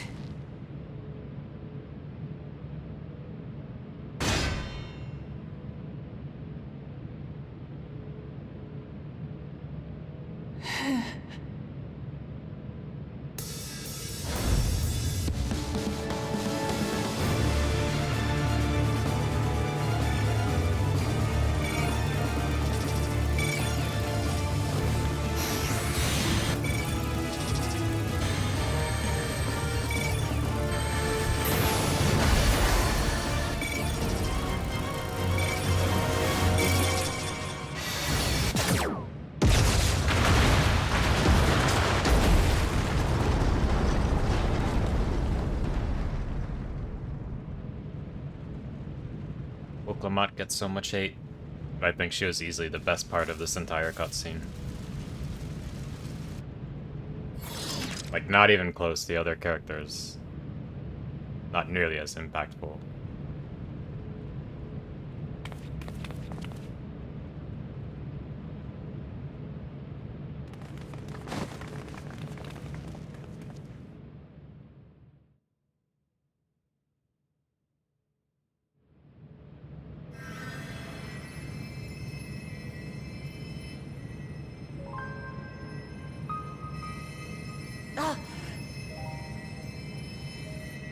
Careful. You're badly hurt. You'd be lucky if you only broke a bone or two. It won't be long until your fever rises. We need to see you back to Tuliolo and into the care of a chirurgeon.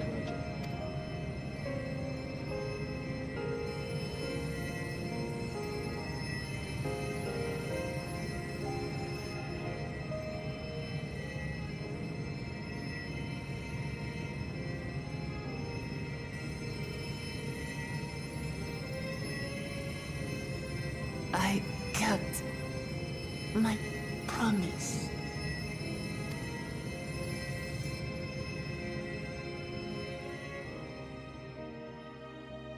Thank you, Lamati.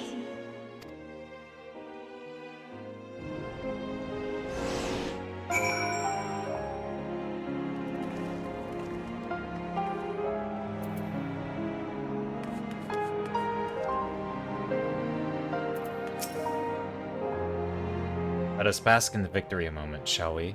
We can take stock once we've had a chance to recuperate. It is good to be out of that terminal, but what of you? No injuries or lingering ill effects? After dealing that last blow, I hadn't a drop of ether left to spend. Thank you for seeing it through to the end.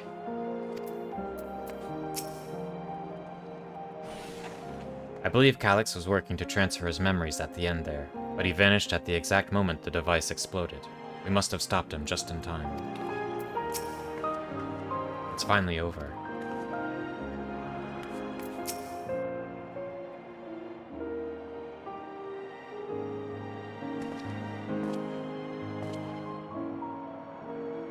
She has yet to regain consciousness, but worry not. Lamachi will be fine.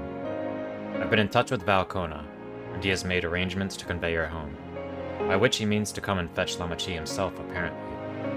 Given the extent of her injuries and exertions, she'll likely spend many days abed. Oh, Wuklamat.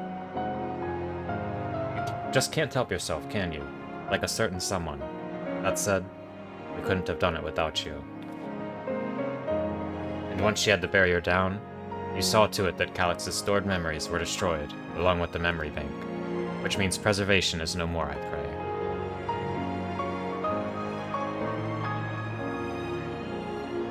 No longer will Calyx dictate the course of our people. No longer will our grief be locked away or forgotten.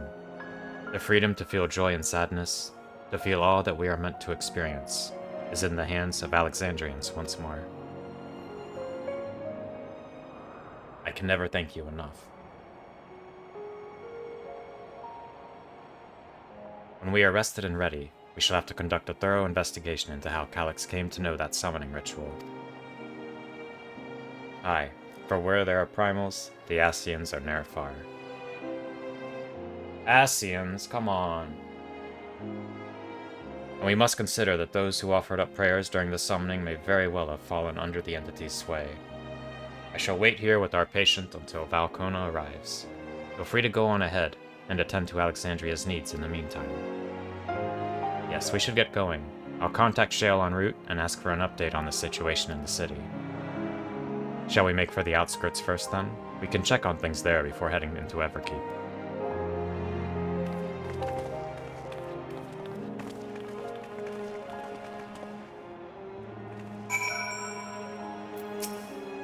I expect I shan't be waiting long, after hearing of Lamachi's injuries.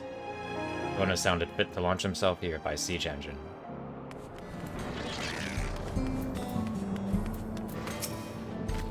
Thank goodness, things are much calmer than I anticipated. No signs of recent violence. The soldiers have been behaving, at least. I've given Sphene an abridged explanation of primals and their enthralling influence. Too much detail would overwhelm her. I was able to speak with Shale and Darenville. I'll share the news with everyone in just a moment. Rain, everyone has been teaching me what it means to be enthralled by a primal. The outskirts seem untouched by trouble, as far as I can tell, but what if something awful has happened? Deep breaths, Sphene. Darenville and Shale have brought me up to speed. First off, just as we'd feared, those who adopted the neoregulators appear to have been enthralled. So far, however, they've not shown any hostility toward others. I suspect this was due to the calming effect of your broadcast. Government administrators are presently working with the rest of the citizenry to bring the afflicted into the care of the authorities, and I'm happy to report that this seems to be proceeding in a largely peaceful manner. Which is all well and good, but the city officials are understandably requesting an explanation of events. Raha, Kryal, would you be able to handle that? Certainly. We shall return to aid with the treatment efforts forthwith. Meanwhile, might I suggest you look in on the people you fought so very hard to save. It may ease your mind to see the fruits of your efforts firsthand. Thank you again. How very fortunate we are to have you as our allies.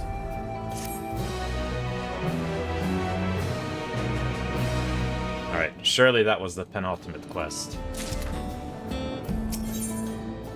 Blades in waiting, not even. If every person who was equipped with the neoregulator was affected, then we have no less than 5,000 patients. Even with an army of trained mages, rehabilitation may take many moons. And yet this is a best-case scenario. The fact that we even have the capability to exercise a primal's influence would have been unthinkable not so long ago. Let Raha and I brief the officials on what to expect. I think Sphene might like to have you nearby for a little while longer. It has never been easy for me to explain primal summoning to the layman in a clear, concise manner. But 'tis a skill I must hone if I'm to uphold the students of Baldessian's good name. Once I've had a look around, I'll go and assist with the treatment of the enthralled. We'll have to mobilize Angelo and all his siblings. Blades in waiting. Sphene wishes to check on the state of the outskirts. Mayhap I will take you up on your suggestion, only I am concerned that, given who I am, approaching those unaware of my return may only serve to confuse them further. Then why not speak with Mahusa? She works in the fields at Eupia's Halo, not far from here. As one of those who came to see you off before our clash with Calyx, she will surely be glad to know you are safe and sound. What an excellent idea. I think I shall do just that. Thank you, Kryal.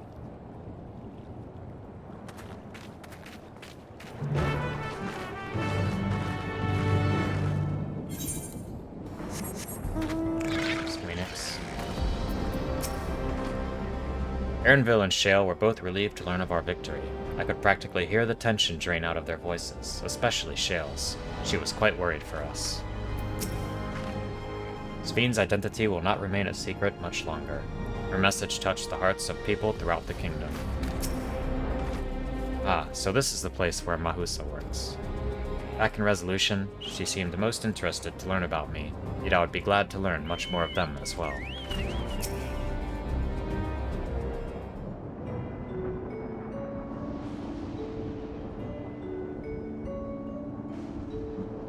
Look who it is. Glad to see you again, hale and healthy. I'm sorry we did not get word to you sooner. How is everyone? Well, nothing terrible befell us as such. The neoregulator crowd did all start acting strange at the same time, though. Hepone was one of them. I'm told the authorities are tending to him at a medical facility. You needn't worry. With the proper treatment, we'll soon have everyone back to their normal selves. I sure am glad to hear that. I'd like to not lose any more friends, if it can be helped. I also hear that the Queen Sphene, who tried enticing us to become endless, turned out to be an imposter. What kind of heartless villain preys on people's insecurities like that?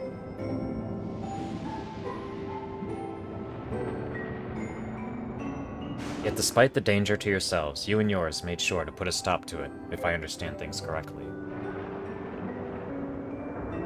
And we owe you a debt of gratitude. It's up to each of us now to make the most of what you've given us. We're alive because of you, and while we live and breathe, our future is ours to decide. Your broadcast was a message of hope. For me. For everyone. Now I really should be going. We still have to keep things running without Peponi and the others, and the outskirts need all the spare hands they can get.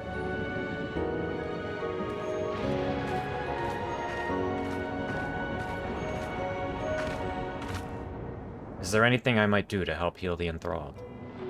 Quite a lot, in fact. I could very much use a mage of your ability. Actually, this would be a good opportunity to round up other arcane practitioners and teach everyone how to use the Porxies. The knowledge will come in handy for treating Levin sickness as well. Wonderful. I shall petition Gossan to spread the word.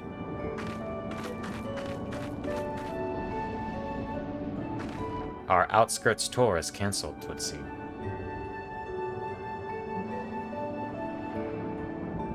By the way, Rain, Alphino told me that Kona arrived to escort Lamachi back to Tuliyola. Alphino himself will be returning to Alexandria momentarily, so between the two of us, I think we can sort out the treatment arrangements.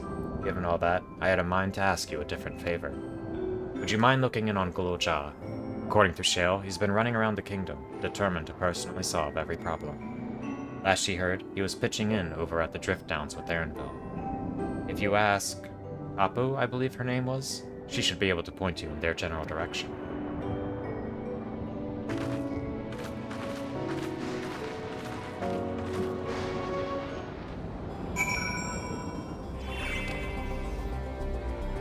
Ah, I know that voice. And happy I am to hear it. We all prayed fervently for your safe return. Looking for Gulujah, are you? He was here, asking if we needed help with anything, or if we had noticed anyone who had been acting strangely. He sounded exhausted, so I told him we were fine for the moment and insisted he take a rest. I can only hope he will heed my advice. I believe he ran off towards the ruins of old Alexandria. He always did seem to like it there. Oh, he's probably reflecting on Otis. Gulujah is a precocious child, but a child nonetheless. He needs our guidance and support.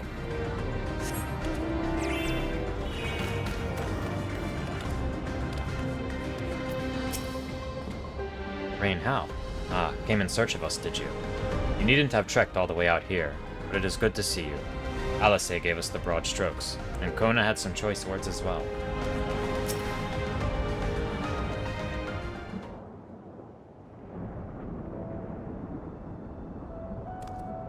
Oh, welcome back!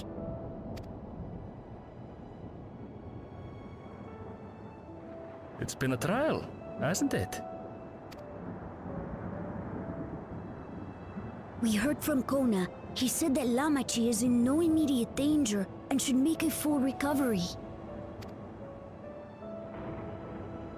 Vow of resolve indeed. Resolved to be as reckless as ever. She might spare a thought for us helpless spectators from time to time. You and Lamachi and all the others fought so bravely for Alexandria. And what did I do? I was useless, even with the king's authority.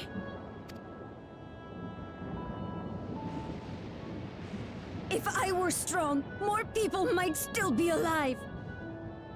I'm blue, dabba-dee, dabba-die. But I'm weak. So weak.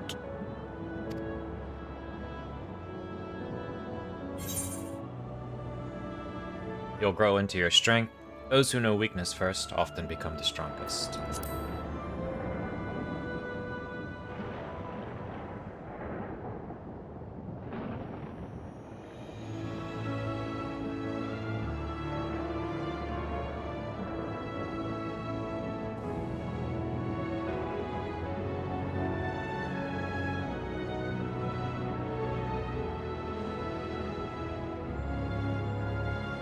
That's right. And you have your whole life ahead of you. We all start somewhere.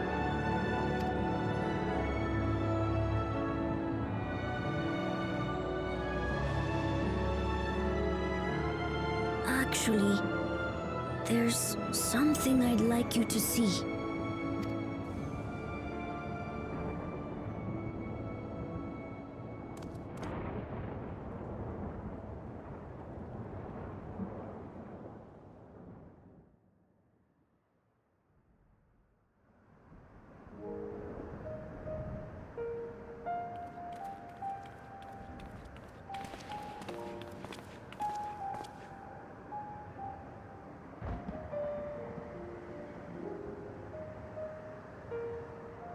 My father and Odyssey's swords.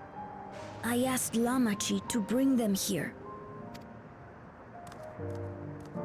I've decided to train under a Landsguard soldier and become a swordsman. That's a big commitment. I'm still not sure if I want to be the King of Resolve, but I want to be strong enough to protect the people I love. So I'll train as hard as I can, and then I'll come back here when I'm ready to take up these blades.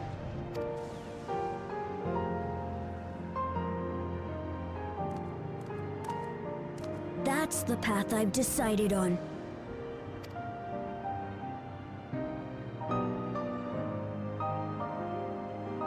Good for you, Gululcha. I look forward to seeing your progress.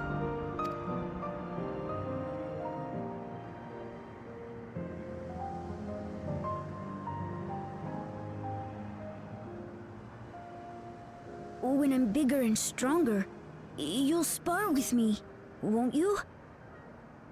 What? You're already bigger than me. We can spar now.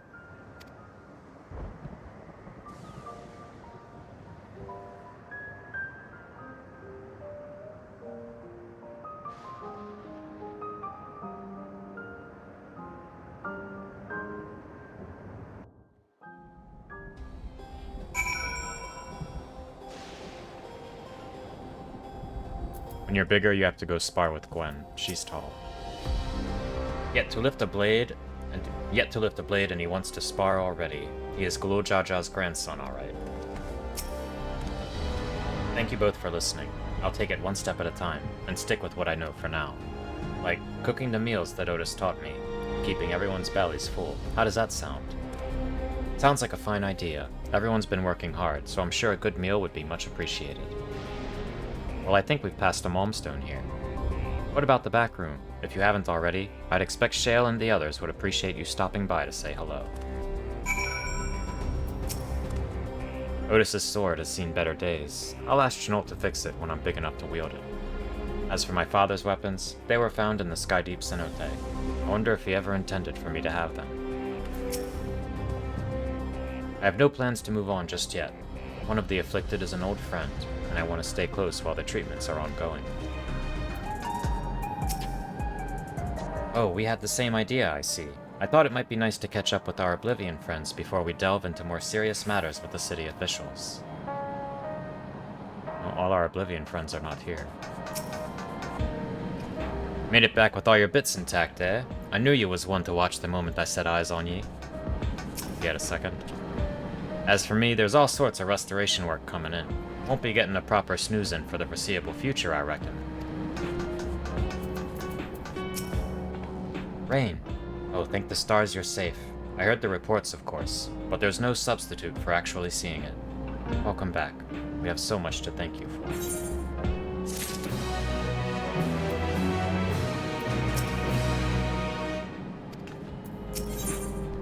Promise of tomorrow, there it is. Shale is visibly relieved at your safe return.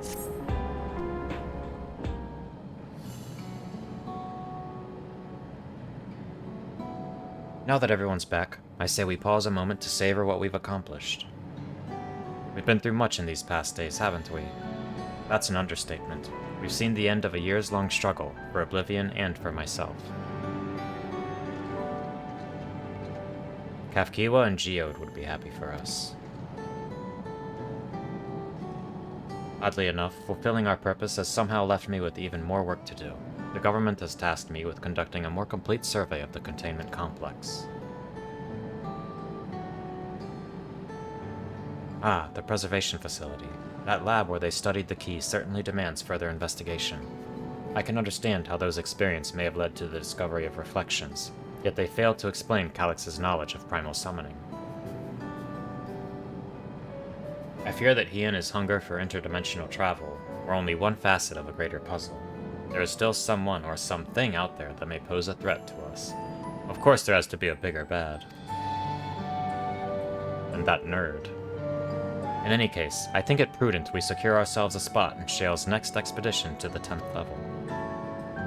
Guess that's what we do next patch. Right, I have a meeting with city officials to attend. It would be cruel to leave Raha to answer their barrage of questions alone.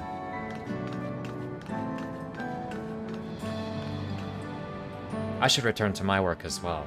My first job will be to analyze the data we pulled from Containment Complex 1029 and locate other facilities of interest. I can only hope the information we uncover will serve Alexandria and the future we want to build.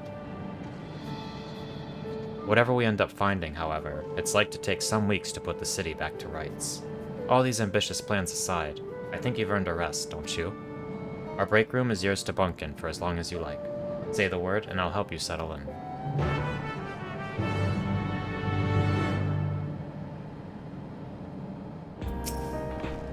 Ready for a cot and a fluffy pillow?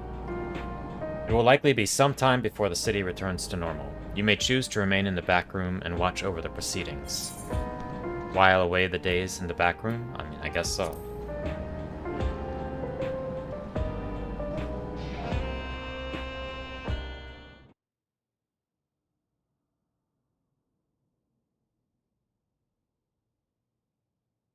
Several weeks later.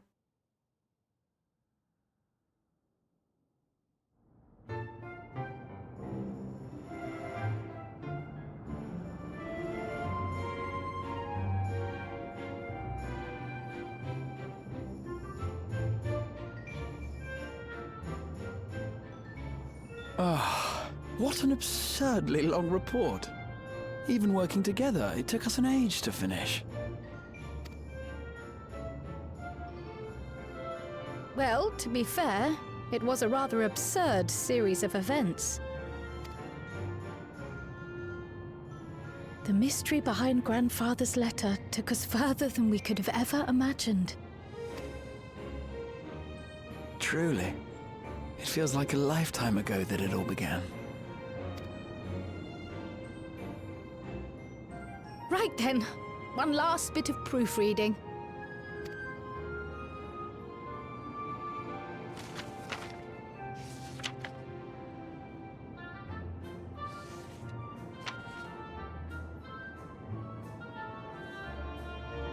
Where was I? Ah, yes. The chaos which had gripped the kingdom of Alexandria was slowly but surely giving way to order once more.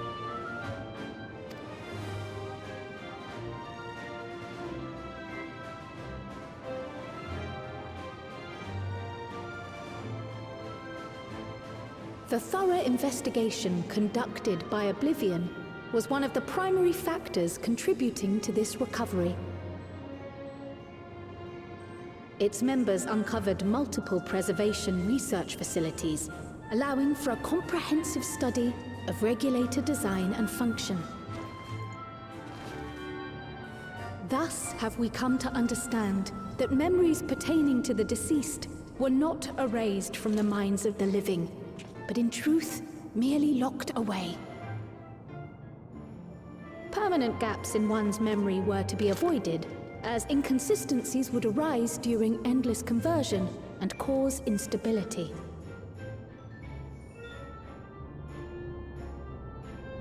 When the time came, restoring these buried memories would be a simple matter of transmitting a signal from the Meso Terminal.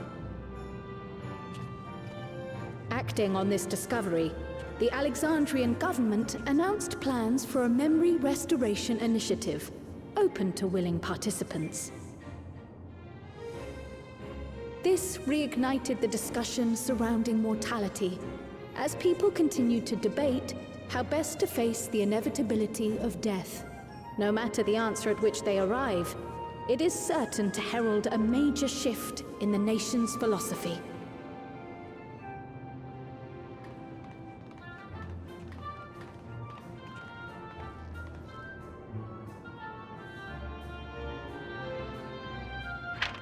Yes, that matches my understanding of events.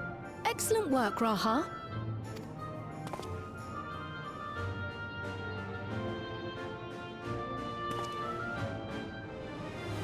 I'm glad it serves.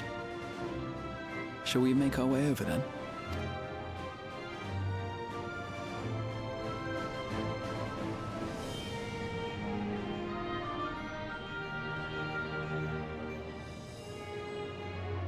Ahead of the memory restoration, officials requested the assistance of those familiar with the processes involved. So it was that our party and Sphene, who had eagerly volunteered, accepted the task of escorting the city's representative to living memory. Before you go,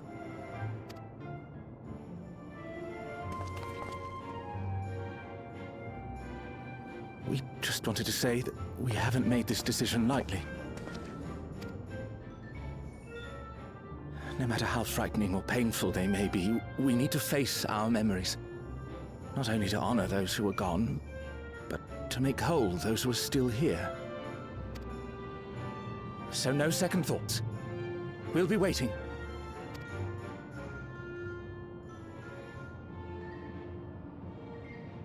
If anything tries to harm you, you knock it flat. Come back safely, our Sphene from another time.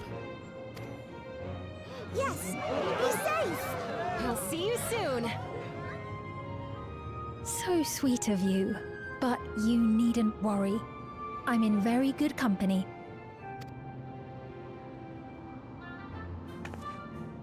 Thank you all for your well wishes.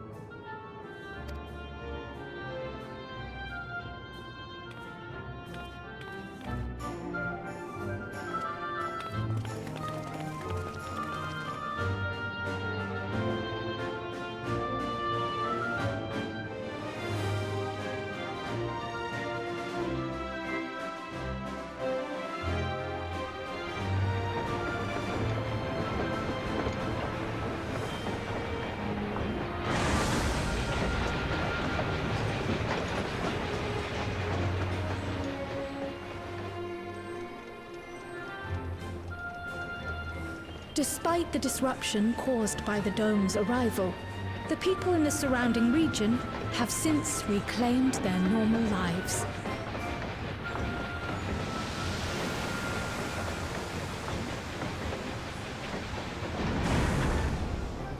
Bomb train.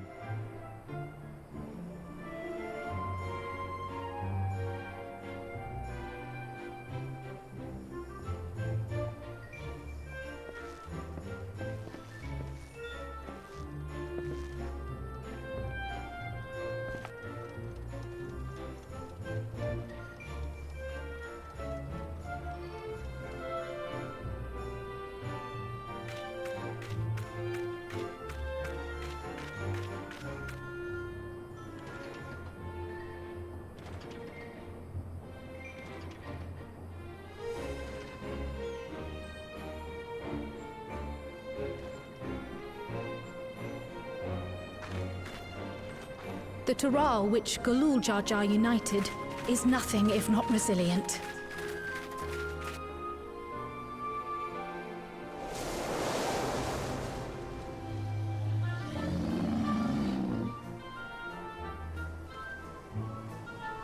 The winds of change are fickle. A sudden gust often the bearer of challenging trials.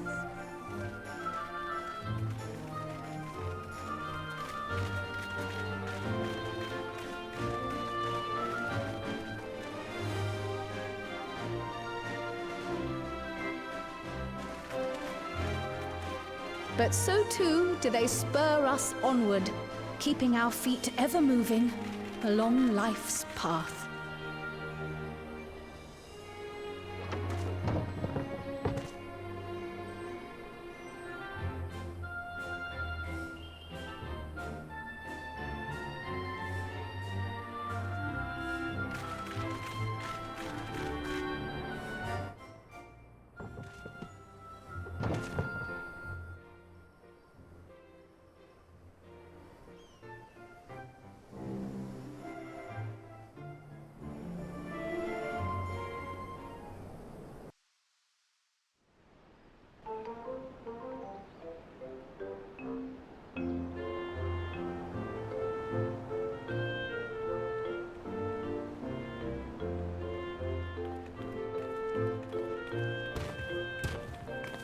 You'll soon be on your way to Yaktel, then? Yes, we've just come from making arrangements with the dirigible master. Preparations for the flight are still underway, so I'm doing a little sightseeing.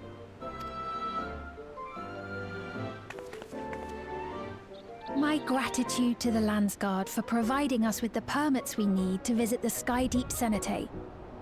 Of course. We'd hardly refuse a direct request from the vow of Rainesama. Our vigilant comrades at the gate will see you safely through.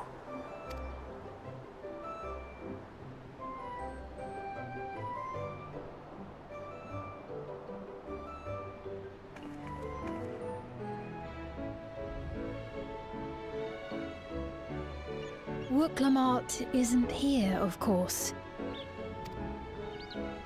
She is still convalescing, I take it.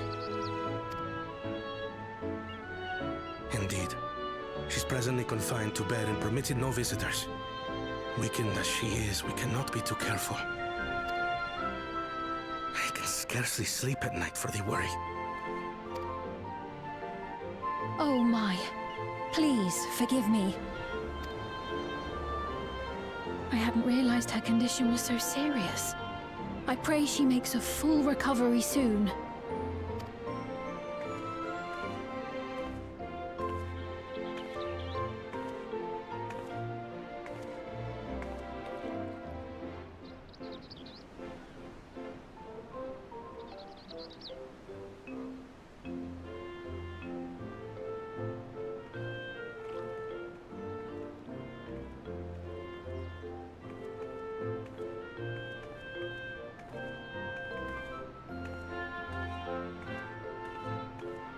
Greetings! What a rare pleasure this is! Is something wrong? Your friend looks like she had some bad news. She wanted to visit the vow of resolve. And there's little reason she couldn't have. Is there something you wish to say? I see. I'm glad there's nothing terrible afoot. And yet, where there's a need... Cha-ching. Sorry, I just remembered a pressing errand. Let's talk again soon.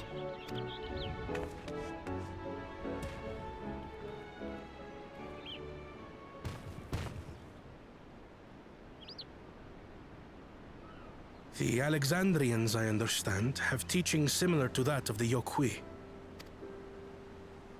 Our flesh may wither and die, but so long as we are remembered, we are never truly gone. My father's last words. I've long considered their meaning. The living can find strength in the memories of those we've lost. They can help us rise to meet our trials in the present. That was certainly true of myself. So I have faith that the people of Alexandria too will be stronger for their grief. It may be as you say. If we did not remember our lost siblings, we would not be where we are now. Or be who we've become. We all have memories like that, I bet.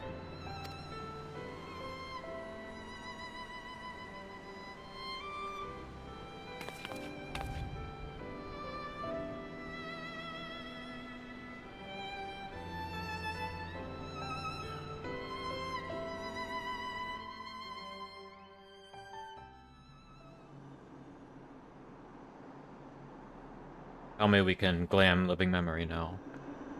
You're like, no way, because I would have heard about it, but... I just want to make it pretty again. Without being told that it wouldn't make sense in the lore.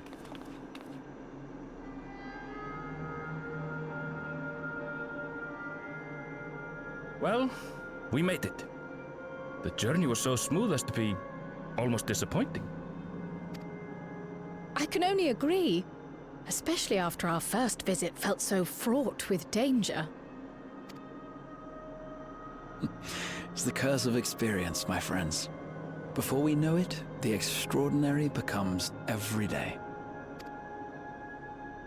Life is an accumulation of such things, both the happy times and the sad.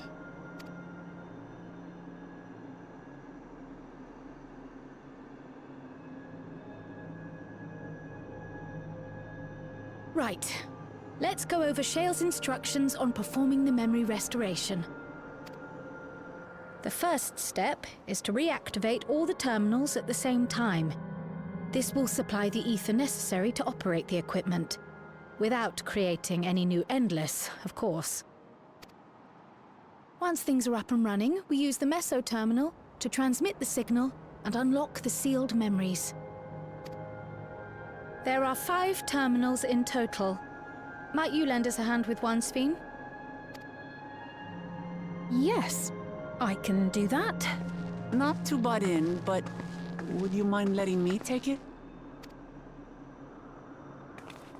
It's a very sweet setup. Damachi! Should you be up and about? I'm fine. My worrywart of a brother exaggerates. Mablu came by to fill me in on your plans. After that, I couldn't stand being cooped up a moment longer, so she helped me sneak out of the palace. Cha-ching. I'm so glad to see you're well. Sorry Kona made you think I was at death's door. I was keeping up with reports and know what's been happening in Alexandria. I made the decision to erase the Endless, and bore witness to their final moments. And though it's only a tiny fragment, their hopes live on in me. I feel responsible for making sure that they're remembered, that their legacy is passed on.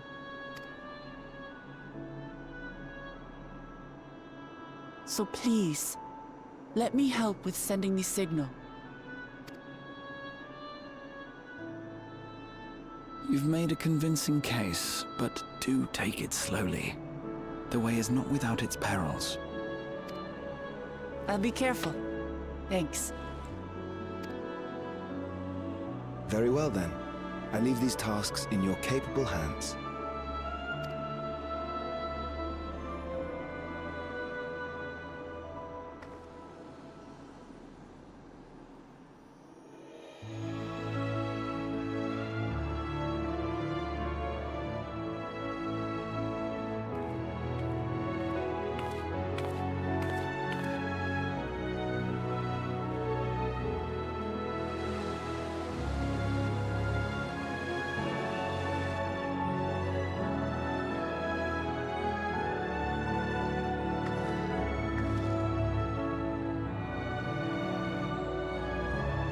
This makes me miss the end of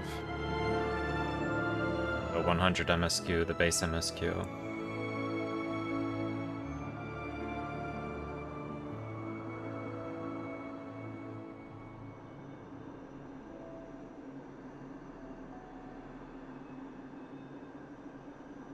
Spent All right, everyone. Begin.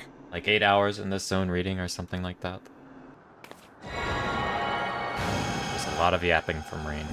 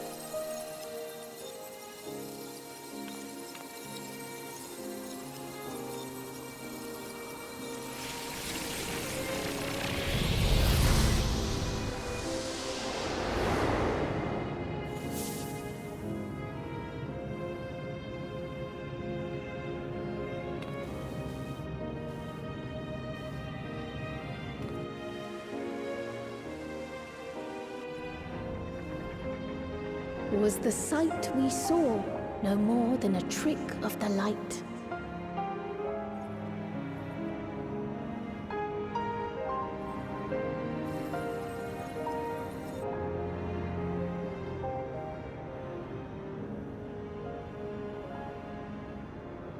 Or was it a gift?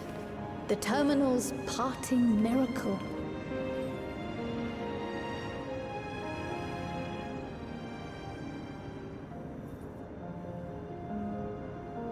But those days are gone. We chose to move forward. We hold fast to our memories of sorrow and of grief.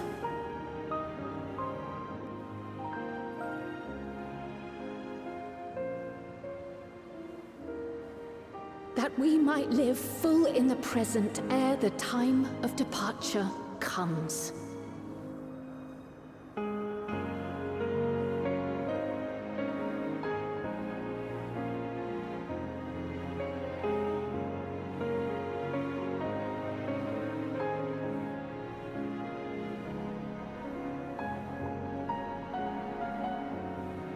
Let's go home. To our beloved Alexandria.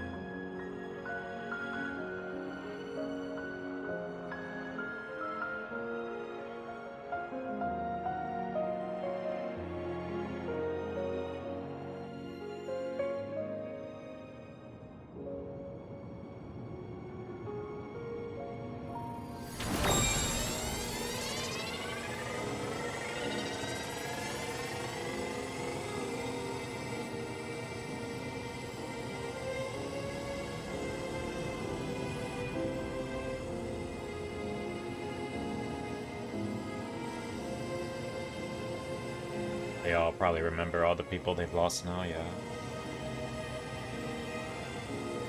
It would be a lot of grief to take at once as a society.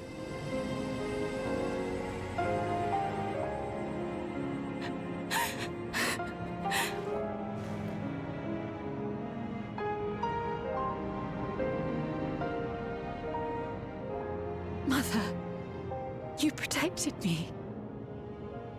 I remember now. In soft golden light, the memories of the lost returned. There to be clutched tight by loved ones, never again to be surrendered.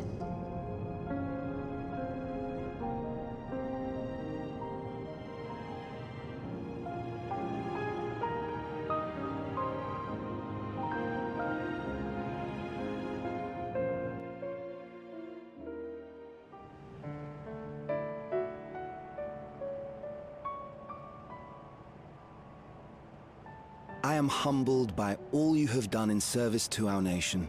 On behalf of its people, I offer our most heartfelt gratitude.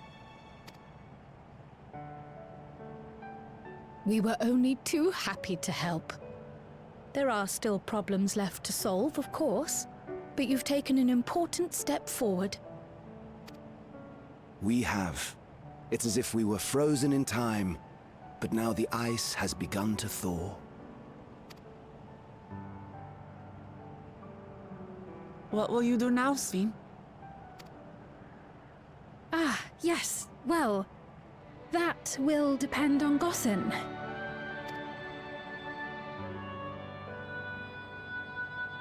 With your permission, I wish to continue living in Alexandria. Those dear to me laid down their lives for this nation in bygone days, and I fought alongside new comrades to defend it. I would continue serving it if you'd let me.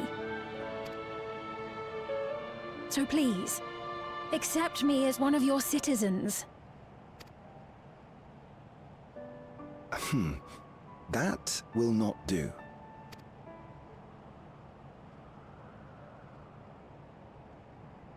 Gonna make her be queen. I see. I suppose my presence would cause too much confusion. Now hold on a moment. You have to reconsider. I'll vouch for her myself. Oh dear, do forgive me. I've caused a misunderstanding. What I meant to say is, it will not do for you to be an ordinary citizen. The people have been most insistent that you take your rightful place as queen. As queen? When despair held us in its thrall, it was your voice, your words, which led us to salvation. We would not ask that you perform the same duties as our previous ruler. The structure of both government and nation is to be re-examined and revised such that the burden doesn't fall upon you alone. If that is acceptable, we implore you, please, live among us and lend us your gentle guidance. The Alexandrian monarchs of old cared for us and fought for us, and you stand proud among them. But I... Oh, what of Galuja? You have him, don't you? Alexandria has 2 thrones to fill now. What one ruler might struggle with, the 2 of you can accomplish together. Galuja's still young though, so don't expect too much of him just yet.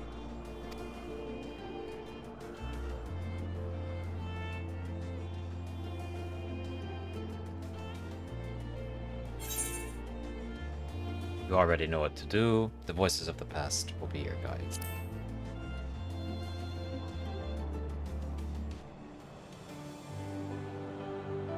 Yes. Yes, you're right.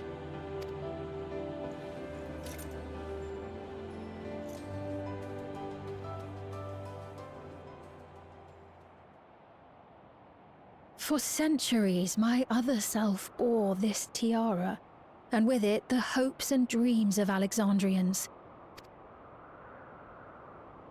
I will not let them go unanswered.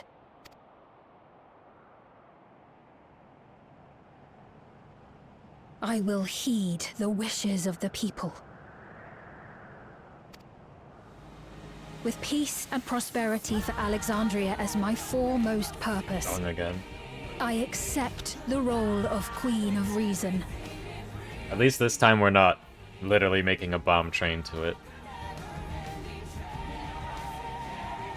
It's not an easy road, but we'll walk it side by side.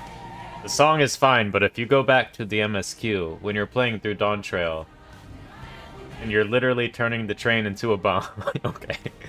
Well, you're free. I'm not saying it wasn't likable. It just was... It reminds me of this Jesse Cox clip I'll have to send you later. That way, neither of us gets lost.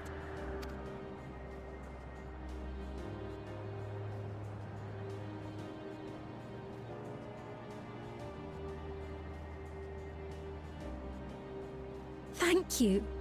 Thank you all so much.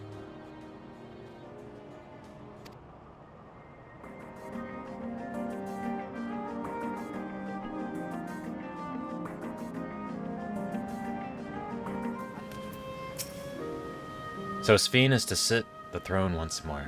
She may have questioned her claim, but Alexandria's citizens have made their feelings known. A new Alexandrian queen has risen. It is an occasion worthy of grand celebration. Galuja was also of the opinion that Sphene should become the Queen of Reason. He will be delighted to hear that she has accepted the role. This great nation is set to become an ever greater one. How fortunate we are to be here and witness this turning point in its history. We shall walk this difficult road together, as Val Wuklamat has assured us.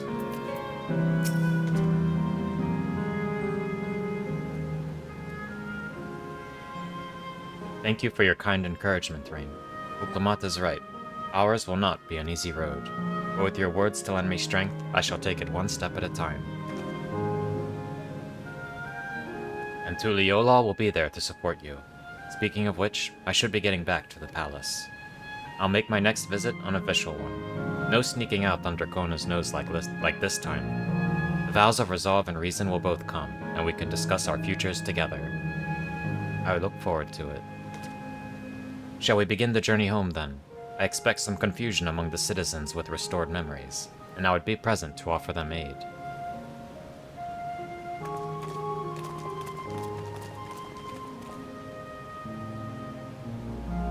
Well, I believe this marks the end to my role as guide. I was intending to accompany Wuklamat back to Tuliyola. But what are your plans, Rain? Didn't you have other matters yet to attend to in Alexandria? No, you need to stop by the palace first. Kona's been wanting to thank you properly, but with everything going on, he hasn't had the chance. Please come back with us, or I'll never hear the end of it.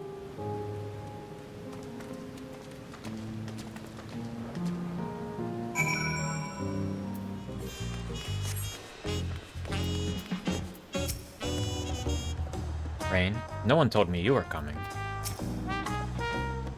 The memory restoration went well, I'm told. How long has it been since I last walked these streets? Maybe I spent too long in Solution 9, but the city seems livelier than it ever was.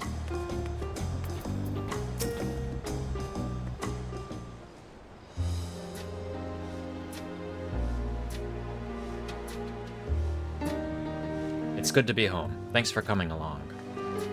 I just got here too. The Landsguard said my training would begin right away, so I'll be staying in Tuliyola a while. We believe in you, Gululcha, and whenever you need advice, your aunt is always happy to give it. Oh dear, our vow of reason is out of sorts.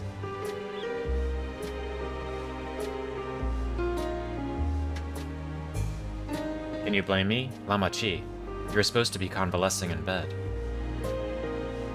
So, you would study the way of the blade, Gululcha. Is that not allowed? I will permit your training on one condition. You only practice swordplay in the presence of a grown-up. What a buzzkiller. Yes, Kona, I promise. It won't be long before you're good enough to train without a minder. You take too much after your sire and grandsire for that.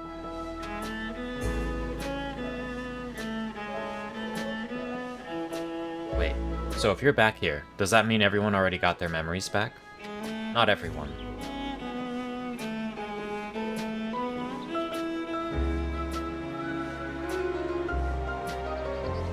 So, that was that.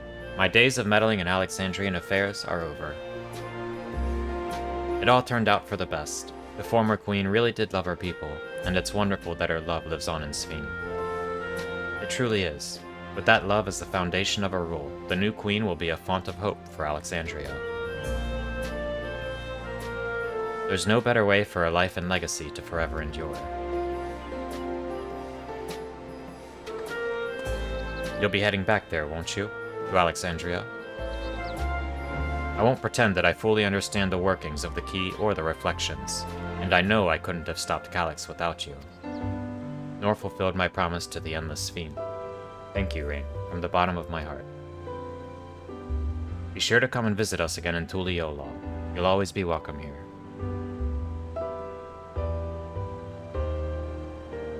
It's time I moved on myself. Once I've made the necessary preparations and arrangements, I will embark on an extended journey. Well, I expect my days will be filled with administrative duties, much as they already are. I'm hoping to compile a comprehensive history of Tuliyola, however. The tale of our beautiful and resilient nation should be preserved for the future, with each successive generation adding their own chapter to the saga. I think I've learned to be happy with who I am, Rain. Even when I make mistakes, and cry, and look silly. And it's all because of the amazing things I've seen with you. They remind me there's always tomorrow. Becoming the King of Resolve is not something I need to think about until I'm older, but my father's authority did pass to me. So until that day comes, I'll study and train, and do the best I can. You've really come far, Gululcha, and you'll keep on doing us proud, I'm sure of it. I guess you have to go now, so be safe and enjoy your travels. We'll miss you. Send our best to Sphene and the others.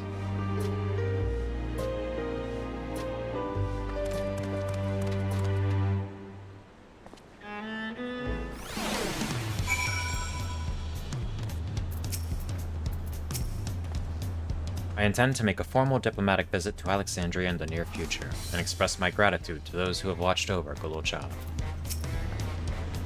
Whatever burdens I must carry, I will, and I'll become stronger for it, just you watch. I'll visit Shale and everyone as often as I can. There's still so much I want to learn from them. I won't just vanish over the horizon, I promise. I'll let you know before I leave on my journey. Where's Erenville going? He's not taking us with him? Marisidia? I think that's a good guess.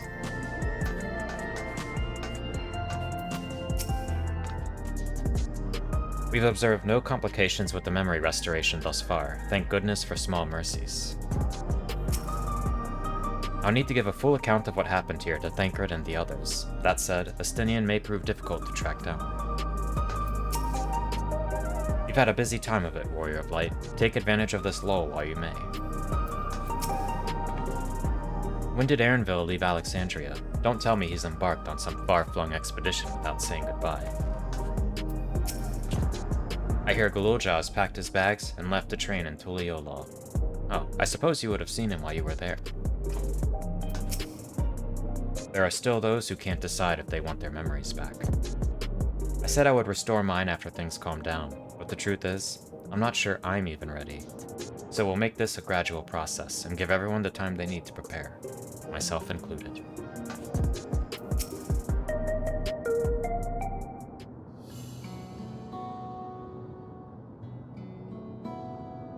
Rain, you're here. We were just discussing what is to be done after the coronation ceremony. Our heretofore isolated kingdom must join its peers on the world stage. The fact that Alexandria is, or was, a nation of the Ninth will be the cause of some consternation. It may smooth introductions were the signs to provide an explanation for its arrival in the source. Rest assured, Sphene, Theris' leaders are well accustomed to hearing Alphino report on fantastical events. Once again, I am in your debt. I dread to imagine what might have come pass had you never come to our aid. I had other news. Those who participated in the memory restoration have expressed the desire to hold a funerary service. Rather than suppress their grief, they would embrace it, creating in their hearts a place for gentle remembrance. We have yet to hammer out the details, but I was thinking we might host this service on the highest level of Everkeep. Ever since my time, we have believed that the departed continue their journeys beyond the clouds. That's a lovely idea, seems very fitting for Alexandria. You'll invite our friends from Tuliyola, won't you?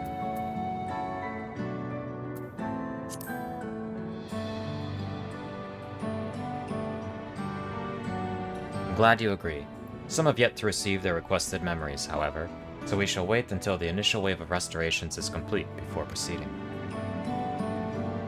After so long distancing themselves from the realities of death, the Alexandrians are to be commended for their courage. Yes, 'tis a tremendously brave thing they're doing. Perhaps our hearts can never capture a memory as perfectly as data in a file. But what precious recollections we do keep will guide and sustain us as we fulfill the promise of tomorrow. You have busy days ahead of you, Your Majesty. Oblivion stands ready to pitch in as needed. Oh, and what of my investigations, Shale? I hope you've left some time in your schedule for me.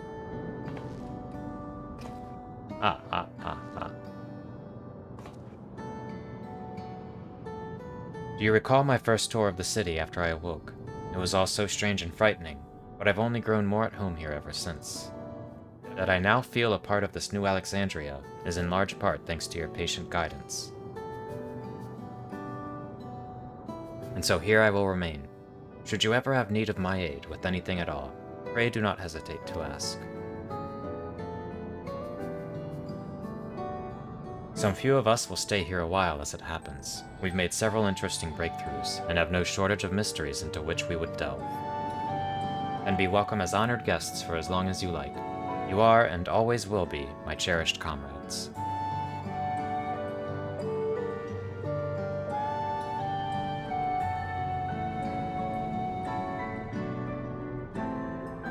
Alright, is it foreshadowing time?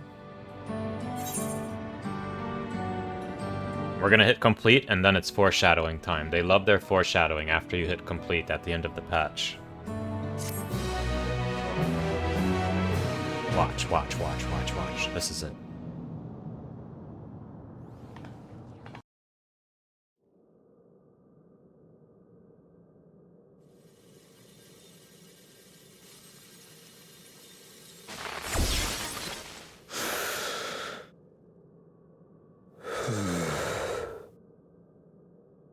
Who does he answer to?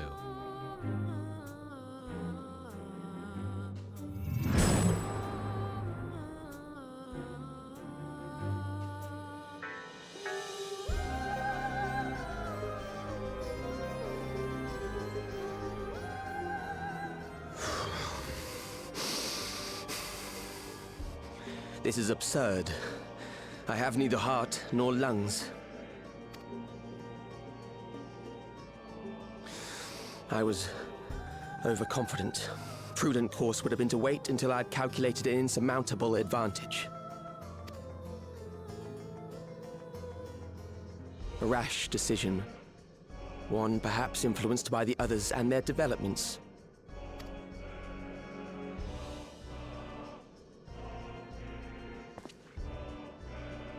But no matter. Learn from this setback, and next time...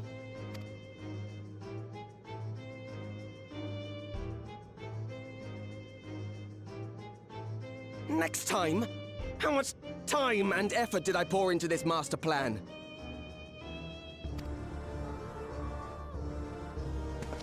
I had it. I had it. At long last, I was to open a new path.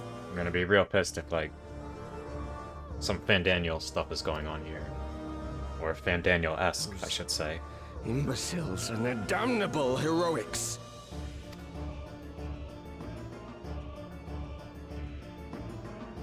Damn it.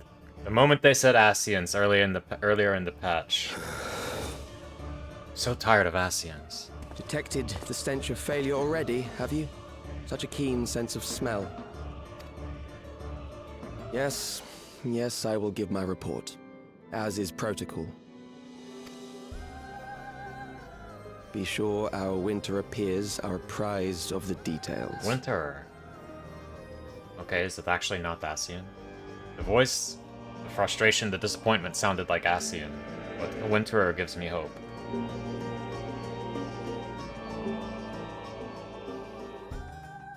Winterer. If none shall know eternity, what waits for those who hold the key? Just another flavor of Ascians, man.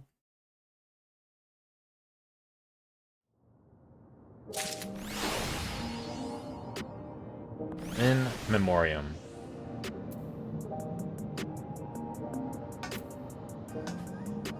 Fair guess you think it's like... So do you think that they're actually Ascians, but a different faction, or you think that they're just an Ascian-like faction that... Okay, so you think that it is like another branch of the same... Calyx demonstrated knowledge both of primal summoning and concepts. Discovering such techniques through independent study would be nigh on impossible, so we must assume he had a mentor. But how are we to learn the identity of this beneficent teacher? Hopefully some hint is to be found amongst the remnants of Preservation's works. It is time we began a thorough investigation into the key and its capabilities. I have a feeling we'll be calling on your help in that endeavor, ere all is said and done. On a personal note, I should also like to learn more of the Malala. The lore of the Forgotten People will be indispensable in furthering my research. I wonder what Otis and Zelenia would think of my becoming the Queen of Alexandria as it is now.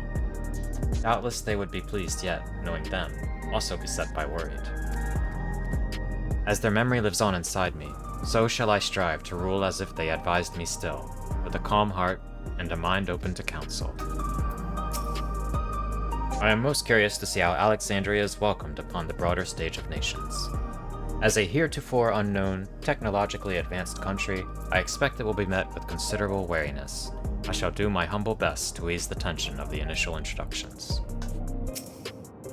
We've compiled a summary of events and submitted our reports to Ochika. As representatives of the students of Baldesion, our thoughts and findings will also be shared with the forum.